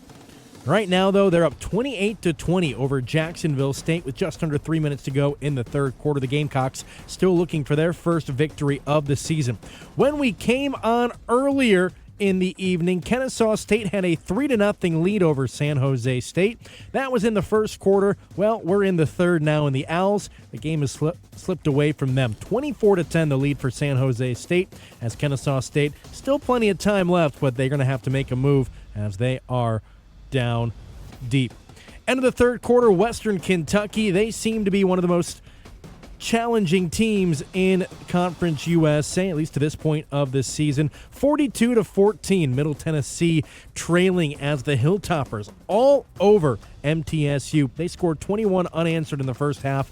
They have doubled that score in the third with 21 points. They lead it 42-14. Sam Houston, saw a picture on social media earlier this evening. They have maybe their largest crowd in history for their home game against Hawaii. Fans are spilling onto the berm down at Sam Houston as the Bearcats lead 24-13 against the Rainbow Warriors with 1:15 left to go in the third quarter. Sam Houston looking for their second win of the season. And heading toward the half, down in Boca, Florida Atlantic, FAU playing host to FIU. That's a battle of about teams that are about 40 minutes away from each other, and it's a 17-7 Owls lead over the Panthers as FAU out in front. Coming up at 10:30 tonight, so just an hour from now, New Mexico State, the Flames played them last week. They will hit the road to Fresno, to Valley Children's Stadium to take on Fresno State. Each team 1-1. Fresno State, though, 19.5-point favorites on their home field. And only one game from Conference USA earlier, and Louisiana Tech, they put up a pretty good fight. They led at the half 17-6, but it slipped away in the third quarter and beyond as the Wolfpack of NC State improved to 2-1 behind a 30-20 defeat of Louisiana Tech. Well, let's take a look at some of the other games we've been keeping our eye on all night. App State, ECU, the next two foes for the Liberty Flames. ECU will be in town next week, and the Flames will travel down to Boone, North Carolina to take on the Mountaineers the week after that. So we've had our eyes glued to this game all evening long. ECU jumped out to a 16-0 lead in the first quarter, but then App State 21 unanswered in the second and third quarter. They would hold on to win 21-19 as their quarterback Aguilar, 32 of 47, 424 yards, 2 touchdowns, 2 interceptions. The Flames are going to have their hands full in 2 weeks against the Mountaineers. And some games in state going on earlier this evening, and right now Virginia Tech defeated ODU 37-17. It was 14-10 at the half, but the Hokies pulled away in the second half. And UVA taking on Maryland. UVA off to a 2-0 start for the Cavaliers, but they're taking on the Terrapins with 30 seconds left to go in the second quarter. It's Maryland 7, Virginia 6. As that wraps up our first look around Conference USA and the in-state opponents. When we come back, though, we'll look elsewhere across the country for some big games that were happening earlier today. You're listening to Liberty Football on the Liberty Flames Sports Network from Van Wagner. The Journey thanks Blue Ridge Apothecary for their support. Blue Ridge Apothecary compounds personalized prescriptions to meet the needs of individual patients. They prepare medications such as bioidentical hormone replacement, skincare products, pain creams, and pet medications. Blue Ridge Apothecary is a compounding-only pharmacy located across from Towers Mall in Roanoke and can be reached through the Journey Business Directory at myjourneyfm.com or at 540-345-6480. The Journey thanks C12 for their support. C12 is a network of Christian business owners and top executives. They're committed to building high-performance businesses as platforms to positively impact the world around them. With faith as the foundation, C12 members meet in exclusive confidential peer groups to dig into challenges, seize opportunities, and develop strategic plans. C12 can be reached in the business directory at myjourneyfm.com and at c12virginia.com. Our coverage of Liberty Flames football will continue after this 1-minute timeout on the Liberty Flames Sports Network from Van Wagner. At Carillion Clinic, the success of their employees is based on a culture that welcomes them and nurtures their growth. As the largest nonprofit employer west of Richmond, Carillion's team members are always learning and forever curious. Carillion is more than a healthcare system. It's a team of unique individuals doing what matters most, caring for the community. Visit carillionclinic.org/careers and search their opportunities. Come join 13,000 employees who are Carillion proud.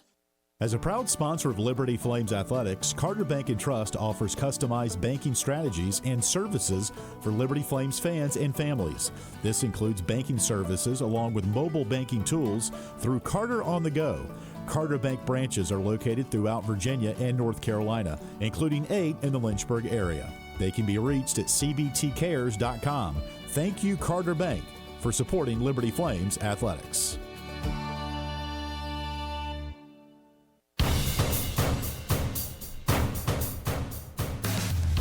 The Coca-Cola post-game locker room report continues on the Liberty Flames Sports Network from Van Wagner. Time now for a check of the out-of-town scoreboard, presented through underwriting support from Frank Good Builders. Liberty winning it 28-10 over UTEP, improving to 3-0 tonight. And we still got plenty more here in the studio. Jason Prill here with you as it's time for our second check of what happened in college football today, courtesy of Frank Good Builders. Let's turn our attention to the top 25. Some games in action right now. Number 5, Ole Miss. Boy, Lane Kiffin has his team rolling early on as they lead it 30-6 over Wake Forest. By early on, I mean this season. They're on the verge of improving to 3-0, and quite frankly, none of their games have been close. There's under 10 to go in the fourth quarter on the road at Wake. Number 2, Texas. They're taking on UTSA with a minute left to go in the third quarter.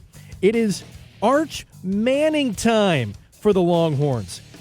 Quinn Ewers went down with an injury. Arch Manning entered the game, and he has played well. 42-7 the lead for number 2 Texas over UTSA. At the half, this is a good one. Not for the offenses, but maybe for college football fans. Kentucky leading number 1 Georgia 6-3 at the half. Does Kirby Smart have anything in his back pocket for the second half to try to get his offense rolling? They're 2-0, looking to move to 3-0, but the Wildcats trying to spoil things. Number 23, Nebraska. Hold on a second. Yeah, that's right. Number 23, Nebraska. 21-3 over Northern Iowa with just under 10 to go in the third quarter. It's been a long time since we've seen the Cornhuskers ranked in the top 25. And how about this? First half, we are on 100 watch in Knoxville. Number 7, Tennessee taking on Kent State. 19 seconds left to go in the half. 65-0.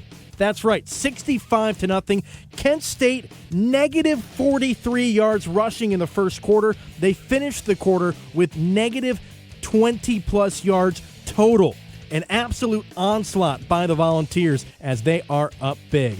Let's turn our attention to some of the other games today. LSU, 16th-ranked Tigers, taking on South Carolina on the road at USC, and it came down to the wire.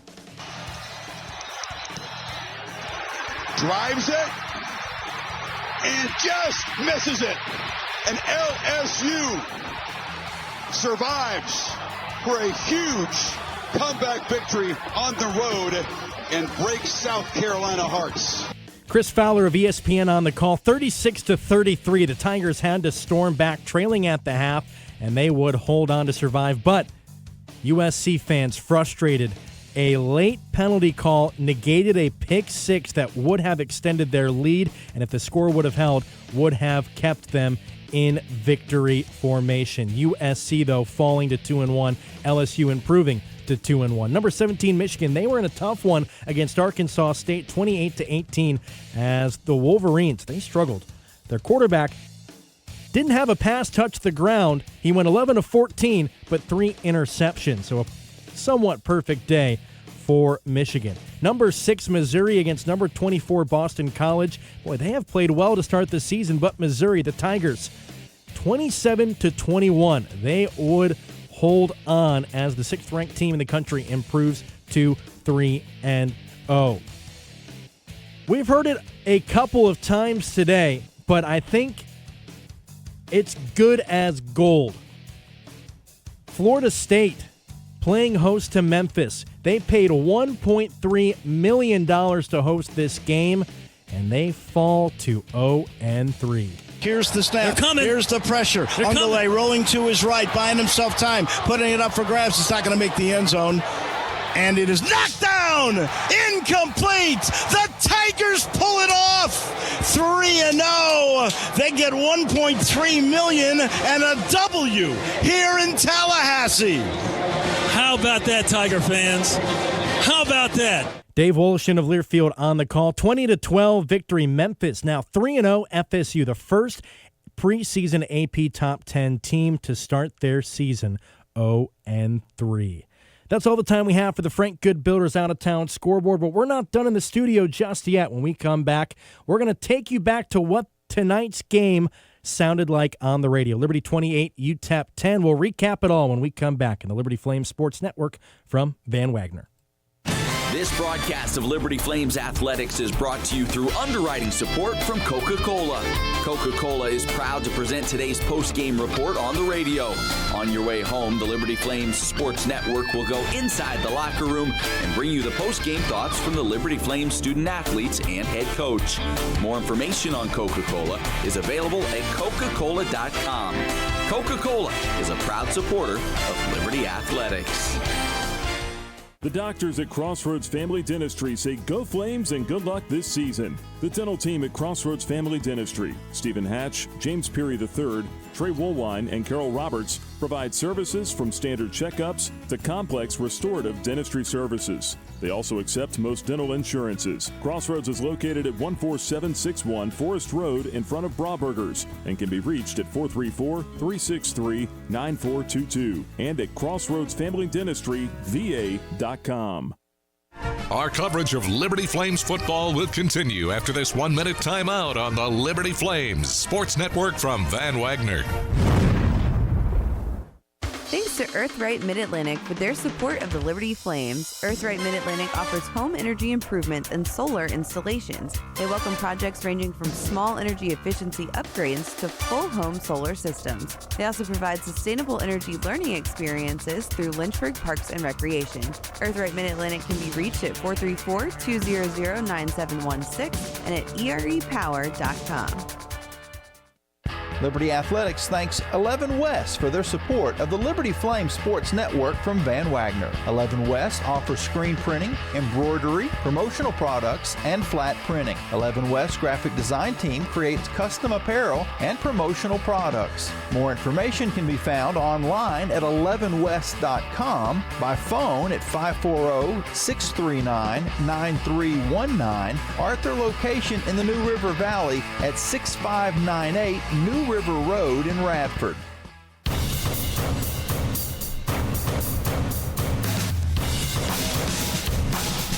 The Coca-Cola post-game locker room report continues with today's radio play-by-play highlights recap. Once again, let's go back inside the Liberty Flames Sports Network studios.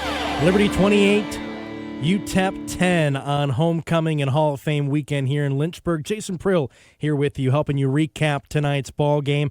As right now, it's time for us to turn on the radio from our end and hear what it sounded like from Alan York inside the press box at Williams Stadium.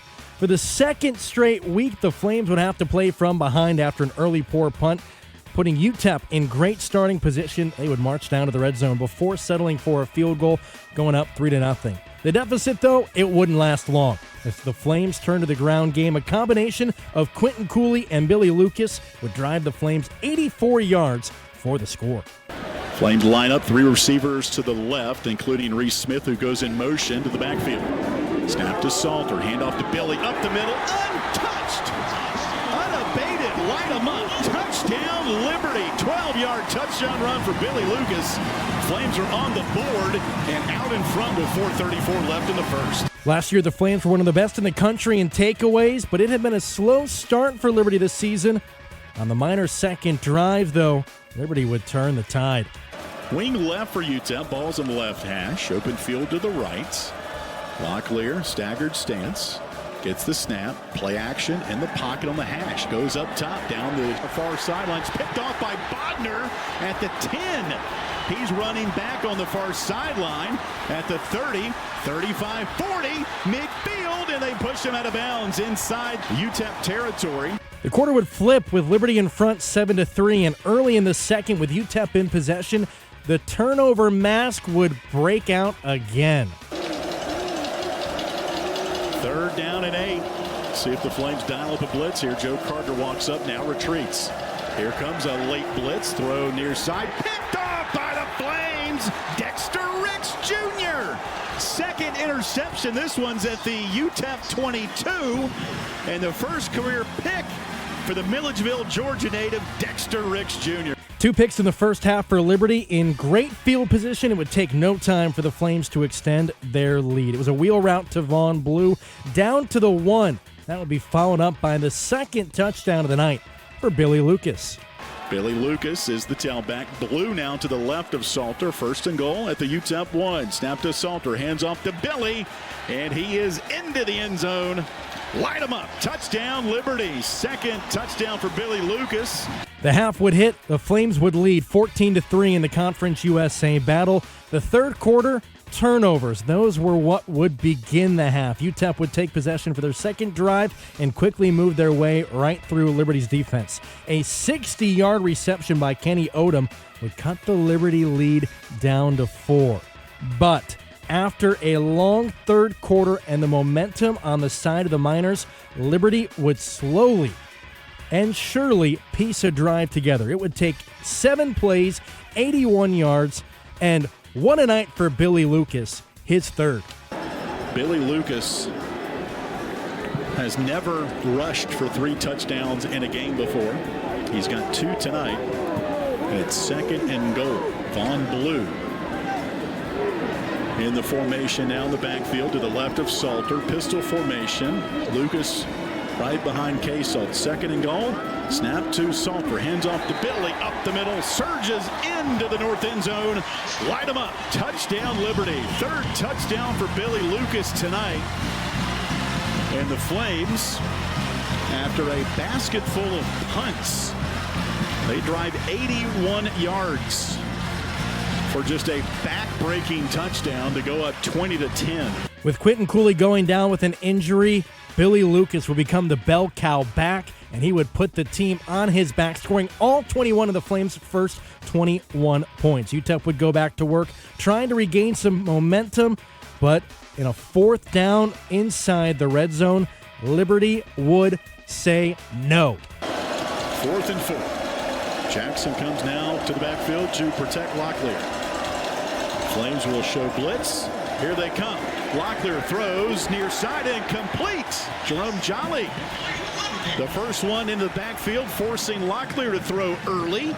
And the Flames hold on 4th down at their own 13-yard line. The fourth quarter would once again be Flames' quarter because after the turnover on downs, with Liberty leading it 21-10, the offense would crank up the heat. With UTEP against the wall, Tyson Mobley capping off another 7-play, 80-plus yard drive with an acrobatic catch to seal the deal.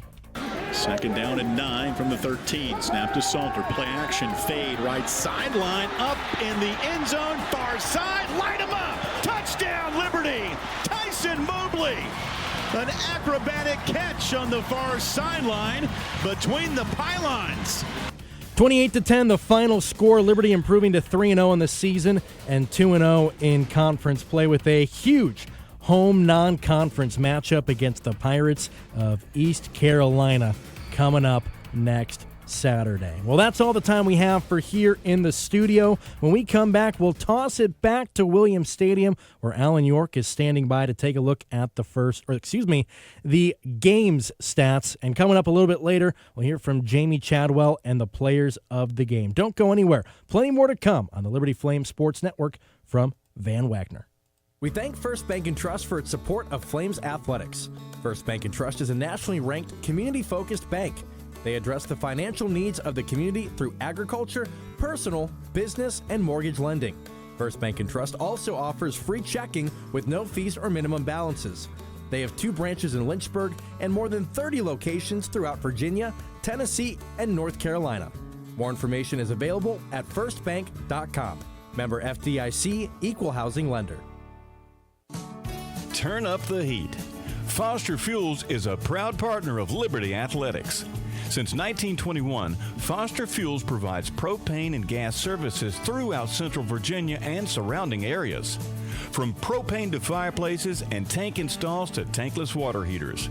They also offer an app for requesting service, ordering fuel, and to pay your bill.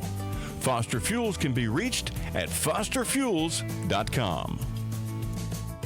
Our coverage of Liberty Flames football will continue after this 1-minute timeout on the Liberty Flames Sports Network from Van Wagner.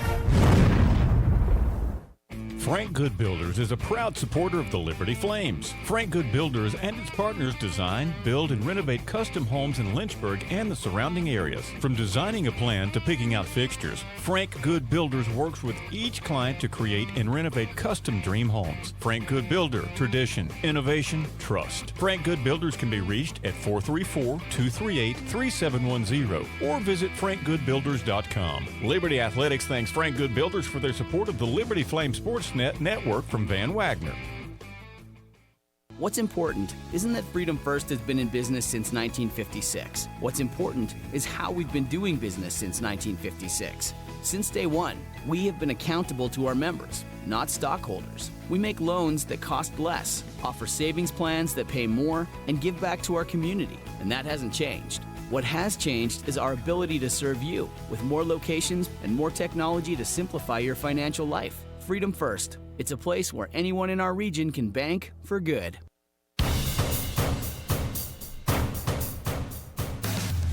The Coca-Cola post-game locker room report continues on the Liberty Flames Sports Network from Van Wagner. Time now for a final check of the game statistics, presented through underwriting support from Larry's Tire and Auto Repair. Welcome back inside the Jerry Edwards radio booth here as we talk Liberty football. And the win here tonight, 28-10 over the UTEP Miners. Alan York high atop the east side as we look out at a almost empty Williams Stadium. There's a family out there playing some pickup football, and that's pretty cool to see. It was homecoming 2024, also a Hall of Fame weekend. And some of the Flames making their way outside of the locker room right now, including Quentin Reese. Defensive back for the Flames. Again, Liberty wins at 28-10. Still to come, we'll head inside the Flames locker room for post-game reaction from Jamie Chadwell, the head coach. And the Flames, Liberty now 3-0, 2-0 in Conference USA play, will host East Carolina next weekend at 6 o'clock. For more information on tickets, log on to lufootball.com. As of Tuesday night at the radio show, there was less than 400 tickets available. So I can't imagine many tickets left. But check out the website, lufootball.com, for more information. UTEP now 0-3. They will be at Colorado State for a 3 o'clock Mountain kickoff with the Rams next week. Liberty now has 50 wins in their last 5 seasons. Great stat in the game notes. led by Todd Wetmore, our communications director for the football team. He's got a great staff under him that compiles all these notes. Liberty came into this season tied with Appalachian State for the most wins for a G5 program the last 5 years. App State lost to Clemson last week. Liberty continued to win.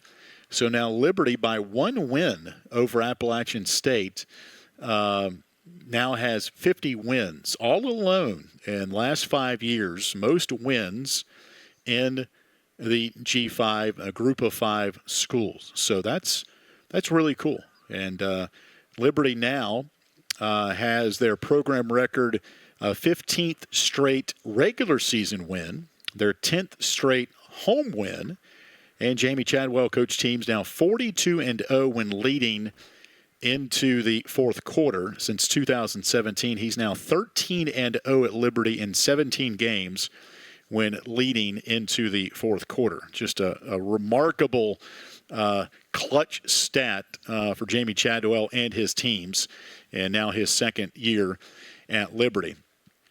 All right, time now to scan the numbers of this football game. Post-game stats brought to you by Larry's Tire and Auto Repair. And for you fans making your way out of campus, we wish you well the rest of your weekend and homecoming and safe travels back home. And look forward to having everybody back on the mountain next weekend for the 6 o'clock kickoff with East Carolina.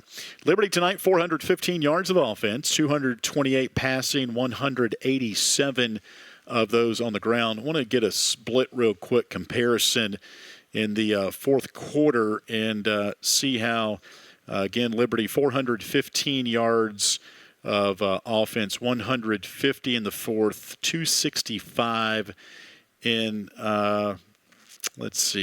96 yards in the third, 150 in the fourth. Wanted to see how Liberty did. They scored late in the third quarter, added a capper, Tyson Mobley's touchdown catch, which you just heard a minute ago, with about 6:51 left, and could have punched in at the end. But tip of the cap to sportsmanship by this Liberty coaching staff. They had it first and goal to 2, and just kneeled on it to run out the clock. Had about a minute 30 or so when they got the ball back, and actually drove down to inside the 5-yard line before taking the victory formation. UTEP tonight, 335 yards of offense, 244 passing, 91 on the ground. And looking at the Flames defense, that is a season low, 91 yards rushing on the year for the Flames in a single game. 19 first downs for Liberty, 18 for UTEP. Again, penalties, bugaboo for both teams coming in. UTEP had 14 last week. Liberty has had 11 in each of the first 2 games. Both teams tonight, a combined 4, 2 for each team. So that is trending in the right direction. Third downs, Liberty 5 of 13, UTEP 3 of 14. UTEP 1 of 3 on fourth down tonight. Total plays, 73 for UTEP, 62 for Liberty. Average per play, 7 for Liberty and 5 for UTEP. Red zone, Liberty 4 of 5, UTEP 1 of 2. Time of possession, 30-47 for Liberty, 29-13 for UTEP. Again, the Flames force a season-high 3 turnovers, 2 interceptions tonight, one by Christian Bodner, the first of his career, and the first for Dexter Ricks Jr. Eli August had an interception in that second quarter, but it was called back due to a personal foul penalty on the Flames' defensive line. So 3 takeaways for Liberty, and Bryce Dixon also had a fumble recovery as well. 2 turnovers for Liberty, both of the fumble variety. Liberty had 3 sacks and 7 tackles for loss. Individually, Caden Salter, 15 of 19, 228 yards and 1 touchdown through the air. Billy Lucas, a great game, playing in place of the injured Quentin Cooley. Cooley rushed for 6 carries for 45 yards, left the game in the first quarter, did not return, was in his warm-up suit and jersey for the entire second half. We'll await and see what Coach Chadwell says about his injury coming up in the postgame. But Billy Lucas tonight, 21 carries, 104 yards, his 9th career 100-yard game. added a career-high 3 rushing touchdowns. Individually receiving-wise, Trayon Sibley, 4 catches for 77 yards, including a 30-yard gain in the second half. Tyson Mobley, 4 catches, 36 yards, including a touchdown. 3 catches for Von Blue, Jacob Jenkins, Reese Smith, Elijah Canyon, Bentley Henshaw, all with 1 catch apiece. For UTEP, Skylar Locklear, their quarterback, 26 for 43, 244 yards, 1 touchdown, 2 interceptions. And for Locklear, that is a career-high completions and attempts, 26 for 43. Javon Jackson, 15 carries for 67 yards. Cam Thomas, their leading receiver, 8 catches for 68 yards through the air. Defensively, Flames led by Joseph Carter, their defensive captain, career-high 13 tackles. Right behind him, C.J. Bazell had 8. And the Flames, again, 7 tackles for loss and 3 sacks. 1.5 sacks tonight for T.J. Bush, the leading tackler for UTEP. For those wondering, was Corey Chapman. He had 11 tackles. Xavier Smith had 10 for the UTEP defense. Special teams-wise, Max Morgan punted 6 times, averaging 40 yards per punt. No field goal attempts for Liberty tonight.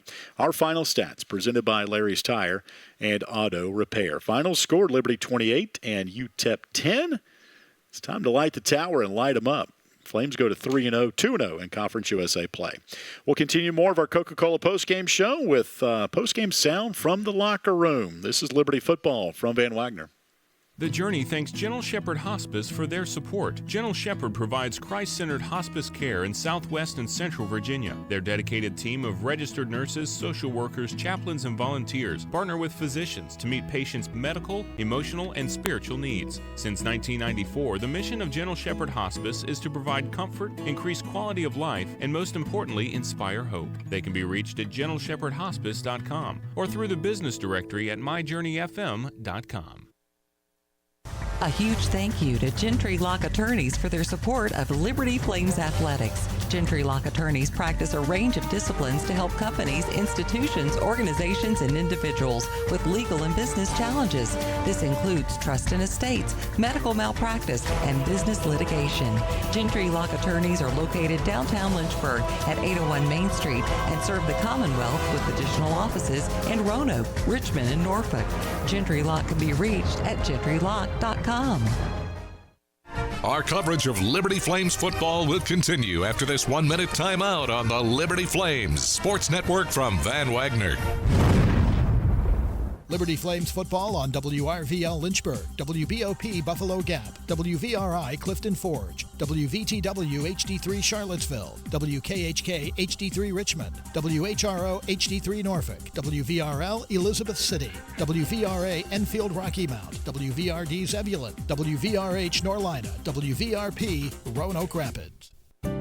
The Good Feet Store is a proud supporter of Liberty Flames Athletics. The arch support specialists at the Good Feet Store offer customized arch support options to help with foot, knee, and back pain. Every Good Feet location offers arch support in a range of styles and sizes. The Good Feet Store is located at Ward's Crossing in Lynchburg and online at goodfeet.com. Thank you to the Good Feet Store in Lynchburg for supporting the Liberty Flames Sports Network from Van Wagner. Thank you, Haley's Appliance and Haley's Outdoor in Lynchburg, for being a proud sponsor of the Liberty Flames Sports Network. Haley's Appliance offers major brands of appliances and outdoor equipment, including Husqvarna Power Products. They also provide delivery and service for all of the products they sell.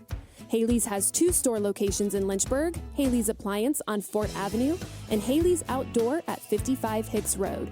They can be reached at haleys.com.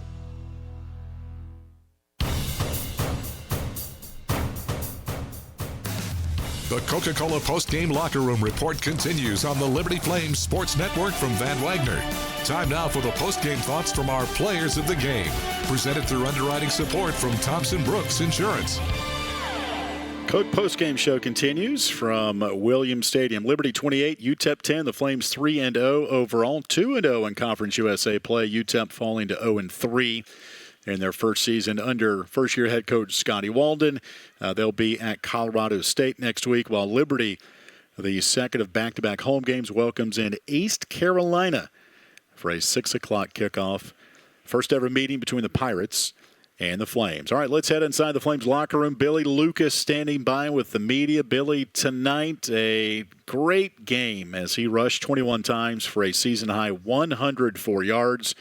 Season and career-high 3 touchdowns for Billy. He's down there with Nick Pierce and the media. Billy, 3 touchdowns tonight. How important was it for you to be able to come in and carry the load after Q went down? It was real important. They preach next man up, always be ready. Never know when your time go come. So the team needed me at the time. Arguably our best player went down. So it just had to step up and be ready for your time. How are you feeling right now physically after that? I feel good, honestly. We prepare for it every week. Stay in the training room, stay in treatment, stay going hard at practice. So I feel good right now. I might be hurt tomorrow, but right now I feel cool.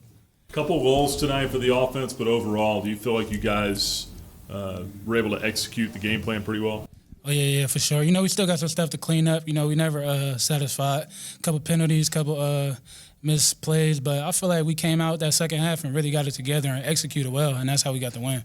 3 touchdowns tonight. You got down to the 1 there at the end. How much were you and Coach Chabot as you're saying, let me get one more? Oh, yeah. I was talking to Coach Isaac. He was like itching, like, come on, let's just go. Me and Cooley, like, yeah, get 4. But, I get it, though. We want to be classy and show respect to our opponent, so it was cool. I was cool with it either way. You hit 2,500 yards in your career tonight. Oh, no, that's crazy. I didn't even know that, man. That's a blessing. All glory to God. Just keep me healthy, allow me to get these opportunities to play, man. It's a blessing. I didn't even know I hit that. What does that mean besides what you just said? Can you talk about your career as a whole? That's just amazing, to come here and hit that milestone. It's times in my career where, I wasn't as confident as I am now. So just knowing all that hard work is going to something and just, every time you hit a milestone, you kind of just get to sit back and reflect on where you came from and where you at now. So it's just an amazing feeling, to know that I hit that check mark and hopefully I can keep going and hit another one. Some of the exchanges tonight, I think there was a fumble on one of those, or just kind of talk about that and what is that just kind of a one-off thing, or is that something you guys are still working through? Yeah, it's just a one-off, just one of those things that happen. And the game never gonna be perfect. Sometimes just little things like that happen, man. So when those happen, we just try to get back up. Tell everybody that it's okay. Keep your head up. Don't dwell on those things. A mishap gonna happen, a fumble snap, a offsides penalty. So we try not to harp on it too much. Just get ready for the next play. I guess last one for me, just the crowd tonight, the atmosphere. Was it what you guys expected, needed tonight? Oh, yeah, for sure. Definitely I was noticing that, like, at home, it's a way better feeling. We were just at New Mexico State, so it was real hostile territory. So coming back and being home and having all the fans cheering for us, especially when that fourth quarter the lights get dim, you really feel that atmosphere and get to take it all in. Just that energy by the 12th man, by the fans, is amazing. We love being home. Love going out and playing in front of all our classmates, all our family and friends. So it's just good to be home, for sure. That's Liberty running back Billy Lucas, who ran for 100 yards here tonight. His 9th 100-yard game in Liberty's 28-10 win over UTEP. Heading back inside the media room, Joseph Carter, 13 tackles, a career high for Joseph to lead the Flames defense that held UTEP to under 100 yards on the ground. He's downstairs with Nick Pierce and the media. Joseph, tell me about the mentality the defense came out with here tonight after last week getting off to the sluggish start and having to kind of catch up. What was the mentality tonight? Last week showed us that we have start the stone mentality, where we just play through the whole game no matter the circumstance, and no matter what the offense doing, special teams, we play start the stone and just keep cheering our other brothers on. So we understood that last week. So this week, during the week, we're just emphasizing doing that for all 4 quarters. Just continue to do it from the start to the beginning. Start to end. I think you had about 12 tackles in the first half alone. How did the game plan filter towards you so much? First I want to thank God for blessing me and gracing me for this ability. But other than that, the game plan wasn't filtered towards me. We just had all our pieces. We played together and everybody did their job. We had some spills. We had some people in bombers, and the ball just came my way, so I just made the play. Good to see the defense getting its hand on some footballs tonight, the interceptions. Nah, fast tips and overthrows, we got to get those. We didn't get none the first 2 games, so we had to try to make up for it. 73 plays they had tonight, but you guys only gave up 10 points. Is it just one of those things, just keep going, and maybe some of the depth you guys have by being able to rotate in and out some? For sure. We trust all the guys that go in. We tell each other before we go in, before every play, just do your job. If everybody do their job, we're going to have a good night. And that's like the mentality that we've been picking up since game 1. And just being more disciplined than we was in game 1, and we can continue to grow. And as long as we keep growing, we're gonna be all right. Between injuries and inconsistency at times, the offense has taken a while to get going. But you guys have found ways, in particular last week, to hang in there as a defense and give your offense a chance for whenever they get going. How much confidence do you guys have now as a defense to just be mentally locked in the whole game? We have full confidence in ourselves and the offense. We just tell them, do y'all thing. We got y'all. No matter what happened, we got y'all. And when we go out there, our mentality is to get the ball and score too. So if we can get the ball and score, put less on them, they put less on us.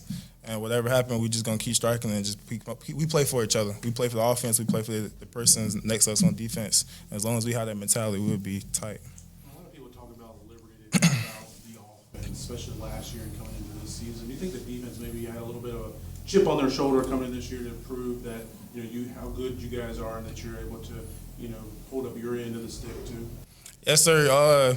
For last year and this year, nobody really had expectations for us, but the point was to win. So no matter what we had to do, some games the defense went out there, did their thing, we won. Some games, most of the games the offense did their thing. But the point is just to win and play as a team. And as long as we keep doing that, we keep winning. We just gonna keep doing our job. That's all we can do.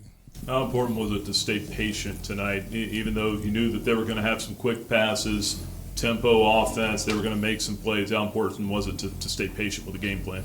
Yes, sir. They were telling us just run back after every play, run back to the ball, set the ball, get our feet in the ground, because if we get our feet in the ground, we can play together. And other than that, we know stuff is going to happen. We just have the mentality to just keep striking. How big is it for the defensive line, especially, to be able to get pressure onto their quarterback, keep flushing him out of the pocket, and maybe shortening his window of time to throw? Yeah, I think TJ said something about him getting the ball quick first possession. I was like, he gonna hold it too long at one point, you gonna be there. So we just the DBs did a great job with that quick game, just giving everybody else time to rally from linebackers and D-line out the stack, and they did a pretty good job. And D-line, I was just telling them keep rushing hard, run out the stack when this quick game, and he gonna hold it too long at one point. Y'all go get him. How much has TJ's energy impacted the defense? TJ a dog. He a dog, and it's like he just do his job. When I'm at linebacker, I'm communicate with everybody. I know I'm just saying stuff, and TJ, CJ, Bryce, all them boys, they know exactly what they're doing. They know what they need to do each play, and I'm just relaying the. So it make it easier to try and to be the leader and the quarterback when everybody know their job and they ready to execute. Joseph Carter, 13 tackles, career high, and Liberty's 28-10 win over UTEP. We'll continue more of our Coca-Cola postgame show. We will wrap things up with the thoughts of head coach Jamie Chadwell. The Flames are 3-0, welcoming in East Carolina next Saturday night. This is the Coca-Cola postgame show on the Liberty Flames Sports Network from Van Wagner. Ironclad Coffee Roasters and Baking Company is a proud underwriting partner of the Liberty Flames Sports Network from Van Wagner. With cafes in the Richmond area and Richmond International Airport, Ironclad Coffees offers specialty coffees from around the world, including the House of User Blend and Steam Engine Blend. Ironclad Coffee also offers bakery items such as muffins, sticky buns, and more. For more information on Ironclad Coffee Roasters and Baking Company, you can visit ironcladcoffee.com. Jason Porter with Legacy Realty and Development is a proud underwriting supporter of Liberty Athletics and the Liberty Flames Sports Network. Jason and his team provide buyers and sellers with their expertise in residential, commercial, investment, and church real estate. Jason can be reached by phone at 434-258-8827 or by email at jasonporterrealestate@gmail.com. The Liberty Flames Sports Network thanks Jason Porter with Legacy Realty and Development for his support. Our coverage of Liberty Flames football will continue after this 1-minute timeout on the Liberty Flames Sports Network from Van Wagner. Carl Miller Realty is a proud underwriting partner of the Liberty Flames Sports Network from Van Wagner.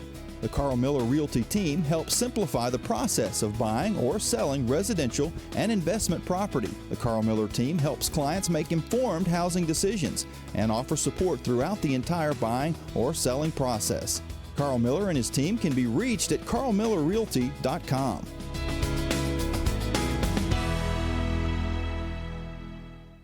This broadcast of Liberty Flames Athletics is brought to you through underwriting support from Larry's Tire and Auto Repair. They offer complete auto service, including tires, preventive maintenance, and more. Larry's Tire carries all major brands and is open from 8 a.m. to 5 p.m. Monday through Friday. Larry's Tire has 2 locations in Lynchburg and at Able Tire in Concord, and a new service center coming soon in Forest. More information on Larry's Tire is available at larrystireservice.com.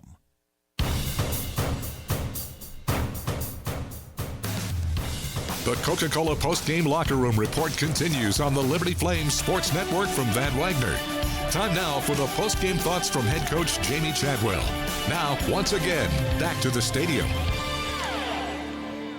28-10, Liberty wins over UTEP tonight. Liberty 3-0, 2-0 in Conference USA play. One more home game coming up, part of their back-to-back home games. UTEP tonight. Next week, East Carolina will take a 2-1 record into Williams Stadium. The Pirates and Flames meet up for the first time ever. 6 o'clock kickoff.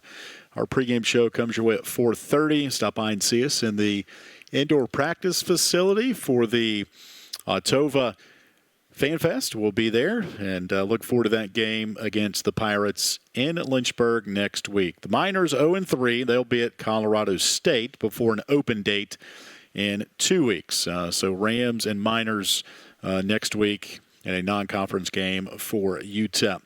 One update here for the fans. Final attendance, 21,805, the 4th largest in Williams Stadium history. Tip of the cap to the fans out there wearing the red, white, and blue, and some light blue sprinkled in there. I know the bookstore had a lot of light blue gear this week. I stopped by the bookstore today, and it was flying off the shelves. Most popular I could see was the light blue caps.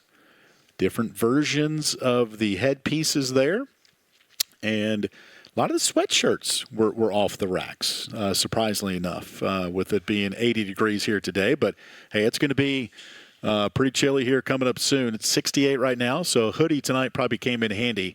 But the light blue, again, not going to dominate the color palette by any stretch. The red, white, blue obviously is traditional, but the alternative light blue quickly becoming some of the fan favorites out there. They even gave a graphic and a PA mention about the light blue uniforms here today on campus, and a lot of good feedback online as well. So tip of the cap, 21,805 here tonight. And what did the head coach of the Flames, Jamie Chadwell, have to say about it? He's standing by downstairs with our Nick Pierce. Coach, I know last week you were not thrilled the way the defense came out of the game against New Mexico State. Tonight, though, it kind of felt like they set the tempo from wire to wire. Do you feel that way? Yeah, I thought they did a fantastic job. I mean, if you look right here, they end up playing 73 plays, and anytime you're playing against a team like that run some tempo and things, that's hard to do. Held them to 10 points, stopped them numerous times, 3 of 14 on third down, 1 of 3 on fourth down. Fantastic job. I thought they were, with the exception of the one big play right there, they gave up, but we gave up the big play. They were able to get some yardage, but, man, when we needed to, bend up or stand up, we did. So I think our defense was exceptional. We played a lot cleaner game, right? We didn't give up foolish penalties in some of those, so very pleased with them. Only downside, I guess, you lose Quentin Cooley. We lost a lot of people tonight. Yeah, Darius Copeland as well in the first half. Yeah, and when your Darius's does not sound good, we'll see. Cooley's does not sound good, but it's got to be a next man up mentality, right? And that changes you a little bit. Darius was a big part of that game plan, and then went out. What was that, the first quarter? I think went out early, and so that that changed up some things there. He'd had a great week of practice, and so it's one of those things there where you got to figure out a way to overcome. And our guys did. I think it took us a little while. We just trying to find the right rhythm and flow with this having some different things that we had to do. But that Flames quarter there, our guys did a great job there in the fourth quarter, finishing drives and getting points. And I mean, realistically, we would have scored on the last 3 drives there. We about ran it in down there, but we thought better of it. You talked to us about the performance Billy Lucas had when Cooley went out. Obviously, I think you had 21 carries, 106 yards, and 3 touchdowns. What did he provide for you? Well, one, when you're in a game like that, and your best player, best run back goes down, you got to put somebody in there you trust that, hey, he's going to do what he needs to do consistently. And we and the defense and the whole coaching staff and the players, they have a lot of trust in Billy. We feel like our running back room is as good as there is in this league from a top to bottom standpoint. It's going to be tested. We'll see. It's going to be tested, right? But for him to be able to carry the ball that much, he looked strong. He was running through some tackles, really finished well. I mean, it was needed, right? It was needed. I mean, it wasn't easy tonight. As I said, we're still working in progress from standpoint offensively and some of those things, but most likely the MVP of the game. Realistically, he did from an offensive standpoint, did a fantastic job. Your defensive line was able to get a lot of pressure pretty much most of the night. How key is that for this? Yeah, when you're playing a lot of man like we do in some of those things, you want to make a quarterback throw from a well, so to speak, right? Where we has trouble seeing, and we got after him pretty good. They were holding us all night long. We didn't get a lot of calls, but we got after him pretty good, affected him. I think he had 2 interceptions. Really should have been a third. But we made some plays and made him have to make some throws from some different angles that made him inaccurate on certain things. And so I thought our D-line did a fantastic job. And we're obviously banged up there, but I think you saw some of our depth, some guys rotating in that played well. As I told the team in there, you want to start strong. I thought we started the game way better than we have probably the first 2. We hit a little low there from an offensive standpoint, obviously, but defense kept the momentum going. And when they got it into 4 points, we found a way to keep it up to 11 and get stops. And so that D-line was a huge tonight. Did you see the play where Cooley? Did you have a good look at the play where Cooley went down? I think it had something to do with he was getting drug out of bounds, and the guy hit him right there out of bounds. Sorry, Southern. And I think his leg was caught underneath him a little bit when he got hit, and it looked like almost like a ballet, split, trying to do the split, one of those things, or not ballet, cheerleading split, I guess. And it did something there. I didn't see it completely. I saw the hit. He got back up, but you could tell something was wrong. He was really hurting, and then they took him in the tent and said he was done. How much did T.J. Bush set the tone for that defense, particularly with not just the sacks, but everything? Just huge. He brings a great motor, great effort. He plays hard. He plays with excitement, urgency. He empties his tank. We challenged our team about emptying our tank, and he's one that empties his tank all the time. And he's becoming a great. Obviously, he's a great player, but he's becoming just a better and better teammate, better and better leader. By the way he's practicing, the way he's preparing. And that's how you're seeing him play now. He's preparing more. Last year, I think he's doing it as just a new guy and figuring things out. He's really taking on ownership of being more than just a football player, really being a leader on that defense to get the guys going. Caden Salter completed his last 8 passes in this game, and then I felt like the play to Jacob Jenkins there, the throw, the big play in the second half. We know how big a tight end is in your offenses. Did that play do something to kind of ignite you guys a little bit there and take control? Yeah, it was huge because I think there in the second half we'd get to 2nd and 5, and 2nd and 5, and then the second down was just an atrocious play. It'd either be a fumble on a handoff, which is unacceptable, or something happened, a penalty and all that. And I think the same thing happened there. And that third down, if I'm not mistaken, it was 14-10 at that time, right? And we were getting stops for them, but we just weren't doing anything. And that was a huge play. It was a great call by Coach Korn. He got lost. Caden stayed in the pocket, found him, and that gave us the momentum, got us up 21-10, and then it just, we were able to keep that 11-point swing, if that makes sense. And so I thought that was a huge play from a momentum standpoint. When I thought Caden played really well. There were some times there where we didn't do some things from an execution standpoint, but he stayed with it and was able to manage the game and help us get through those time frames and really played well there in that last quarter. Coach, Dexter Ricks Jr. and Christian Bonner both pulled down their first picks of their career. First 2 picks of the Flames season. Can you talk about the improvements the secondary has made? Well, I think we have a lot of competition there. We brought a lot of guys in, and so there's a healthy competition. And we've had some guys injured, so you've not seen Mo Williams play a lot. You're not seeing Elijah Hopkins play a lot. So Christian Bodner is getting more opportunities than maybe we thought he would in some of the things. And then Dexter the same way. Those are guys that we knew would play some, but they're playing a lot of football right now. And I think they're playing well. They're playing well. And as we're working on getting E-Hop back and Mo back, those guys have really filled a void. And E-Hop and Mo played tonight, but Dexter and Christian are doing some great things. Now, Christian looked like he was running in mud on that interception. Now, I was beating him down the sideline, so I got to figure out what he was doing there. But he's playing really well with it from a confidence from a standpoint there. And the more and more these guys play and they're playing more, I mean, their confidence will build. And as I told our team, is when your opportunities to make a play, make them. Somebody's going to have to step up now. If we lose the guys that got injured, if they're out, we're going to have people step up. Nobody's going to cry for us. Nobody's going to care. You got to figure it out. And so when guys are out, guys have to step up, and those guys have been doing that. How much more disciplined was this team tonight? Not just the penalty part, but also the mental toughness when it took a while for the offense and there were some lulls here and there. Yeah, I mean, I think we've always been honestly a mentally tough team. We've had some penalties that obviously the first couple weeks that just were unlike us. And I think what happens is then you get all the outside noise and the social media on it and all that, and it puts a little bit more pressure on guys. And I think we just had to start playing and take a deep breath. And what we showed as far as how we play, the discipline piece, the mental toughness, that's who we are as a program and our team. It's not what the penalties were the first couple weeks. And it just needed some guys to understand that and work through it, and they did. And I thought you saw we played a cleaner game. Now, we are struggling from an offensive standpoint, from an efficiency standpoint. And what I mean by that, we go to hand the ball off and we fumble it and we turn the ball over. I mean, we practice that all the time.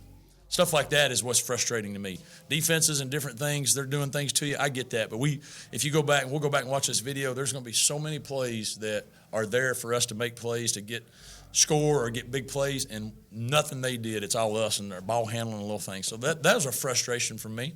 But with this group, we have to stay positive. We have to continue to encourage. Our defense is playing well. And so there's certain things that normally I might be going for things just because I feel like we needed to jump. I didn't do those things tonight. And just, hey, let us figure out defensively and let our offense come and find the way. And we found our way in the fourth. We've done that 2 weeks in a row. We got to find it earlier. Because we know the competition's raising up. I think you told us this week that Reese Smith was kind of starting to get his confidence back a little bit. Nearly had a tremendous catch early, then the 28-yard catch, and then Tyson Mobley on top of that. Really acrobatic play in the end zone. Was it good to see some other receivers step out there and make plays tonight other than Trayon Sibley? I think it's huge. Obviously Sibley had another great game, but our quarterback's got to continue to trust those other guys, right, that they'll make the plays when they need to. Tyson made 2 really nice plays. That one in the end zone, that was an unbelievable catch. I mean, that was a huge catch. I mean, it's pass interference, and he still made it. And then Reese getting his confidence, playing more and more. You can see that catch. He almost made that one, right? But it just – and Caden's getting more confidence. If Elijah Cannon had a couple nice plays. So that's coming, right? And what people don't realize, I think, from a standpoint, when you have so many new players that really only got going in the summer, besides a Sibley, right? It takes a while to get the time, and it takes a while to do those things, and it takes a while to build that trust. We're slowly getting there, but for them to make the plays when they did tonight in key situations, third downs, then the quarterback's going to continue to trust those guys and make those plays. Right now, obviously, his safety blanket's 2-1. I don't blame him. He's running like a dang bull in a china shop right now. I'll keep talking. It's fine. And but great to see those guys going. I got nowhere to go.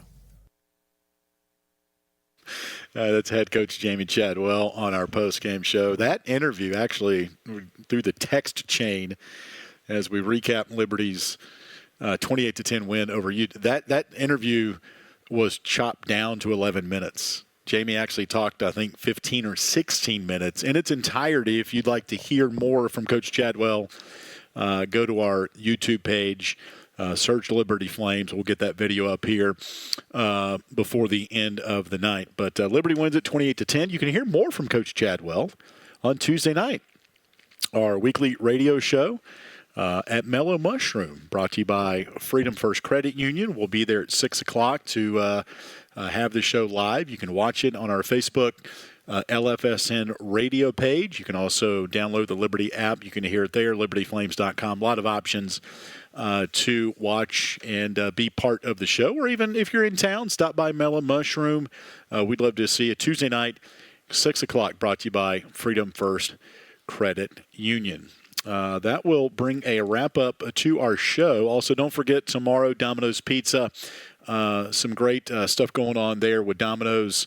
And you can find out more at Domino's.com. With the win here tonight, Liberty is 3-0, 2-0 in Conference USA. UTEP falls to 0-3. Don't forget Liberty back at home coming up next week against East Carolina. 6 o'clock kickoff between the Pirates and the Flames. Number of people to thank for our broadcast here tonight. Jamie Hall, our video producer and spotter. Jason Porter, Jason Prill, Nick Pierce, Caleb also helping with our game here tonight. And a phenomenal Liberty production team. Cody Whitman, our booth producer tonight.